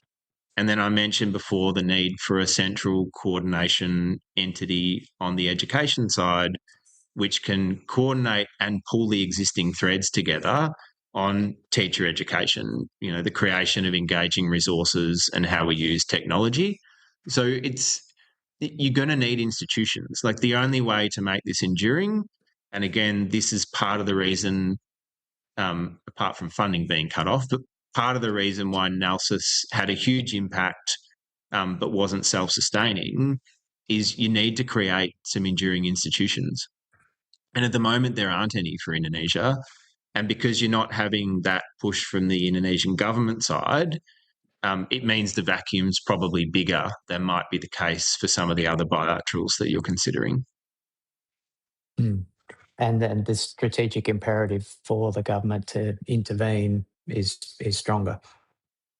Well, it is, and this is where it's really strange situation to be in, where actually one of the most useful things that the Australian government could do to improve Indonesia literacy, which requires lifting, the base understanding of Australians of a contemporary Indonesia, is almost running a PR campaign in Australia to lift Australians' understanding of a contemporary Indonesia. Now, that's normally something that a foreign government would do. But because Indonesia and our relationship with Indonesia is so critical, whether from a security or an economic or even a social cohesion angle, we might need to work with our tourism promotion agencies to give Indonesia a leg up to promote itself, or at least a modern face of Indonesia, into Australia, to overcome some of those tropes that are so persistent in the national psyche, that are either still flowing on from Bali bombings 20 years ago, or which are unfortunately fueled by those 1.7 million Australians who go to Indonesia, but predominantly to, their hotel precinct in Bali. And similarly, the tropes that exist in the minds of school principals, school administrations, when they're weighing up, not just whether to run a Indonesian program in a school, but whether to support a passionate Indonesian teacher at a school in taking a group of kids to Indonesia for an exchange program, for a week-long immersion, whatever it is. We've heard a lot of evidence that breaking through those stereotypes and those perceptions of risk is an added burden for teachers to be able to do that with their kids. And often because they're the only one out. And this is another area where Indonesia suffers is, like I'm sure some of the members of the committee, at least the member for Flinders, some of you will have studied French at school. But even if you didn't study French at school, I bet you learned about the French Revolution in history. You would have read French authors in literature. There's no other way at the moment for our students to learn about Indonesia, because it's not just that we have that sole Indonesian teacher who's doing all the heavy lifting in the Indonesian class. They then don't have the history teacher or the politics teacher or the economics teacher filtering Indonesia content into the other subject areas, so that students are lifting their awareness of Indonesia, even if they're not studying Indonesian language. But then if they had that content coming through, it might pique their curiosity to dig into it by picking up the Indonesian language elective. So again, unlike Chinese or French, there's not that same ballast across the whole school experience. And you're absolutely right about the school leaders. I cannot speak highly enough of the Leading Asia Capable Schools program. If you're going to fund anything, that would be up there. And the last thing, to state the obvious, is unlike most other subject areas, language decisions are made at a local level by the principal and school council. A lot of those people on school council, business people. So again, if we can do more in the business space to lift awareness of a modern contemporary Indonesia among business people, some of them are going to be sitting on school councils in their capacity as a parent. And again, it just reinforces this idea of chicken and egg, multi-sectoral. If we make interventions on one part of the spectrum, it will help on the literacy side and the demand side. We're coming close to time, and I want to respect your opening remarks where you said that you're feeling positive and optimistic after your research report. But I do just want to ask a question of what you expect Australian domestic capability to understand and be effective in Indonesia, what trajectory that is likely to take in the coming decade without government intervention now. It'll fall off a cliff. Okay, that's aptly put. On that note, I think we can bring this hearing to a close. Thank you for your attendance today. Thank you to you all. It is extremely important work for our country and for the next generation. And I can't wait to see my 9- and 6-year-old benefit from the fruits of your labour. So thank you. Wonderful. You'll be sent a copy of the transcript of your evidence and will have an opportunity to request corrections to transcription errors. Please send your response to any questions taken on notice during this hearing to the Secretariat by close of business on Monday, 27 April 2026. Thank you for your attendance today. Thank you.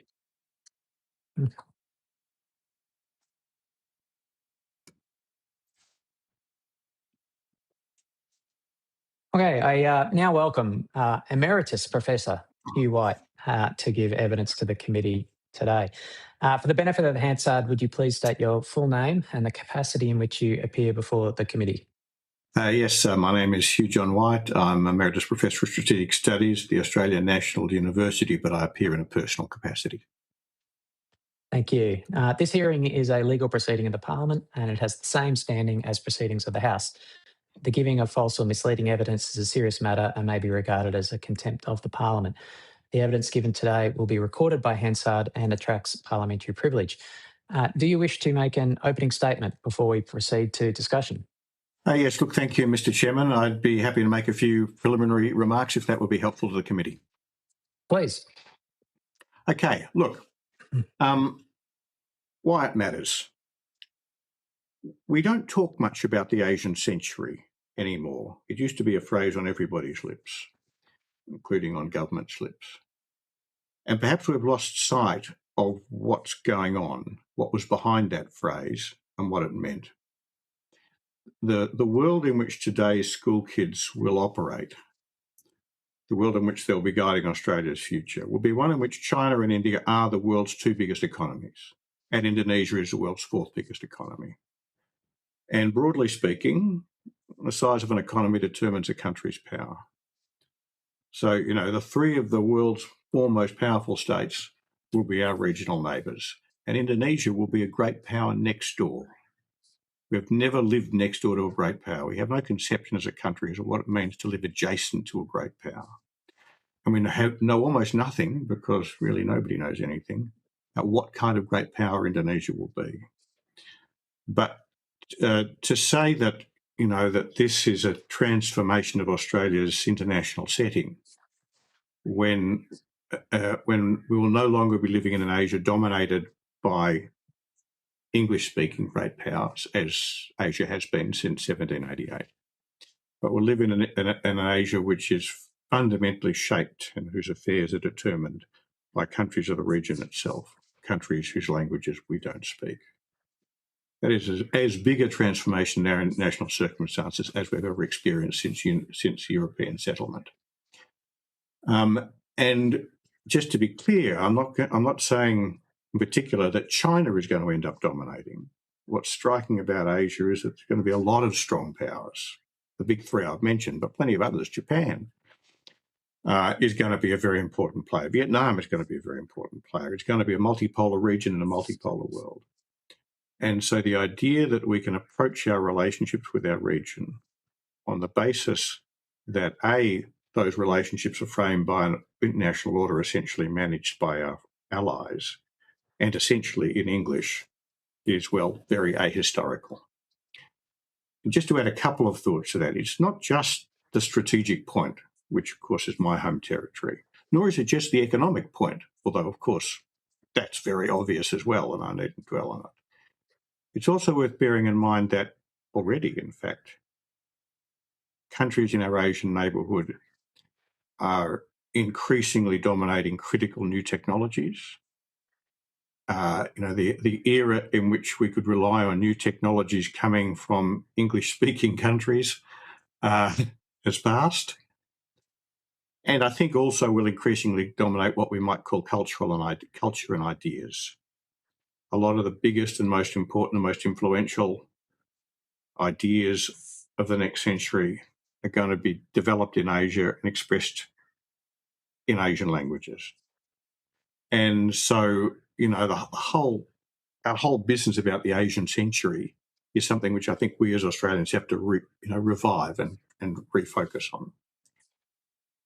And, you know, the question then is, well, what choices does that confront us with? For a long time, Australians, including our political leaders, have sought to reassure us that we don't have to choose between our history and our geography. Well, I think we do, in a sense. We have to decide how far we're going to recognise the way in which our geography is shaping the world we live in and our place in the world. Now, you know, all of that, of course, Jimmy was the last person I had to say this to, it just tells us that our failure to satisfactorily engage in terms of education and more broadly with our Asian region, and the fact that these key indicators have been declining, is a kind of national tragedy. And it is worth asking why that is. Now, there are lots of technical reasons, which I'm sure you're well across, but I think there's also some underlying what you might call attitudinal reasons. You know, it's very hard to escape the conclusion that Australia today is less excited and less motivated and less kind of, you know, charged up about the idea of enmeshing with Asia than we were in the 60s and 70s and 80s and even into the 90s. And I think there's a few reasons for that. I think there's the end of the Cold War, which saw us lapse into optimism that we're going to be living in a world that was going to be dominated and made safe for us by the United States indefinitely into the future. It's partially because it's post-East Asia financial crisis in the late 90s, which gave people a sort of a license to think that maybe Asia didn't matter that much economically anyway, despite what was happening in China. It was post 9/11, which gave people a license to think of Asia, particularly because of Bali, as a source of fear and anxiety rather than a source of optimism. And post the China panic. There's a whole story about how Australia has responded to the reality of China's growing power and influence, which needs a lot of unpacking. All of that, I think, has helped to move us away from an era in which governments and the sort of society leaders in general have successfully generated a sense of excitement and engagement with the Asian story. So what's needed? Okay, now I'm not an educationalist. I speak no foreign languages. I was actually a member of the first secondary school Indonesian class in Australian history in 1965 as a secondary student. I speak zero Regrettably at a program that is now wound up. Yes, and that's, thereby hangs a tail. But look, there's a few things.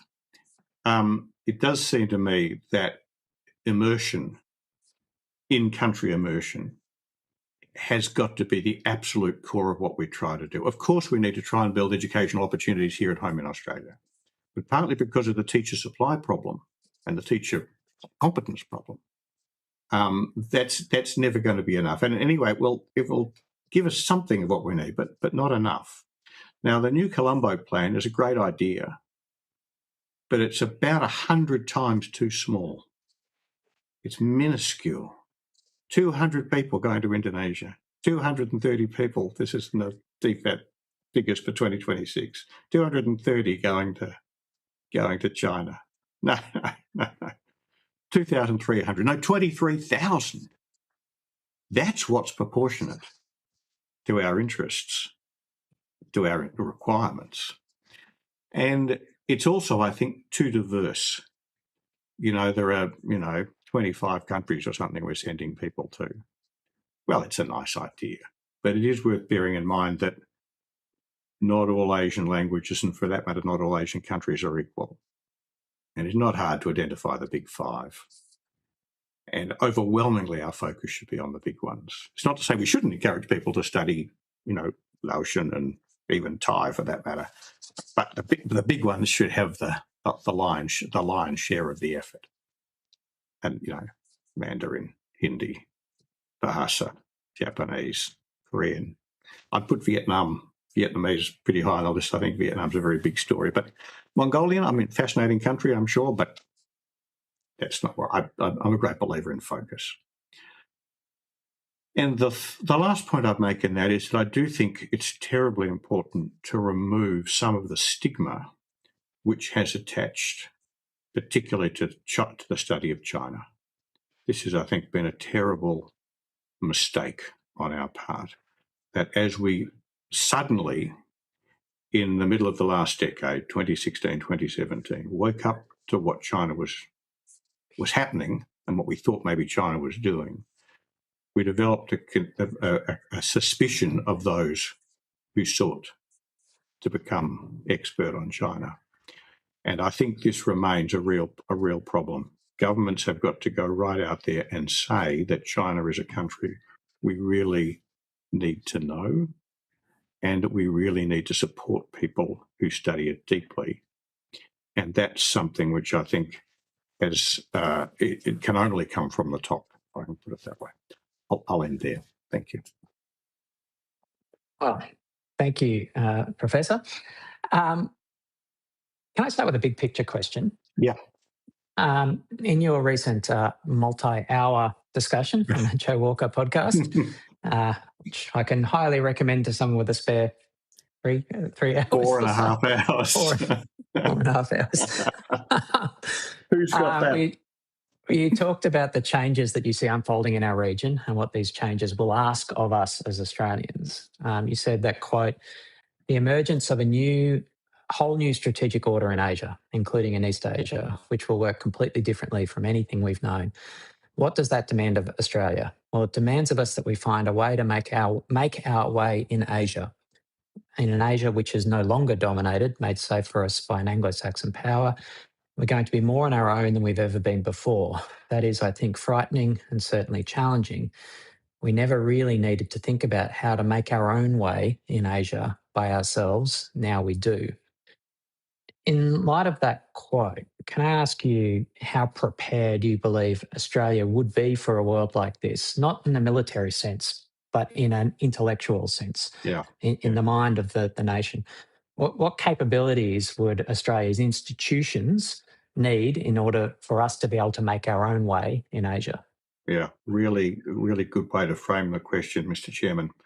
Look, the starting point, of course, is that what one needs to have is not just, of course, one needs to have a lot of language fluency, a lot of people with a lot of language fluency, and I say that both at the governmental level, but also at the institutional level in terms of universities and think tanks and so on, and of course the intelligence community.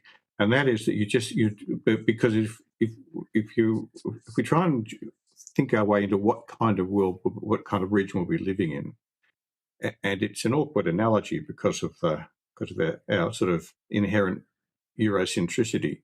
But imagine we were someone like Denmark or the Netherlands in 19th century Europe, trying to deal with Wilhelmine Germany and with France, and with the Dutch at our back, and with the British and the Russians. You need to be able to go to each of those capitals and talk to them with the kind of fluency, linguistic fluency, conceptual fluency, cultural fluency that we regarded as automatic that we can deploy when we go to London or Washington. Because the stakes are going to be that high for us and the issues are going to be that complex at least. And so I think there's a kind of a complexity, an imperative there, which is quite unlike the world we've lived in, where we have been very confident that as long as we get things right in London and Washington, then it was all going to be okay. And that's that is a fundamentally different kind of environment for us to be working in. And another kind of analogy you can work with is just, not that I don't want to push the analogy too far, but if you think of how ASEAN works as a very diverse group of countries, more diverse than we give it credit for, we tend to sort of see ASEAN just as a bloc, but it's a very complex group of countries. But when you work with ASEAN, as I have at different points in my career, and work with ASEAN members working with one another, you see how much they know of one another. And even though they do, in fact, mostly converse in English, but they do, they're deeply knowledgeable about one another's societies, about one another's approaches, and often very much about one another's languages. You speak to a Singaporean about Indonesia, you speak to a Vietnamese about Thailand, you speak to a Thai about the Philippines. They really know one another. And I mean, I'm not saying Australia should become a member of ASEAN, but I think that's a diversion, in fact. But being able to talk our way into that kind of intimacy with these other countries, because being able to operate with them really closely, including, of course, where necessary, to disagree and to understand how far we can go in disagreeing with them, because we will. It's not going to be a kindergarten. Is going to require a hell of a lot more, as I say, not just linguistic, but cultural fluency than we've had in the past. So pulling on that string a little bit, one of the books that you recommended on Joe Walker's podcast was Garrett Mattingly's Defeat of the Spanish Armada. Yes. And when Mattingly spoke about why he wrote that book, he said he was drawn to understanding and explaining why the two nations came to fight. Responding to an earlier generation of historical accounts to that conflict, Mattingly noted in that book that, quote, "To minds formed by A.T. Martin and the theorists of empire, the issue of 1588 seemed to be the command of the ocean seas and the opportunity to exploit the newly discovered routes to Asia and the Americas. To such minds, it was rational and right to fight for economic interests, but absurd and rather shocking to fight about the relative validity of conflicting systems of ideas. Yes. The men of 1588 did not think so. To them, the clash of the English and Spanish fleets in the Channel was the beginning of Armageddon, of a final struggle to the death between the forces of light and the forces of darkness. In that question, my context to you is, how well do you believe that Australian decision makers, people in Australian institutions, understand the system of ideas of the countries of our region? How well do Australians understand the motivations of decision makers in other countries in our region? Yeah, no, look, really, again, a really good way to frame a question, Mr. Chairman. I think the answer is very little. We've overwhelmingly look at our region the way it used to be, the way that is a system dominated by the United States, in which for each country the big choices they faced is how did they relate to the United States. That just isn't the world we're in anymore. And indeed, the analogy with the Europe of 1587 and 1588 is quite telling, because that was a genuinely very complex multipolar system.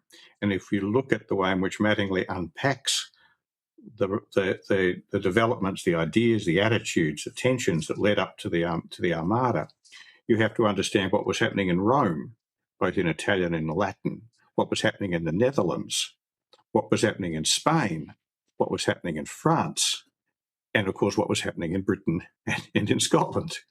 Now, so there's a whole range. Now, that's exactly the kind of region we're going to be operating in. And if we don't understand what's happening in Jakarta, and if we don't really understand what's happening in Beijing and what's happening in Delhi and what's happening in Tokyo, and what's happening in Hanoi, and how different their outlooks are going to be, how invalid it will continue to be to assume that they're all basically signing up to what we used to call the Washington Consensus, which really is the framework through which we've been approaching the region, that all of these countries are going to increasingly converge on a set of ideas and a set of values which we believe were essentially ours because they essentially came through the sort of Anglo-Saxon, Anglo-American filter.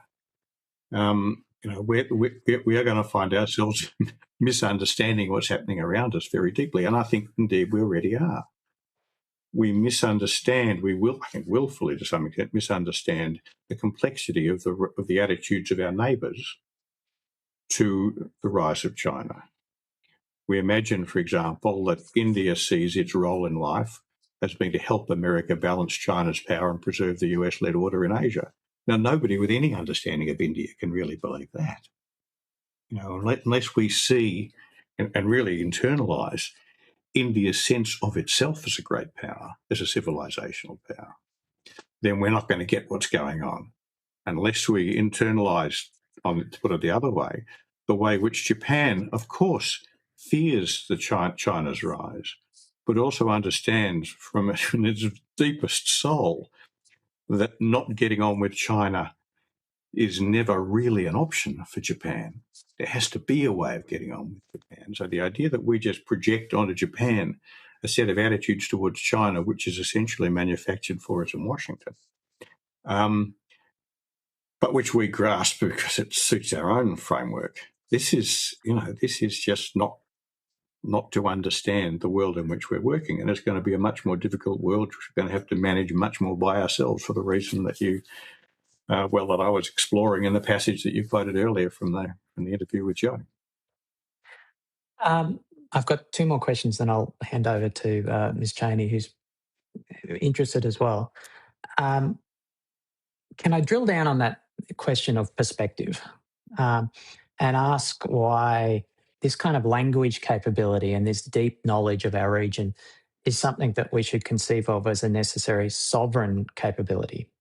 Why is it important that we have a domestic Australian perspective and understanding of our region? What would be the shortcomings of relying on international expertise in this capacity? Or, arguably even relying on internationally owned technology platforms, AI and the like, to tell us what to think about the region? Well, just the I guess AI is going to transform the way in which some forms of translation occur. But you know, what we're talking about is something much more than simply the grammar and the syntax, if I can put it that way. It really is a matter of understanding, you know, whole ways of thinking, senses of identity, all that sort of thing. This stuff does get to very fundamental issues. Look, I think there are two reasons why we need this for ourselves. The first is that I think the traditional sources we've relied on, particularly the United States, are simply going to be less interested. In my working hypothesis is that for reasons that go very deep to the shift in the global order from the bipolarity of the 20th century to the multipolarity of the 21st century, is that, you know, America's imperatives to play the kind of role in Asia in future that it's played in the past are going to be much weaker. And I say that as someone who deeply regrets that, because I think living under US primacy has actually been very good for Australia and not bad for the world. But I just don't think it's going to happen anymore. So the idea that somehow we can go to Langley and ask the CIA what they think is going on is going to be a mistaken, first and foremost, because I don't think they're going to be putting the kind of work in that's required to know. The second point, though, is that for decades, you could say since 1941, we've been comfortable in assuming, as a broad proposition at least, that US interests in Asia are fundamentally aligned with ours, because our primary concern was to preserve the US, or do whatever we could to help preserve the US-led order in Asia, and that was America's objective too. But in a multipolar world, in a multipolar Asia in which the United States is no longer seeking to be the dominant power, but will have big interests it wants to preserve and promote, then its interests and ours can differ very widely. And it's no criticism of the United States as a country that we couldn't depend on them not to tell us the truth. So I think for that reason alone, being very self-conscious about being very self-reliant in the judgments we make is really important. You know, that the old Palmerston line about no permanent friends and no permanent enemies, only permanent interests, is very resonant for the world we're heading into. And that's particularly true when you ask yourself, you know, who can you rely on to tell you what's happening, tell you where other countries are coming from. My final question. So at the conclusion of that excellent podcast with Joe Walker, you said that if you want one really simple point about the cutting point on this issue, it's language study. Yes. Nothing is more striking than Australia at an individual level, you might say, at the emotional and the intellectual level even, that our engagement with Asia has weakened, not strengthened in the last 25 to 30 years. It's completely contrary to what we need to be where we need to be going. I reflected of where we were 25 to 30 years back, and was reflecting on your role as a senior advisor in the Hawke government when that government commissioned Ross Garnaut to write the Australia and the Northeast Asian Ascendancy Report. And in that report, in 1989, he declared that, quote, the most important task for Australia's engagement with the region is to educate a new generation of Australians to confident familiarity with their Asian environment. And when launching that report, Bob Hawke declared his ambition that in the implementation of the report, Australia should aim to, quote, enmesh itself with Asia, and welcomed commentary that if it was successful, it would, quote, represent the most substantial reorientation of Australian attitudes since Curtin turned to the United States in 1941. Yeah. Now, despite the best intentions of government at the time, this clearly hasn't come to pass. And indeed, the number of Australians studying Indonesian at grade 12 level today is lower than it was when that report was released in 1989, and indeed lower than when Robert Menzies was the Prime Minister of Australia. So the last question I want to leave you with is, why haven't we been able to realise Hawke's ambition in the decades since? And how has this case for a reorientation of Australian attitudes changed between then and today? I don't think the case has changed at all. If anything, it's stronger. We didn't when Ross Garneau's report was released. It was a revolutionary idea, well, the one he embodied, that China would overtake the United States to become the biggest economy in the world. But not even Ross recognised how quickly that would happen, and how quickly China would move from being a very big but relatively simple economy to becoming a world leader in key technologies. So, you know, and moreover, we certainly didn't see in 1989, when the end of the Cold War was happening all around us, that the United States would be eclipsed strategically in Asia as fast as it has. And so I think the case for all of those arguments that Bob was making in that launch speech, I remember it very well, was is far stronger today than it was then. So why was that initiative lost? Well, I think it was partly because of the end of the Cold War. But it's hard for us now to overlook how pervasive was the idea that we'd entered into a new, you know, the end of history, that somehow the world was going to all fall in behind Washington, and this was going to be an ideal environment for Australia, because America would lead the world and its leadership would be accepted, that the countries all over the world would converge with the United States and follow the United States. And for us as a country that identified with the United States in so many ways and was so close to the United States, this was going to make our foreign policy really, really easy. And so the sense that had grown up in the 80s very clearly, that Australia really had to find ways to make its way in an Asia which was already seen to be going like that. It just didn't seem as imperative as it did anymore. And indeed, I think the East Asian financial crisis of the late 1990s had a very powerful effect. Certainly it had a powerful effect in government. Because even though it didn't actually affect China's growth trajectory at all, the idea that Southeast Asia was this fantastically dynamic, fast-growing region which was critical to Australia just disappeared. And quite wrongly, of course. The East Asian financial crisis was a very acute crisis, but it was very short-lived. But that sort of licensed people, and I think I might say particularly licensed the Howard government, to just turn that knob right down. And then I think 9/11 had a big effect, Bali had a big effect, and not just on attitudes towards Indonesia. There was a kind of a sense of fear and anxiety. And I think when we did wake up, as we did belatedly as a country, belatedly, suddenly, in the middle of the last decade, so about a decade ago, to the idea that actually China was really, really big and was very ambitious and was wanting to push America out of the region.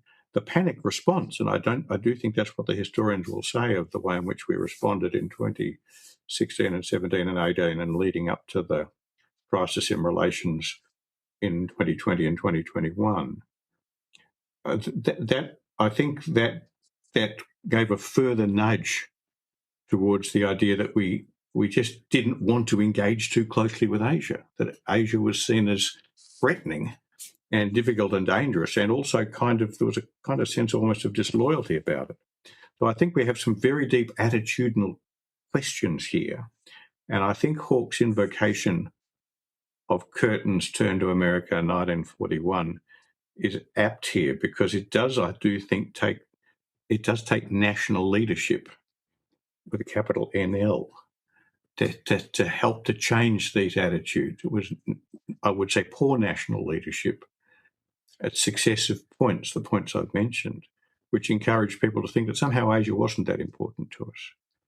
And you could credit Gillard with trying to reverse that through the Asian Century White Paper, but in the end, it just didn't develop enough, oomph or momentum or something.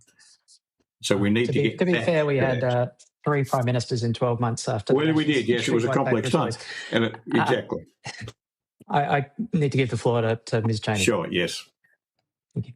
Thank you. And many of my questions have been answered, which is a good thing. I suppose, and you're talking about national leadership, I'm interested in your views on how you do refocus, on the Asian century. And you're right. Like, I remember that phrase being thrown around a whole lot then, and haven't heard it for ages. And is it more? Do you think there's more potential in framing that around opportunity or threat, in terms of that national leadership? Well, that's a very good way to put the question. Look, I think it is both an opportunity and a threat, but I think the real way to frame it is around reality. This is what's happening, whether we like it or not. Now, one of the reasons why the phrase "the Asian century" has gone off the boil is that, as it was originally framed in the 80s and 90s, and even through, I think, to the Gillard White Paper, there was a presumption that the Asian century was going to be an American century too. That our Asian century will be in America, be in Asia, still framed and managed by American power. And indeed, that's what the Asian Century White Paper said on that critical issue.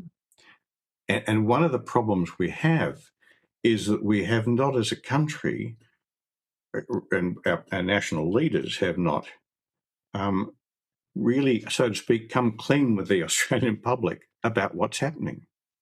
I don't think any Australian political leader, top-level political leader, has come out and said unambiguously that China's economy is already bigger than America's, and the margin will increase, that China will be the world's most powerful country and the most powerful country in Asia. That is, and that India will be number two. If one doesn't understand that, one doesn't understand anything about Australia's place in the world, because we are, ever since European settlement, either Britain or America has been the world's biggest economy, the world's dominant maritime power, and the strongest power in East Asia. And so, and until we don't just recognise that kind of, in pointy-headed think tanks and universities, but it becomes part of our national conversation, then the urgency with which we have to address the way in which we think about Asia, work with Asia, understand Asia, won't be conveyed. Now, people are used to talking about Asia becoming important to us because they're going to buy a whole lot of our stuff. That's still important, but it's much, much more than that. One way of responding specifically to the point of your question in relation to Indonesia is that Indonesia is potentially going to be a huge strategic asset to Australia. It's also going to be potentially a very serious threat to us. If we get the Indonesia relationship wrong, we'll be living next door to the fourth biggest economy in the world, which 25 or 30 years from now is likely to be much, much more powerful than we are. And if it does, for example, return to what you might call the great power hegemonistic ambitions of the Sukarno era, it's going to be really hard for us to deal with. So I think one does have to be. That's why I say it's not.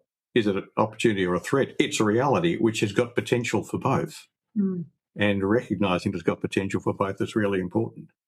And so, other than you talked about expanding the New Colombo Plan by 100 times and focusing it more on, making it more strategically focused. What do you think are the other opportunities for the federal government to lead in that shift? So, language capability in schools. Yeah. What are the broader opportunities than that, other than sort of making a statement? Just to point on that, one might think that, saying multiply it by 100 times sounds kind of ludicrous. But actually, if you think, for example, how many young English people go to France to study French, that's just sort of part of a rite of passage for a lot of middle-class English kids. Just what you do. The fact that we think we've done something big by sending 200 kids to Indonesia, it needs to be thousands to develop the centre of gravity, if I can put it that way. So, look, I do think, for reasons which I'm sure many others will have said, that language skills are right at the heart of this. In a sense, it's the key that unlocks everything else. But I do think it's terribly important. And I do think immersion, in-country immersion, is the heart of that, which is why I think the New Colombo Plan, well, the concept behind it is really important if it's done on scale. But I also think that what has to underlie that, and it goes back to some things I touched on earlier, is the attitude people have towards the whole task. That is the recognition that the way in which we have related to Asia in the past, an Asia which has been dominated and made safe for us by Anglo-Saxon power, is simply not going to work in future. And that, but what goes with that is the correct response to that is not one simply of fear. The correct response to that is one of, excitement, engagement, caution, of course, but huge opportunities.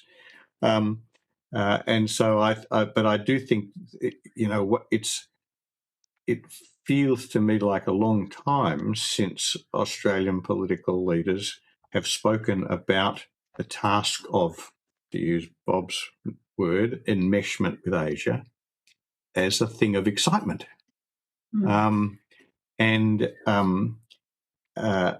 Rather than of anxiety.